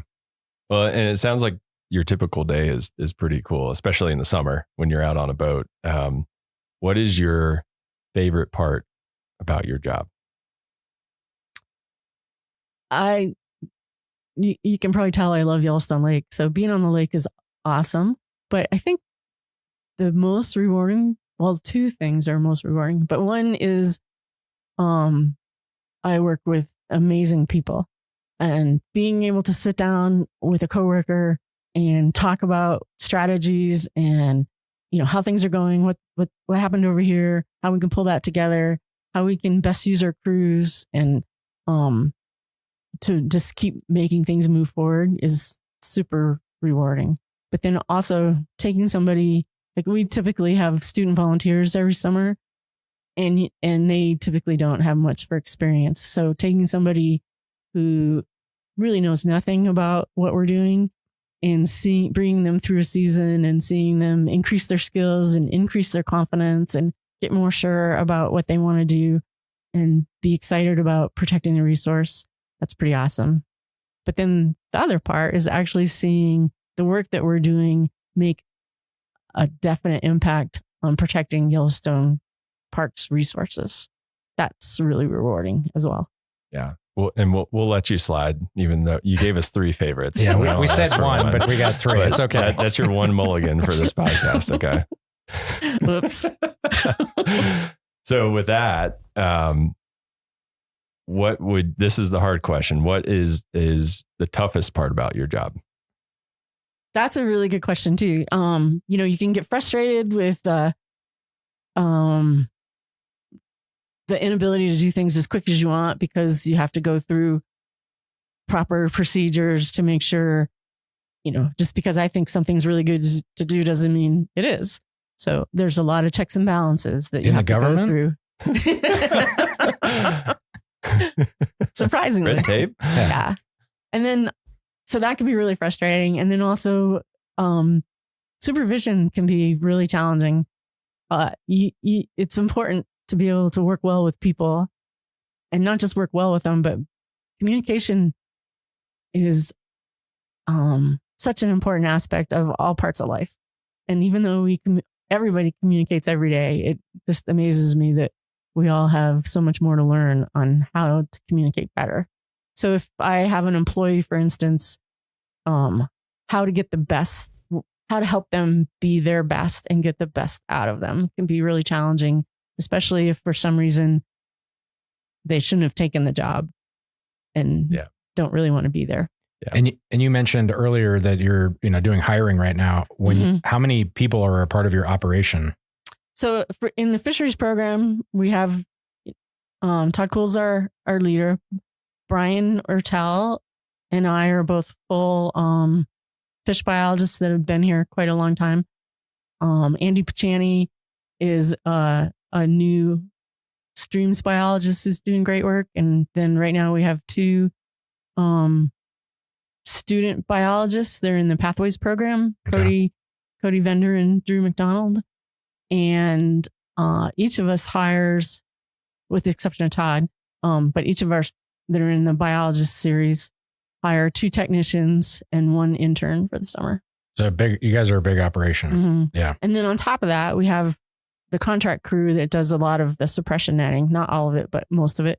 And they will have up to 20 people. Yeah. And there's a lot of time, effort, and money that go into the fisheries program. Yeah. Yep. And Cody and I work on the lake mostly. Brian Ertel and Andy cover streams outside of the Yellowstone Lake area. Is that kind of how you divide it up? It's like the They're lake the ones and that then, get seasick. and then everything else. Is that how you like divide your guys' work? Is the lake and then everything that's not Yellowstone Lake? That's kind of the dividing line. Yeah. And Brian focuses more on Yellowstone Cutthroat, where Andy focuses a little bit more on the West Slope Cutthroat. But since they're both doing river stream work, they work together a lot. Gotcha. So you talked a little bit about kind of the tougher parts of the job. So what is it about the Park Service that keeps you here and brought you here and keeps you here, I guess? Well, just the protection of the natural resources, keeping the environment as intact as possible, and just the ecosystem function and all that. Those are all great buzzwords, but it's the beauty of everything working together that really draws you in, and it makes you really enjoy it. Yeah, and some of our listeners might not be super familiar with the National Park Service mission. We all had to get it tattooed on us when we took the jobs, and Jake's is on his lower back, I think, right? Is it still there? I can neither confirm nor deny. but essentially, the mission is preserving the natural and cultural resources, like you said, for the enjoyment, education, and inspiration of this and future generations. So, and you've touched on this, but how does your job contribute to this mission? It seems like a pretty direct and easy to see thing. Yeah, we're spending a lot of time and effort suppressing the lake trout population so that the cutthroat trout population in Yellowstone Lake can thrive. And because that's the major population for that species of fish, it helps that whole species thrive. And it's a beautiful fish. Did I say that already? Yeah. You can say that one twice. That's okay. And then what I've learned here, like not being a big fisherman or person who fishes, I don't know what the non-gendered version of that is, but people love to fish. It's like crazy how many people are here in the summer. So it's like, and the whole idea of being the homeland of the Yellowstone cutthroat trout. I mean, it's like, this is like the world's largest population of that fish, right? Mm-hmm. So people come here to catch that. And it seems like, protecting it, and then people have that direct enjoyment. I mean, it seems like everybody appreciates being able to get out there and catch that big fish and put it on the gram. Yeah. And not only, think about going out on Yellowstone Lake. This is a huge lake, and there's, 3 buildings on the entire lake. I mean, maybe a couple more, depending on how far away from the water you want to measure, but it's just spectacular. Yeah. Yeah. You're out there. Mm-hmm. You're out there. All right. Well, before we wrap up, we're going to get into what we call the nitty gritty here. So I don't want to scare listeners away. This is a fair warning. There's going to be some government jargon, but fear not, we've got your back. So we have an introductory episode, along with some links that we're going to put in the show notes that will explain all this in detail. So that said, for people interested in this type of career, and you've kind of already talked about the education aspect of it. So if I want to be a fisheries biologist, what's your job series and USA jobs, series and GS level and all that nitty gritty? So my GS level is GS 11, and my job series is fisheries biologist 0482. And then, like a lot of the seasonals that we're hiring this summer, they are fishery biological technicians, parentheses fisheries, and because there are a lot of different biological technicians, and they're all in the GS 0404 series. Awesome. Cool. And aside from the education aspect, is there any other formal training that someone needs to have to apply for this position, or? Not formal. A bachelor's is great. But like I said, the more experience you can get with different agencies, different areas, the better off you're going to be. Sure. Yeah, that makes sense. Do you have any other advice for people interested in that career path aside from what you've said already? It's a great career. It's really fun. I've worked, when I left here from my first 4 years that I was here, with the Fish and Wildlife Service, I did some work with the state, Wyoming Game and Fish. I worked with Fish and Wildlife Service in California, Northern Idaho, Washington. Every job I've ever had has been really fun. Come work with Pat, is what she's saying. All right. Well, before we let you go, we like to ask everyone that comes on the podcast one final question. This one's my favorite. So, what is your favorite story or memory in a national park? It doesn't have to be in Yellowstone, although you've been here a while, so it might. There's a good chance it will be, but it doesn't have to be. It can be, a trip you took during annual leave or something. But do you have any defining story or memory from a national park? There's so many to choose from. This one's really fish related though, so I'll share it. We were doing a snorkel survey on the Olympic Peninsula, and we were snorkeling Chinook salmon, which get quite big. Spring Chinook salmon in particular, they like to hide their head. They're kind of like a little kid in that if their eyes are covered, they think you can't see them. And so when you're snorkeling for them, you got to really look at the root wads and things, because they kind of stick their head in the root wad, and then you might miss them if you're not really looking closely. So I was coming down this stretch of stream that was actually pretty wide and flat and no cover. And the spring Chinook, I could see him. He was just in the mid-water column in front of me over this gravel bar. And he saw me, and he just sunk down and sat on the bottom. And I was getting closer because I was coming downstream. And as I got closer, he got as close to the bottom as he could. And then he actually rolled over and laid on his side. Until I did. Yeah. Until I went by. And then he just took off. That's awesome. If he was wearing a turtleneck shirt, he would have slumped into it. It was just so funny to see him actually trying to hide where he had nothing to hide. That's amazing. And you'd never heard of that type of behavior before, or is it just something you hadn't seen before? I had not heard or seen it. So it just made me laugh. That's awesome. So you're making scientific observations on your vacations even. Actually, that was work. Oh, that was work. Well, work, vacation. Yeah. Sometimes the line gets blurred. Right. Can I tell you my favorite question? Yeah. That you've ever been asked, you mean? Yeah. Somebody once asked me why all the Civil War battles were fought in national parks. That is a great question. What is that? That's a causation. What's the whole thing? Correlation, not causation. Yeah. What was your answer? I honestly thought they were kidding, so I started laughing. So you just laughed. And I said, well, people were very civil back then. And then I could see by the look, he wasn't kidding. And so I got real apologetic real fast. I think that happens to all of us. You get caught off guard with the question because people joke with us all the time. Yeah. They ask us silly questions. So, well, and especially the people with dry humor, that's really hard to tell. It's I don't know what to do with that. Yeah. Well, awesome. Well, Pat, thank you so much for joining us. It was really cool hearing about your job and learning a little bit more about fish too. So I'm excited to go fishing. I think when the season starts. I think I am also excited to fish, but I have this weird, I like the touching of fish. I don't know how hard to grab them or not. I feel like I'm strangling them. Yeah. And I don't want to mess their slime up, but then they know when I'm not holding them tight enough and then they flop around and then I drop them. So I just what's the safe hand? Can we get an extra credit question here? What's the safe handling for someone who's fishing? What do you wear gloves? Do you not wear gloves?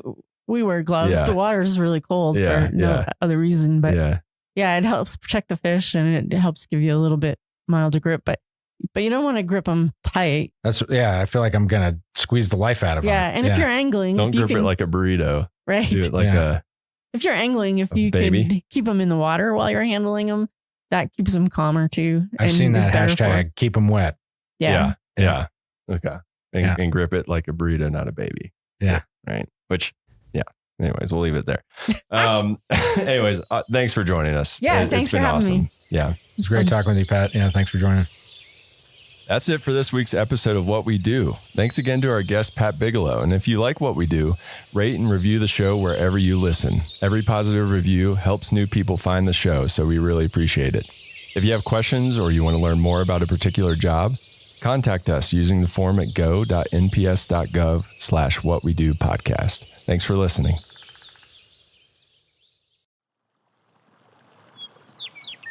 For Yellowstone National Park and the Acoustic Atlas at Montana State University, this is telemetry.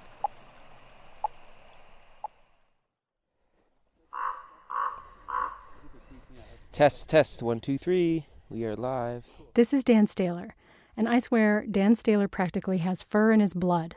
He studies wolves and elk, he's the Endangered Species Coordinator for Yellowstone National Park, and he's the project lead for Yellowstone's research on mountain lions, also called pumas or cougars. And last year, Dan and his team had a cougar mystery to solve.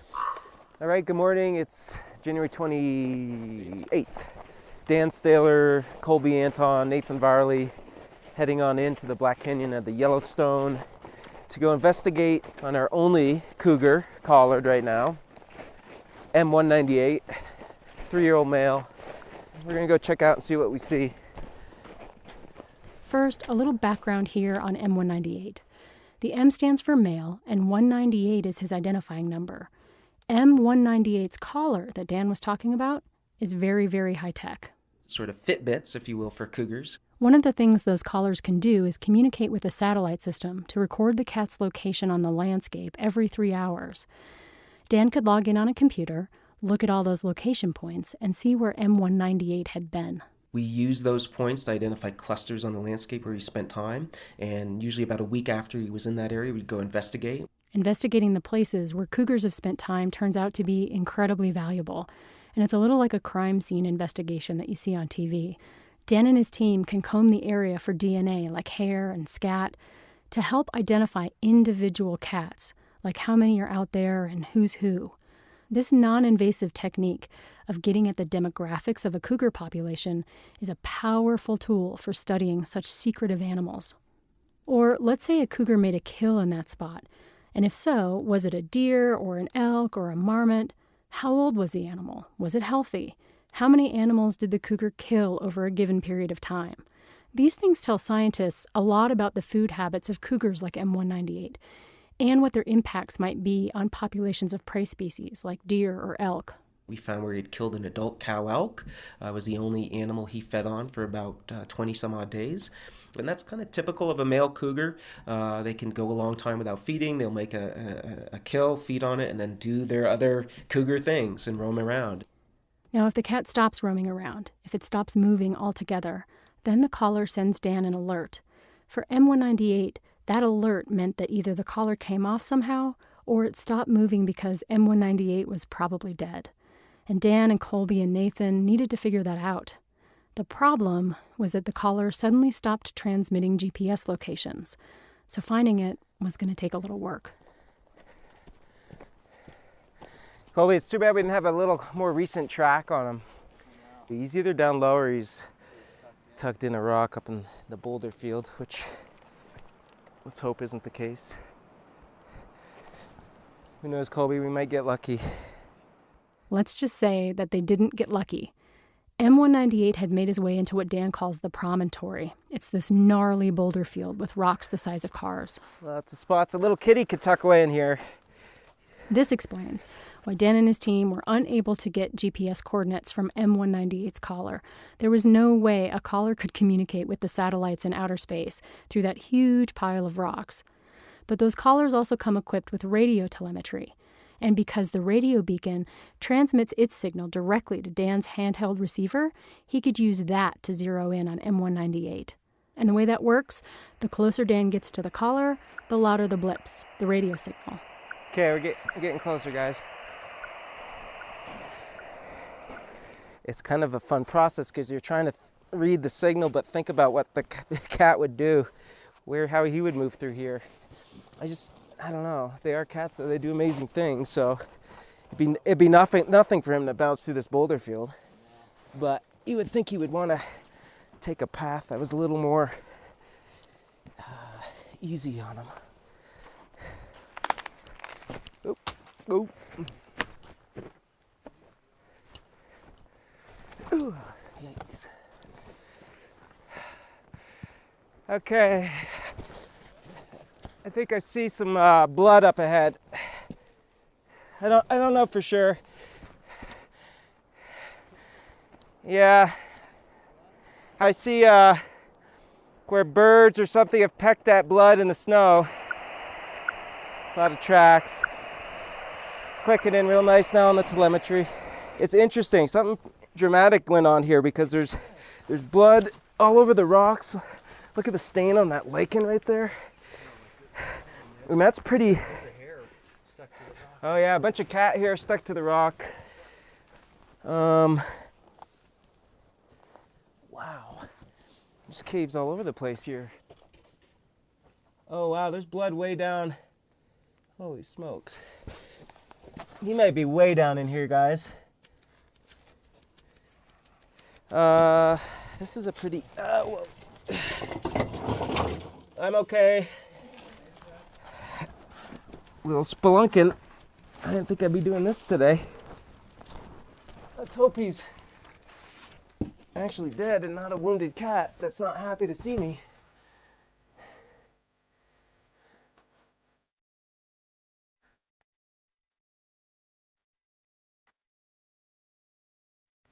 "20 feet under the earth, tracking a bloody cat, Dan and Nathan started to piece together a story of what might have happened to M198. I know. Did you get pinned in there by a bigger cat? By a bigger cat, maybe. In there and they're fighting. Yeah. That's nasty. That's how Toms die often. Lions are lions, man. They're just so powerful. Mm-hmm. Just, And you know, he's a 3-year-old Tom. He was probably trying to establish himself in here, and all it takes is one bigger Tom to say, No. And we'll know. We'll see. I think we'll see. You know, they crunch the skull when they kill each other. So yeah, we'll see. I think we'll see it in his head.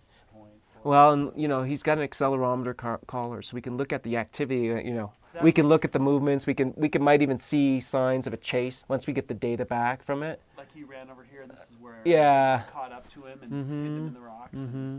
That would be pretty interesting, wouldn't it? Yep. That'd be really interesting. How about that? What are the energetics of a cougar fight? Okay, this is where the idea of the cougar Fitbit really comes in. Scientists can use the information from accelerometer collars to understand a lot more about animal behavior and energetics, basically how much energy it takes for an animal to live its life. This is pretty cutting-edge stuff. So our ability to study carnivores like cougars is changing all the time. We take advantage of new technologies that become available. And those of us that have iPhones or Fitbits or any activity, exercise monitoring machine may have heard the term accelerometer because they're all built into these devices. These collars have built-in accelerometers that continuously measure the neck position of the cat wearing the collar. And so when the animal is walking or resting or pouncing on prey, it will record a specific type of an activity pattern in the collar.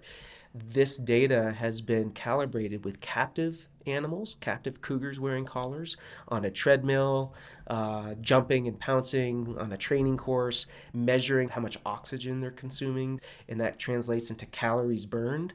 Calories in, calories burned. This is the basis of energetics. Dan is collaborating with Colby Anton, a PhD candidate at UC Santa Cruz, on the energetics research. Dan says that they'll be able to link the data from the captive cougars to the wild cougars in Yellowstone. And biologists in the park have these same collars on wolves.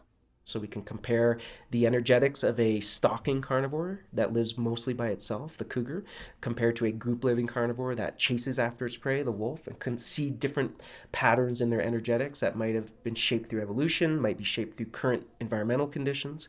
Understanding how these animals respond to environmental conditions, how they survive, what they eat, where they go, how they affect each other and their prey.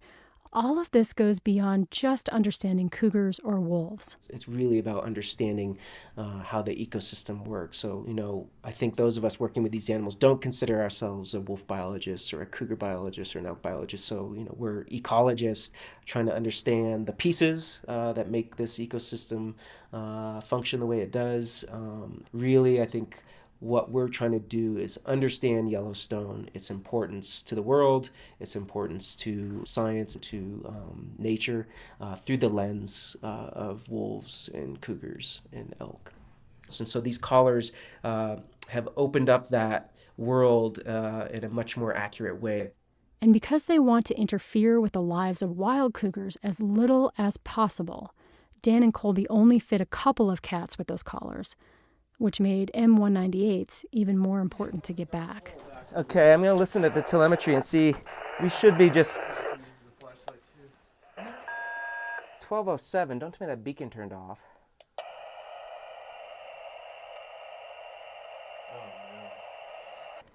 That should not have shut off. I don't hear it, Colby. Despite continuing their search through the caverns without the signal, Dan and Colby and Nathan could not find the cat. That pisses me off. I just I hate leaving here not with this cat. I know. And knowing the end of the story. Damn it, Colby.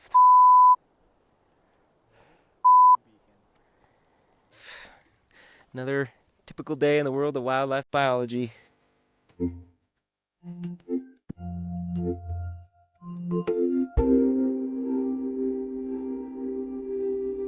I think most scientists will tell you that dealing with frustration and overcoming setbacks is something that they get comfortable with pretty quickly. In fact, Dan tells me that just a few days later, they were back in that boulder field. And that's what we did. We went back into the area. It was another frustrating search. It's so interesting. We're at the site, but we can't quite find them. That's just me moving some rock.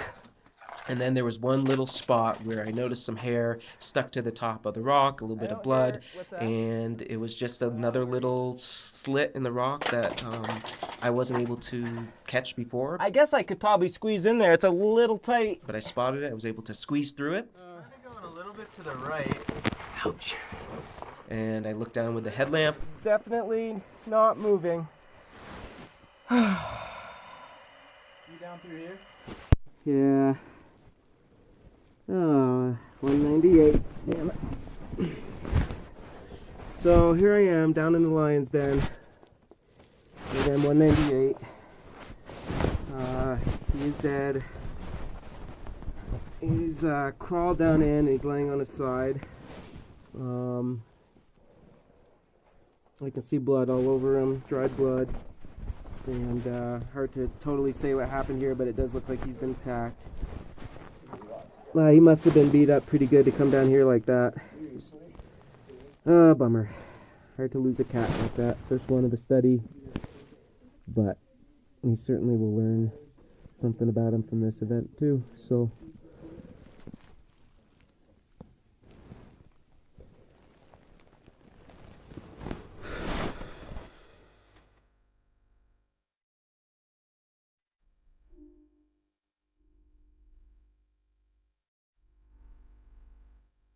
M198 was the very first Yellowstone cougar to contribute accelerometer data to the study. But maybe what's even cooler is that he's only one of 2 wild cougars in North America to have his entire genome sequenced. And this has implications for big cat research worldwide. Back in his office, Dan talked about the death of M198. The necropsy revealed that the cat was indeed killed by another cougar. He was your first. it was the first one. It was very discouraging, but at the same time, you appreciate the wildness of Yellowstone and the lives that these animals live.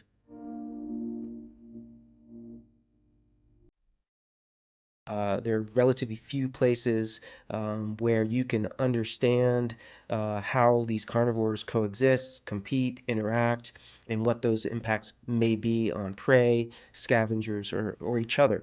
And Yellowstone is pretty special that way. Thanks to focused efforts of native species restoration, the park is more carnivore-rich today than it's been in over 100 years. Dan says that ecologically, this is great news because carnivores like cougars have a critical role to play.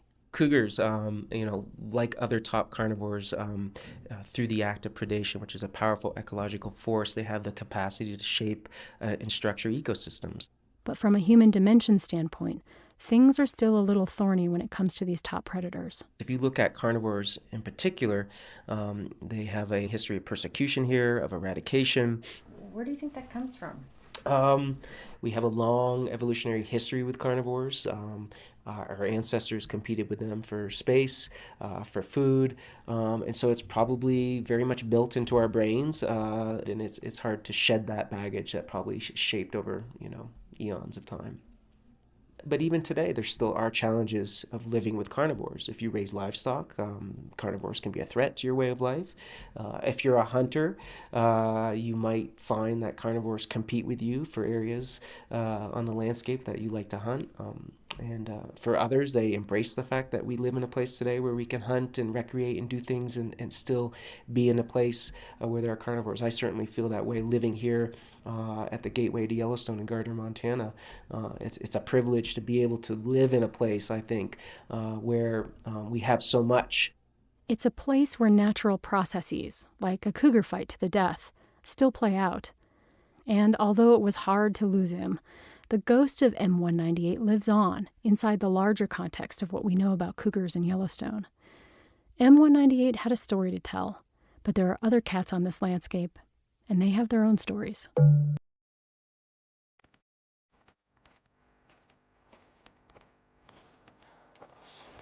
Just finished picking up M198 and we're on our way back, and we have tracks of at least mom and one or two probably big kittens or yearlings. And we're looking in the snow here, and you can see where the young ones are romping and chasing each other. And Colby found a good bed site here with some nice clumps of hair, so he's taking his forceps and collecting the hairs and putting them in a sample envelope for genotyping the DNA. One of these little buggers.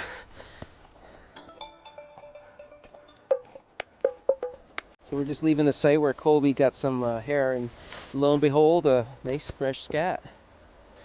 One of the yearlings probably, where they're goofing around in here. Another quality DNA sample, so we'll collect this too.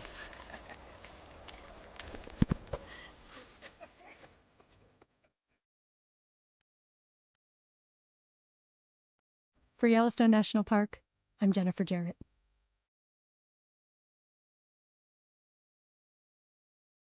This podcast is supported in part by Yellowstone Forever and the Eyes on Yellowstone program. Eyes on Yellowstone is made possible by Canon USA. This program represents the largest corporate donation for wildlife conservation in the park. This is telemetry.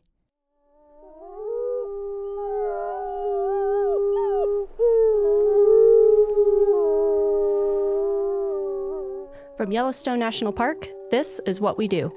I'm Ashton Hooker. And I'm Brett Rayburn.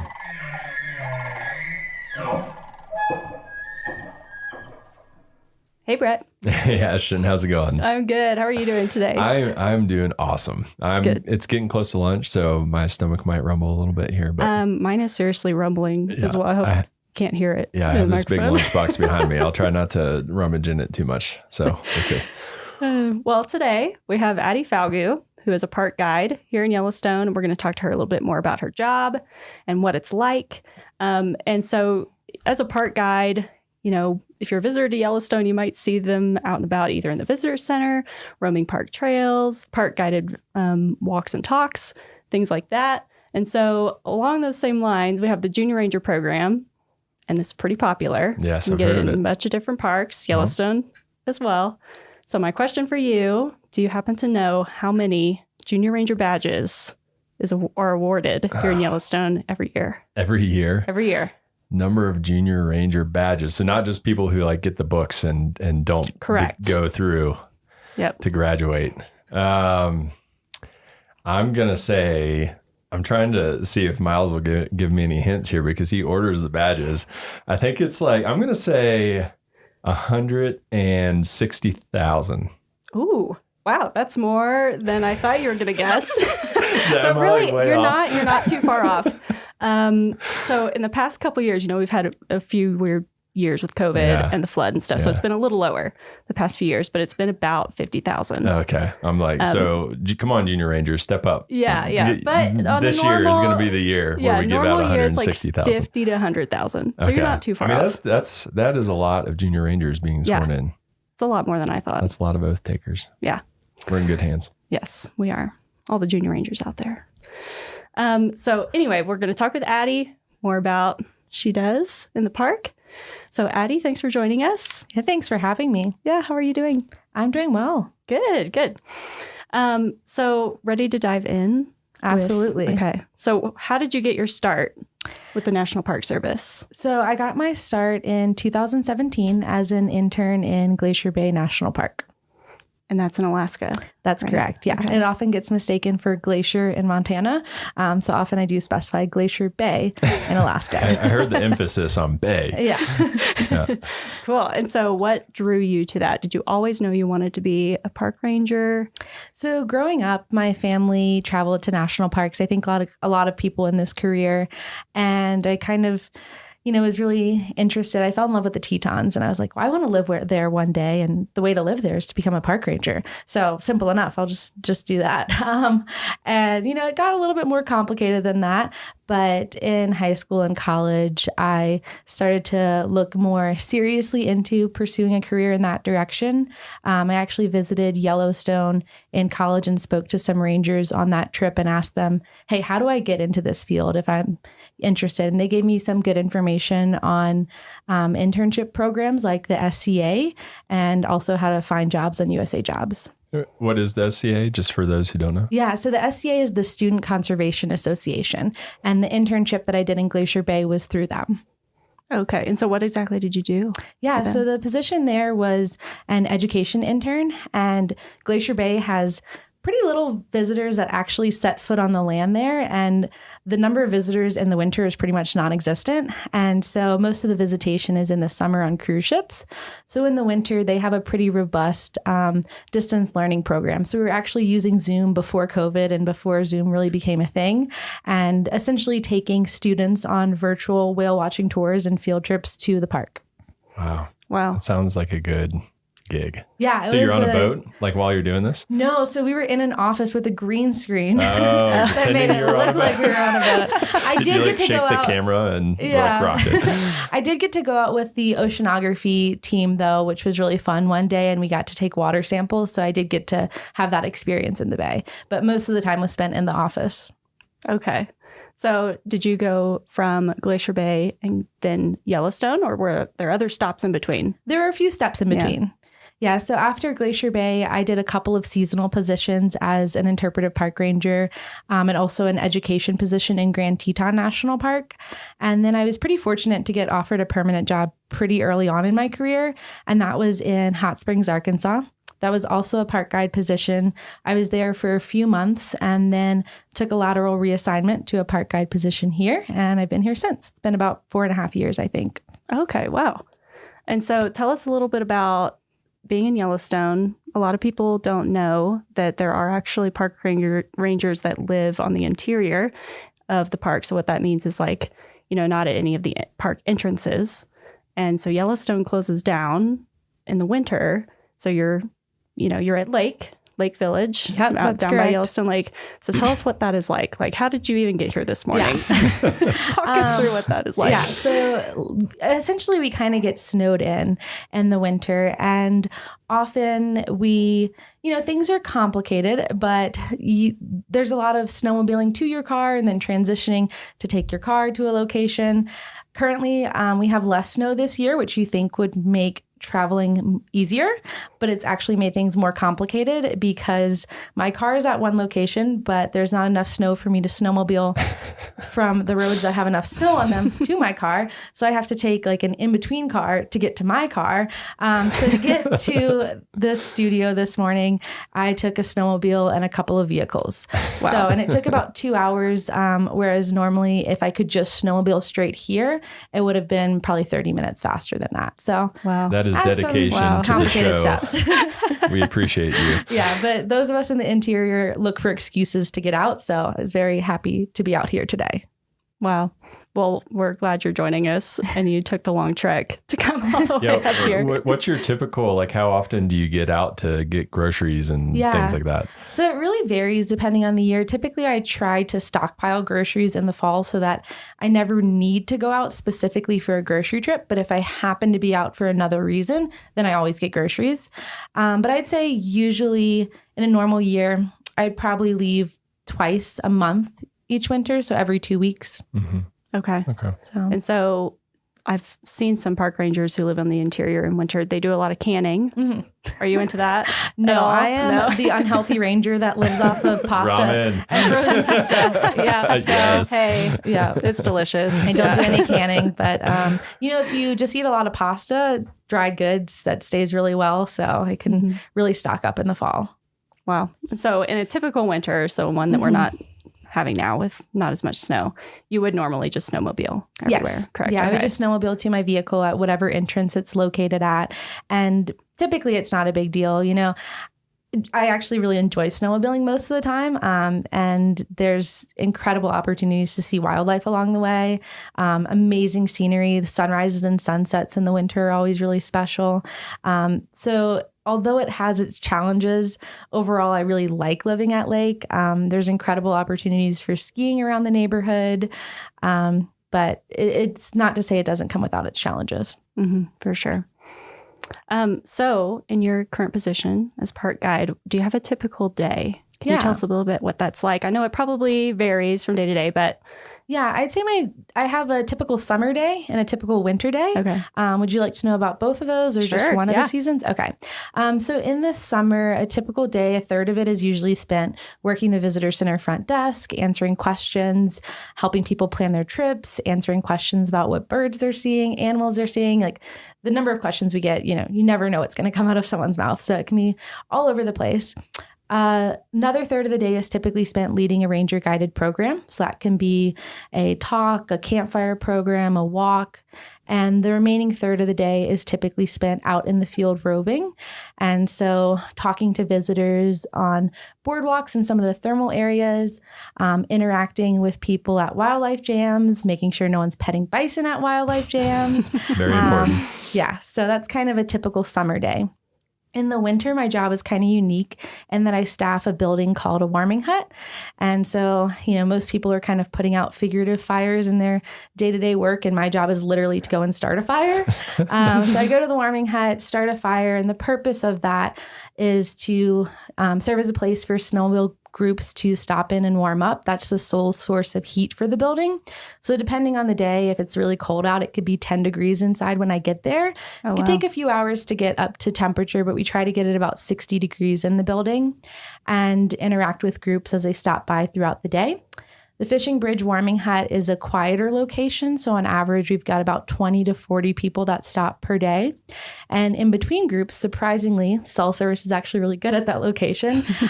So I'm able to plug into a mobile hotspot and respond to visitor trip planning emails. I've helped with social media at times as well.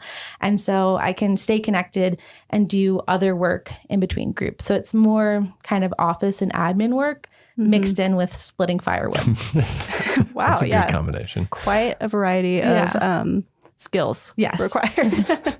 And so where do you live? Like, what are your living accommodations like? I'm sure a lot of people are wondering. That's the number one question I get asked at the warming hut. And what I usually tell those visitors that are asking is that we have housing at each of the developed locations in the park. So my housing area is only a couple miles away. So it's just a couple miles snowmobile ride to the warming hut. Often groups get there and they're like, how did you get here? And I'm like, well, I snowmobiled here just like you. But like, I had the easy commute. Like they're snowmobiling 26 miles to get to me. I only did 2. So You're like, I just crawled out of the lake.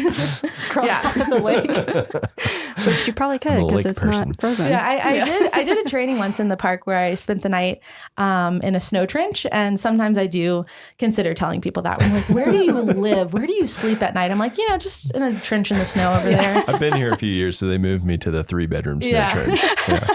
They take care of us here. So what's the most important skill you'd say for I'd your say job? the most important skill in my position is probably communication. So as an interpretive position, it's really important to communicate these messages and try to foster a connection between the people that are visiting Yellowstone and the resources that we have here in the park. And so being able to tailor messages for specific audiences is really important in order to communicate that effectively and try to hopefully inspire the next generation of stewards for these lands.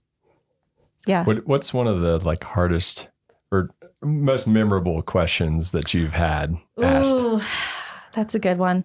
So this is a funny one, but the most memorable question, there was a girl. She was probably about 12 years old, and she was really shy. I was at Mud Volcano, and I could tell she was kind of embarrassed to ask this question. Her mom's like, she has a question. And I was like, sure. And she's like, I don't know if I want to ask. And I was like, no, like, go for it. No judgment. And her question was, how do bison poop in such perfect circles? And I loved it because so often we get the same questions. That's a scientist question, over right? and over again. And so that I'd never gotten that one before, and I've never gotten that one since. And so, you know, I took a moment and I was like, well, it has to do with the consistency in which the poop comes out. So it's kind of like pancake batter. Like if you put pancake batter in a frying pan, it like spreads out into a circle. I'm like, it doesn't come out that shape. And I think that helped her out. So I wonder if she thinks about that. I'm not eating any pancakes that you bring to the office, but that's a great way of explaining it. Yeah, I'm going to think about that every time I see some bison poop out there. Yeah. So what is your favorite part of the job? My favorite part of the job is probably getting to re-experience the magic of Yellowstone through the eyes of first-time visitors. I've literally had kids jumping up and down for joy when they saw a grizzly bear for the first time. Oh. And I've seen adults like cower when they hear a bison grunt during the rut. And those moments just remind me of like how special this place is. They allow me to remember why I fell in love with this place and why it's worth protecting. That's great. Yeah. Yeah. And so on the other side of the coin of that, you know, there's great parts of the job, maybe some that are not so great or just a little tough. What's like the toughest part of your job, you'd say? I think the toughest part of my job is probably dealing with angry and frustrated visitors. You know, people are coming here on vacation and everything's supposed to go right for them. And when it doesn't go right and they're on vacation, they really want someone to blame and someone to give them answers for that. And being a frontline staff member, we're kind of the face for the park. So we're often the person that receives the brunt of that anger and aggression. And especially in the middle of the summer, if you're receiving that day after day, multiple times a day, and often these complaints are about things that we have little to no control over. Sometimes they're because of natural disasters like floods. It can be really hard to deal with that. Yeah. Yeah. It takes lots of patience. Yes. Lots of patience. So even with those kind of tougher parts of the job, why do you still want to, you know, work as a park guide or work for the Park Service? What is it that keeps bringing you back? Yeah. Although there can be tough days and those negative people, I think the good days and the good people really outweigh it. You might have someone who's mad at you one moment, and then you have a really special connection with a junior ranger the next. And it just reminds you kind of why we're doing this. Also, just having an opportunity to live here is something that I try not to take for granted. There's incredible recreational opportunities that I have right in my backyard. And I've also had incredible wildlife sightings literally from my couch. Like I've seen bears and coyotes. I think the only thing I haven't seen out of my back window is a wolf. But there's not a lot of places in the world where you have opportunities for recreation like you do in a national park and opportunities for these really incredible wildlife sightings. And so I think those moments remind me of why I'm here, why I'm doing this.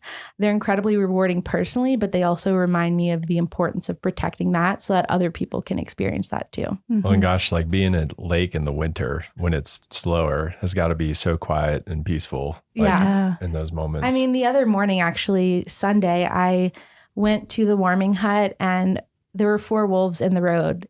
And that was I did my 2-mile snowmobile commute to work, got to my office, and I saw 4 wolves at my office. And I've seen foxes and coyotes passing in front of that building as well. And I was all alone. No one else was there. And so it's a really special moment when you have moments like that. And those moments always kind of take me back to why I'm here. And I find that some of my best moments in the park, best sunrises, sunsets, rainbows, wildlife sightings have occurred on some of my most difficult days. And so it's like, even though there are those tough days, the park always finds a way to remind me of why I'm here. Mm-hmm.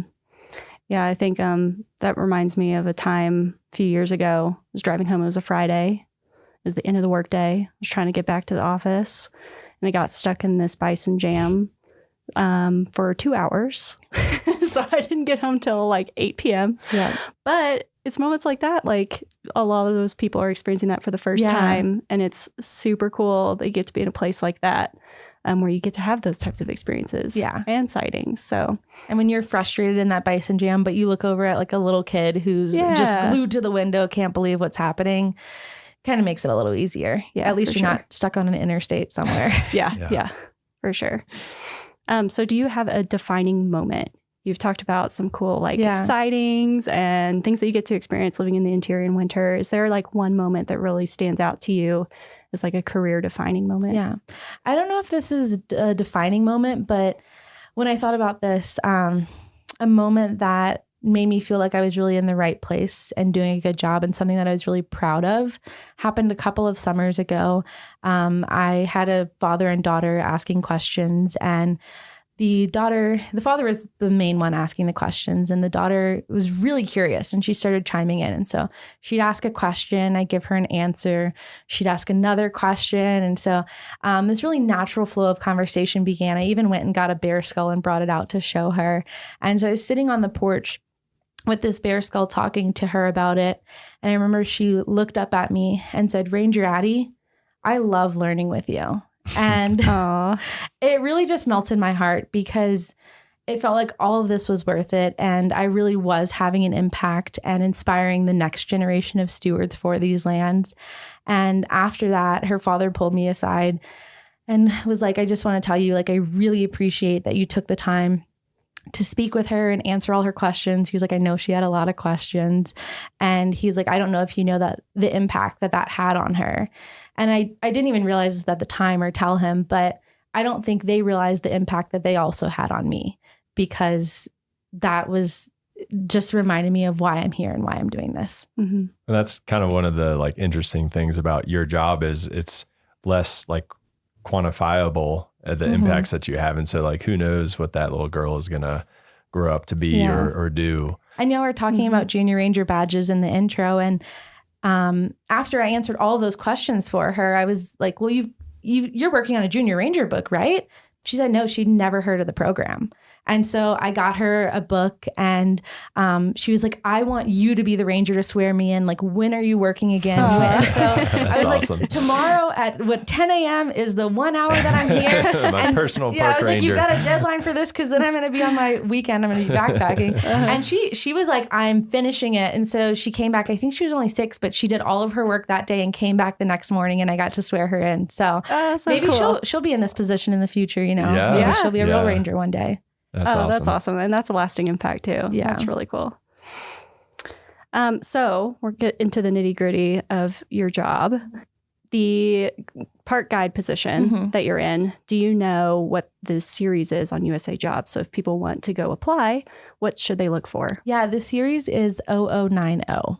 And do you know, are those like entry-level jobs? How far up the ladder can they go with those? Yeah, so park guide positions are typically more entry level, and mine is a GS5 position. And do you need any formal training or anything like that? There's no formal training needed for this position. Just having experience in education and interpretation is helpful. Okay. So if you were to give somebody advice on like what type of experience they should get, what would you tell them? My recommendation would be just get experience where you can, whether that's like volunteering at your local environmental center, which is something that I did, or working at a nearby state park. If you can get experience in interpretation and environmental education, that's going to be a really good way to get your foot in the door. And how did you, I mean, obviously you have to know a lot about the resource to answer all those questions about circular bison poop and stuff. So how, I mean, is that just stuff that you research kind of on the job or on your own just because you're curious? How do you get that knowledge? I'd say a combination of both. I had visited here, I don't know how many times before working here, probably 5 times with my family.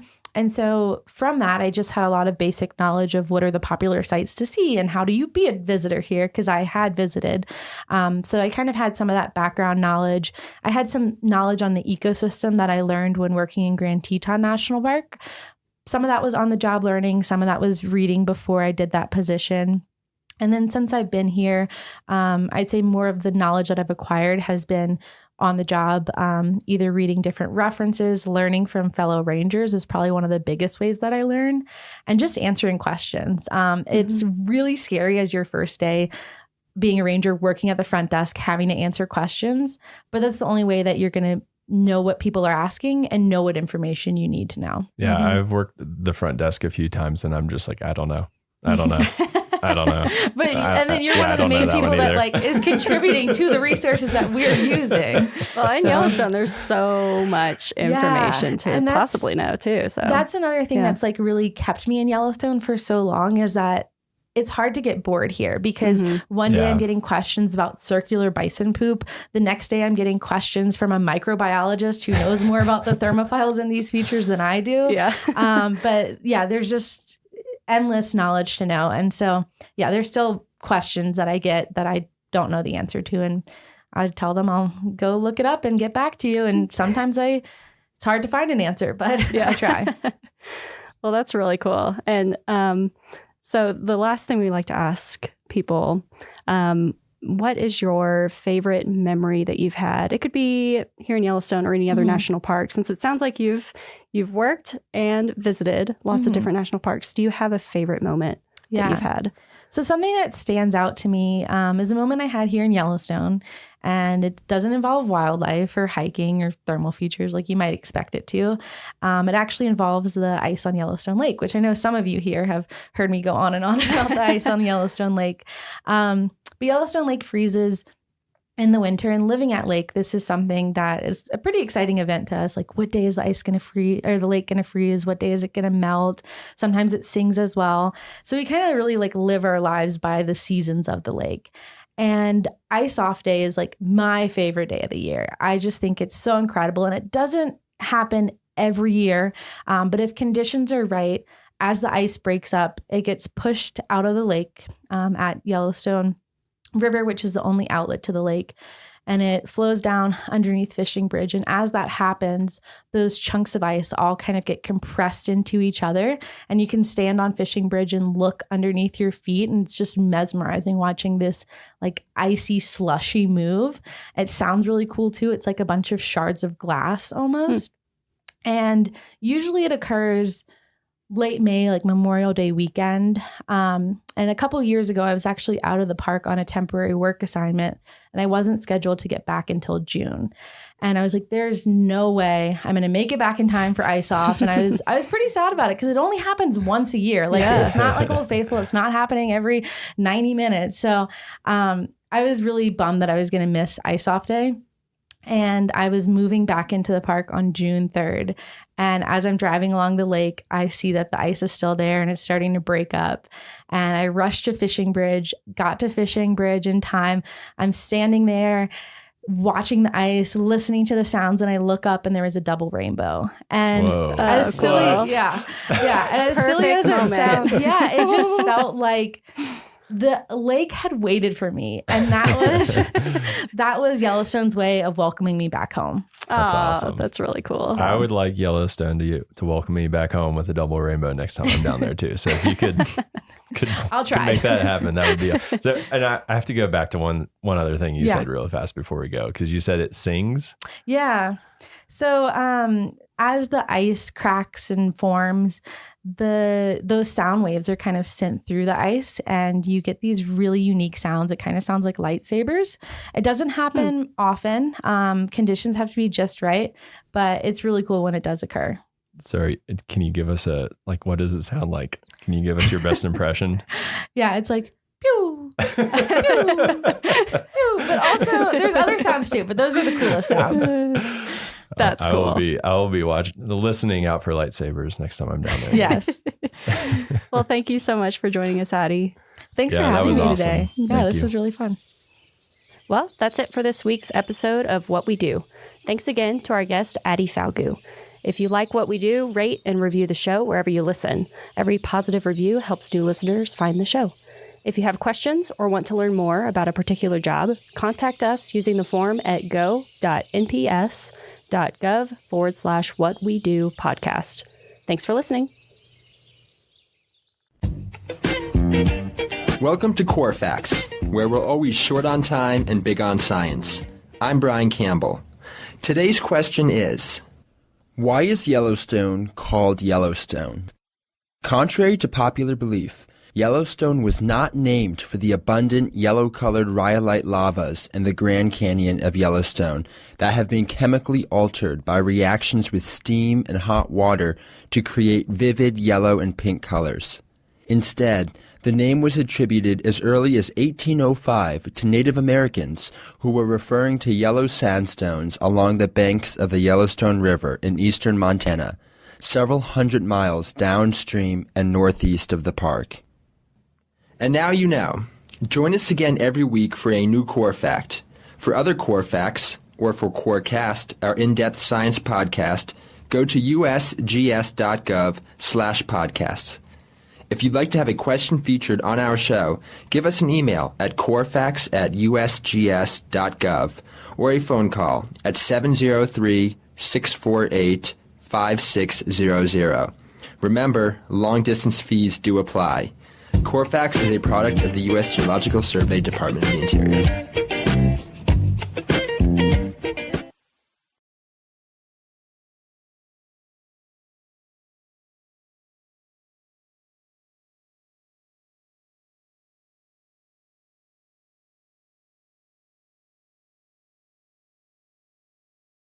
Many visitors, when they come to Yellowstone National Park, don't realize that they're in one of the world's largest active volcanoes. All the hydrothermal, the hot water features in this park are the result of the Yellowstone volcano. The volcano gives us much of our elevation we have in this area because it heats the ground. That ground is less dense, so we have a high volcanic plateau here of 8,000 feet. It has supplied many of the rocks and the soils that are in this area, so the vegetation is responsive to the Yellowstone volcano, and of course the animals are responsive to the vegetation. The simplest, perhaps most eloquent way to describe it is the heart of Yellowstone. Yellowstone would not exist without the presence of the volcano.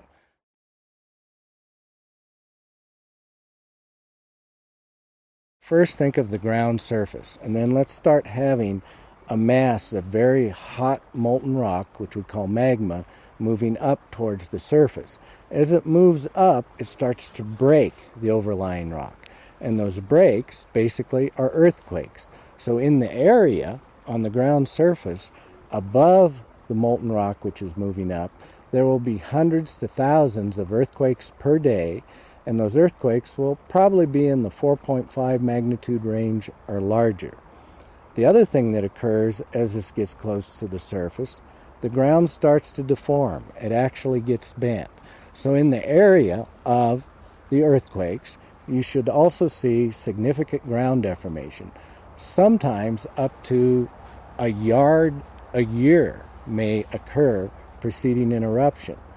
Also, we would expect to see changes in the hot water features, the geysers and hot springs, as this molten rock gets near the surface, and we would expect to see changes in the geothermal gases that come from the ground. Now, do we have earthquake swarms in the park? Definitely. Do we have ground deformation? Definitely. Does the hydrothermal system change? Every day. But are those signs of an impending eruption? No. All these things have to be coincident in the same area and very concentrated, a greater magnitude, and many more of them than we currently see. So having an earthquake swarm near Norris and ground deformation in the White Lake area and changes in the thermal system in Mammoth, they're all part of the normal vital signs of this volcano, and there has been nothing that has been indicated that there is an impending eruption.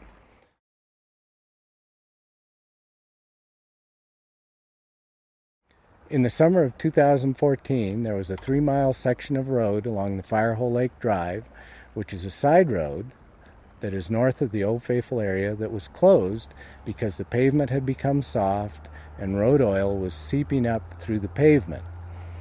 Reports were that this was due to increased geothermal activity in the area, and also people then became concerned that this indicated increased volcanic activity in the area. And this wasn't the case. Yes, the road is in an active geothermal area. It's a side road that allows people to view Great Fountain geysers, White Dome geysers, other thermal features. As such, the road is on very hot ground.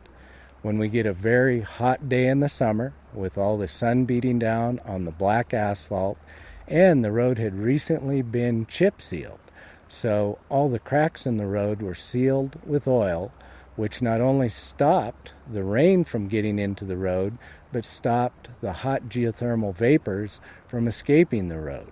So the three things of very hot air temperatures above 80 degrees Fahrenheit, the road being in a thermal area, and the asphalt basically being sealed by new road oil that was black, all coupled to deform the road. Within 2 days, our park maintenance crews had been out and worked on the road and fixed it. It's open for travel and has been ever since after the original 2 days closure. This also happened back in 2002 when a segment of the road near White Dome Geyser approached 196 degrees Fahrenheit. The asphalt became soft, and there what occurred was roughly a 60-foot area of the road. The asphalt was stripped off, which allowed the road to breathe. Gravel was placed there, and that segment of road has been open ever since.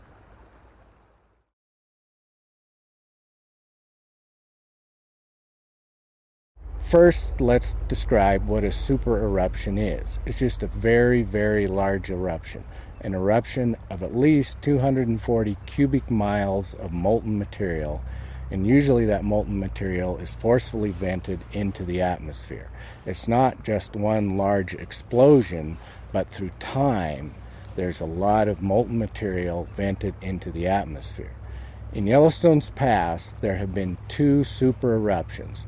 One at 2.1 million years ago that was about 600 cubic miles of molten material, and one 640,000 years ago that was 240 cubic miles. To put that in comparison, the eruption of Mount St. Helens was about 0.1 cubic miles. So the super eruptions are very large. They do change basically world climate, temperatures, everything else due to the volcanic ashes and gases that are expelled. Do we know if there will ever be another super eruption of Yellowstone? No, we don't. The volcano experts who study Yellowstone, the volcanologists, do not know if there will be another super eruption of Yellowstone. Is volcanic activity and volcanic eruptions, are they in Yellowstone's future? Definitely. But the most probable eruptions are much smaller than these super eruptions. Now, by smaller, we may mean they might be as large as a Mount St. Helens sort of eruption, or even much smaller than that. Maybe an individual vent that puts out a very nice Hawaiian-type basalt flow. A very robust monitoring network is in place in Yellowstone National Park that monitors earthquakes, monitors ground deformation, monitors stress and strain within the earth, and all these data are online real time through the Yellowstone Volcano Observatory. So none of those data, which are publicly available, have ever indicated to the experts that there's even a potentially small impending eruption.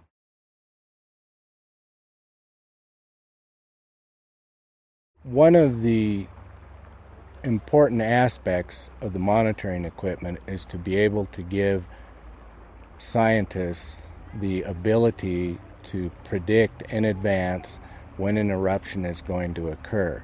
And in its simplest form, the larger the potential eruption, the more molten rock that's coming up over a greater area, the more signals that will occur, the more earthquakes that will occur, the larger the area affected, the more the ground deformation will be occurring in that area, and the more there will be changes in the thermal system and gases.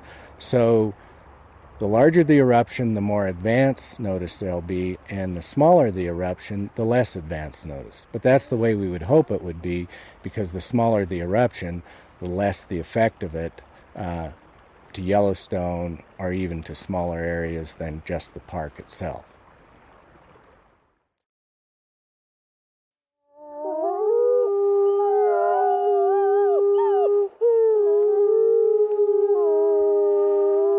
From Yellowstone National Park, this is What We Do. I'm Miles Barger. And I'm Ashton Hooker.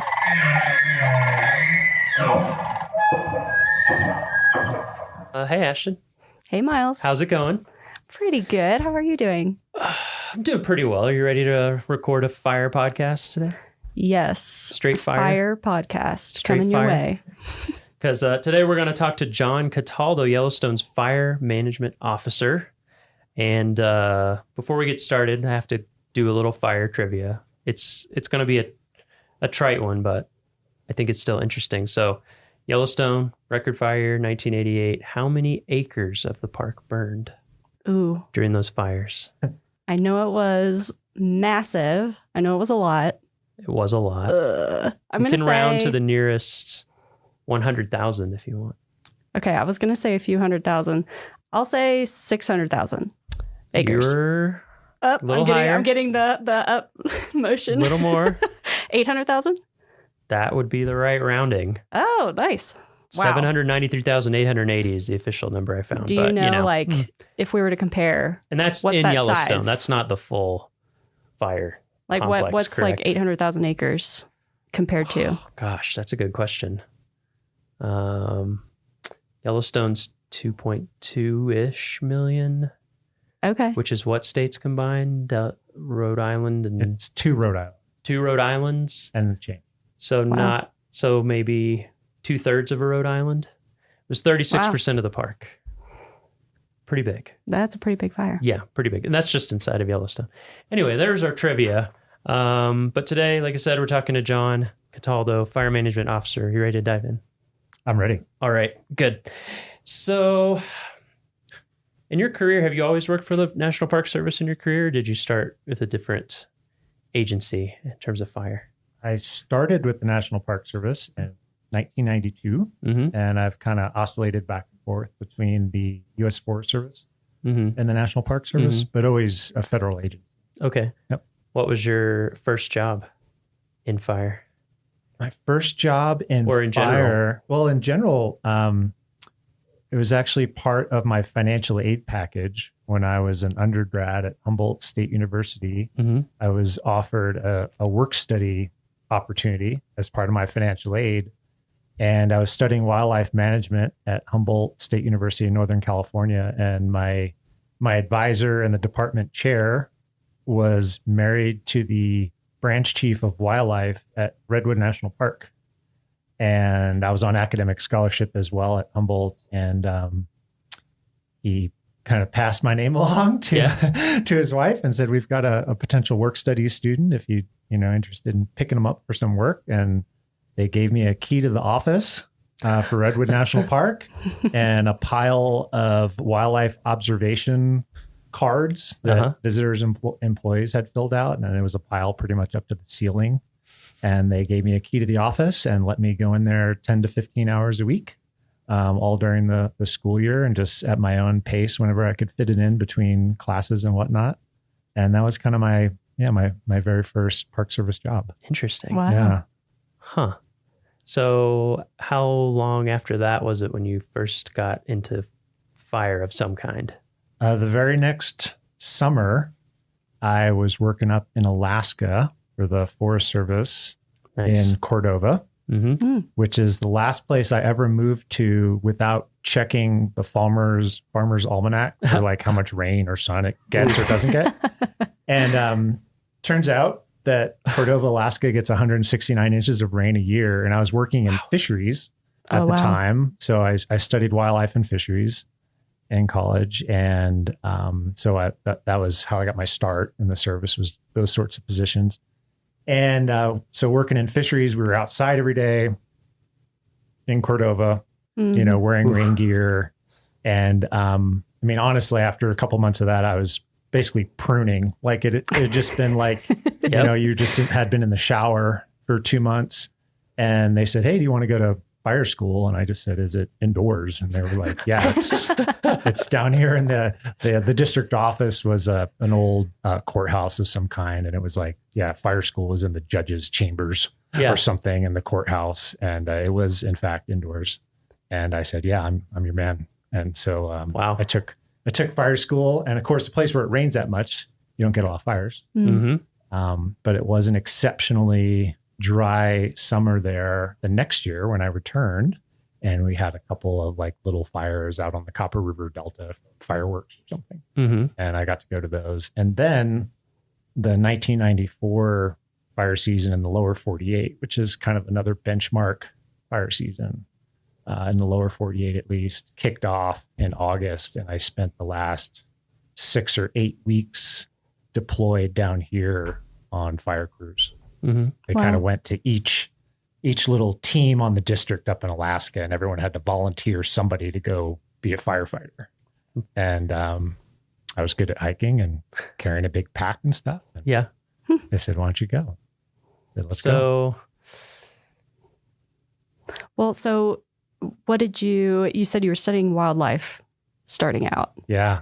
Did you ever envision yourself being in fire? Like what were you kind of working toward before you got the offer of like, hey, you can come indoors and learn how to like, deal with fire. Just working towards, a career as a wildlife biologist or a fisheries biologist. I studied both, and I grew up loving it and, loving the outdoors and whatnot. I'm a kid from suburban Long Island, New York, like 20 miles outside the city. And that was my big escape, was going to the woods. And, even if that was running around catching garter snakes under garbage on the side of some parkway on Long Island, which is honestly how you start in wildlife management. Wow, beautiful, if you're yes. a little suburban Long Island kid, there's not a lot of open wild spaces or places to get away from the crowds.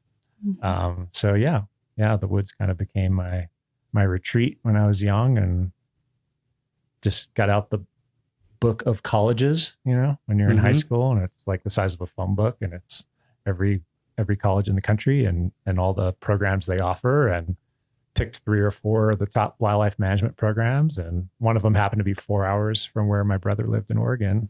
And nice. Ended up at Humboldt. Oh, cool. Yeah. So when you finally did get into fire, what was it that kept you there? I've always been into, played a lot of sports growing up. So I like being really physical.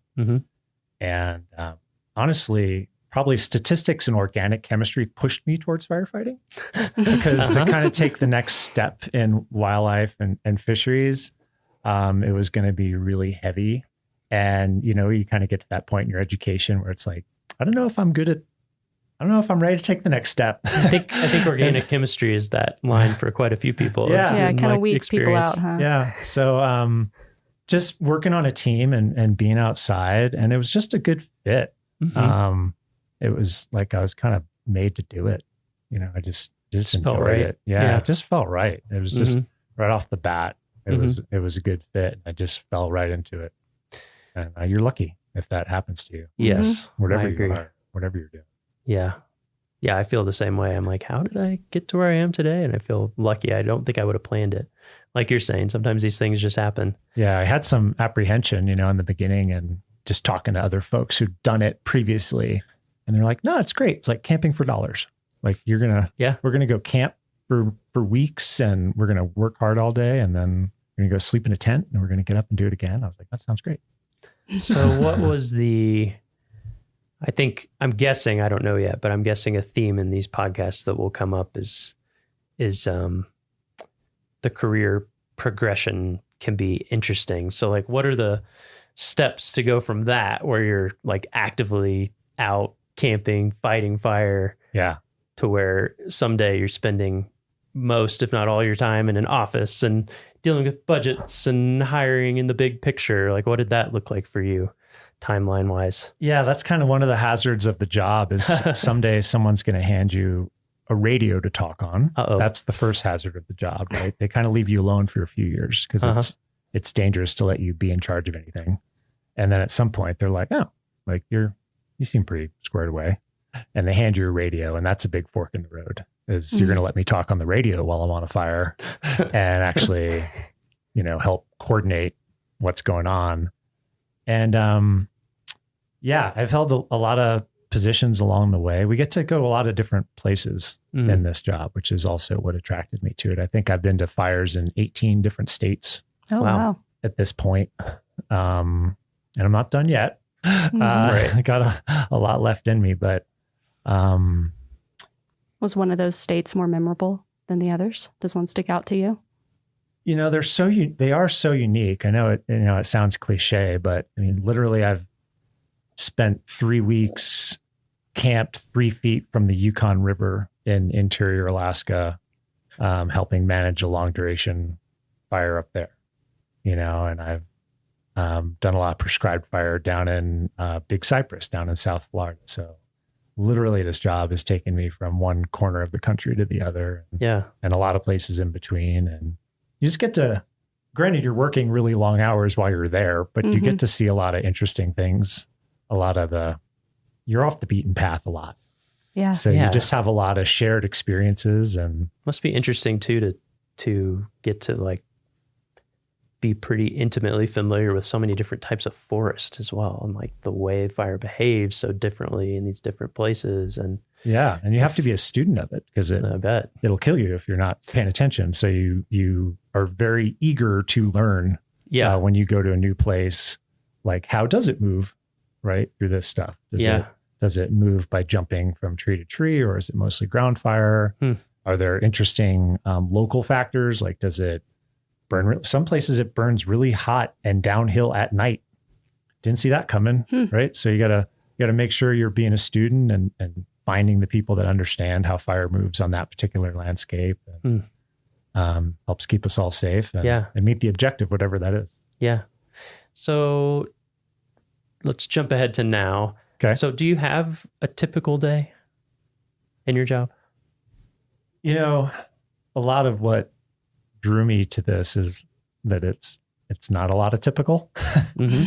I guess should focus on the summer, because like you mentioned, the winter, when you're in a year-round position and you live at 6,300 feet in a national park, we get a lot of opportunity for winter and typically don't have fires. And in the off season, it is a lot of just planning and for next season and hiring and communicating with our partners and cooperators and just kind of getting on the same page for the next season.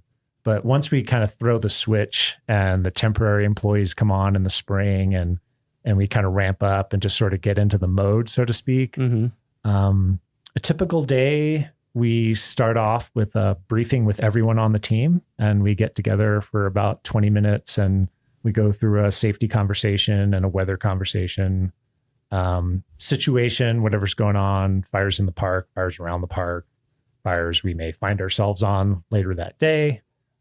Just whatever's going on, go through a plan for the day. And then we just sort of fledge everyone to their assignments. And typically we'll go 5 different directions on any given day. And we'll be engaged with fuels reduction projects, in some of the urban interface areas around the park.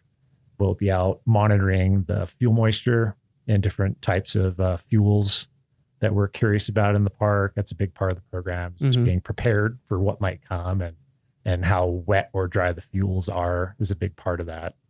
So we'll be out doing that, maybe helping our neighbors with some incidents that they're managing. So they're just really, every day is different. Yeah. And especially once we get around to like May or so, and then through October, you just really never know what you're getting into.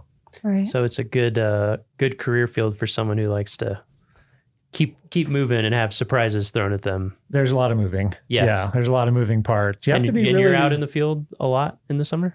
I get to pick and choose my spots at this point a lot. Unfortunately, the field part of my job is definitely dropped off, particularly here just because of connectivity issues. Yeah. Because we are so remote, relatively speaking, to a lot of other places in the lower 48 that because a lot of my day-to-day responsibility is to be what we call a duty officer. So I'm the first phone call on any new potential vegetation fire.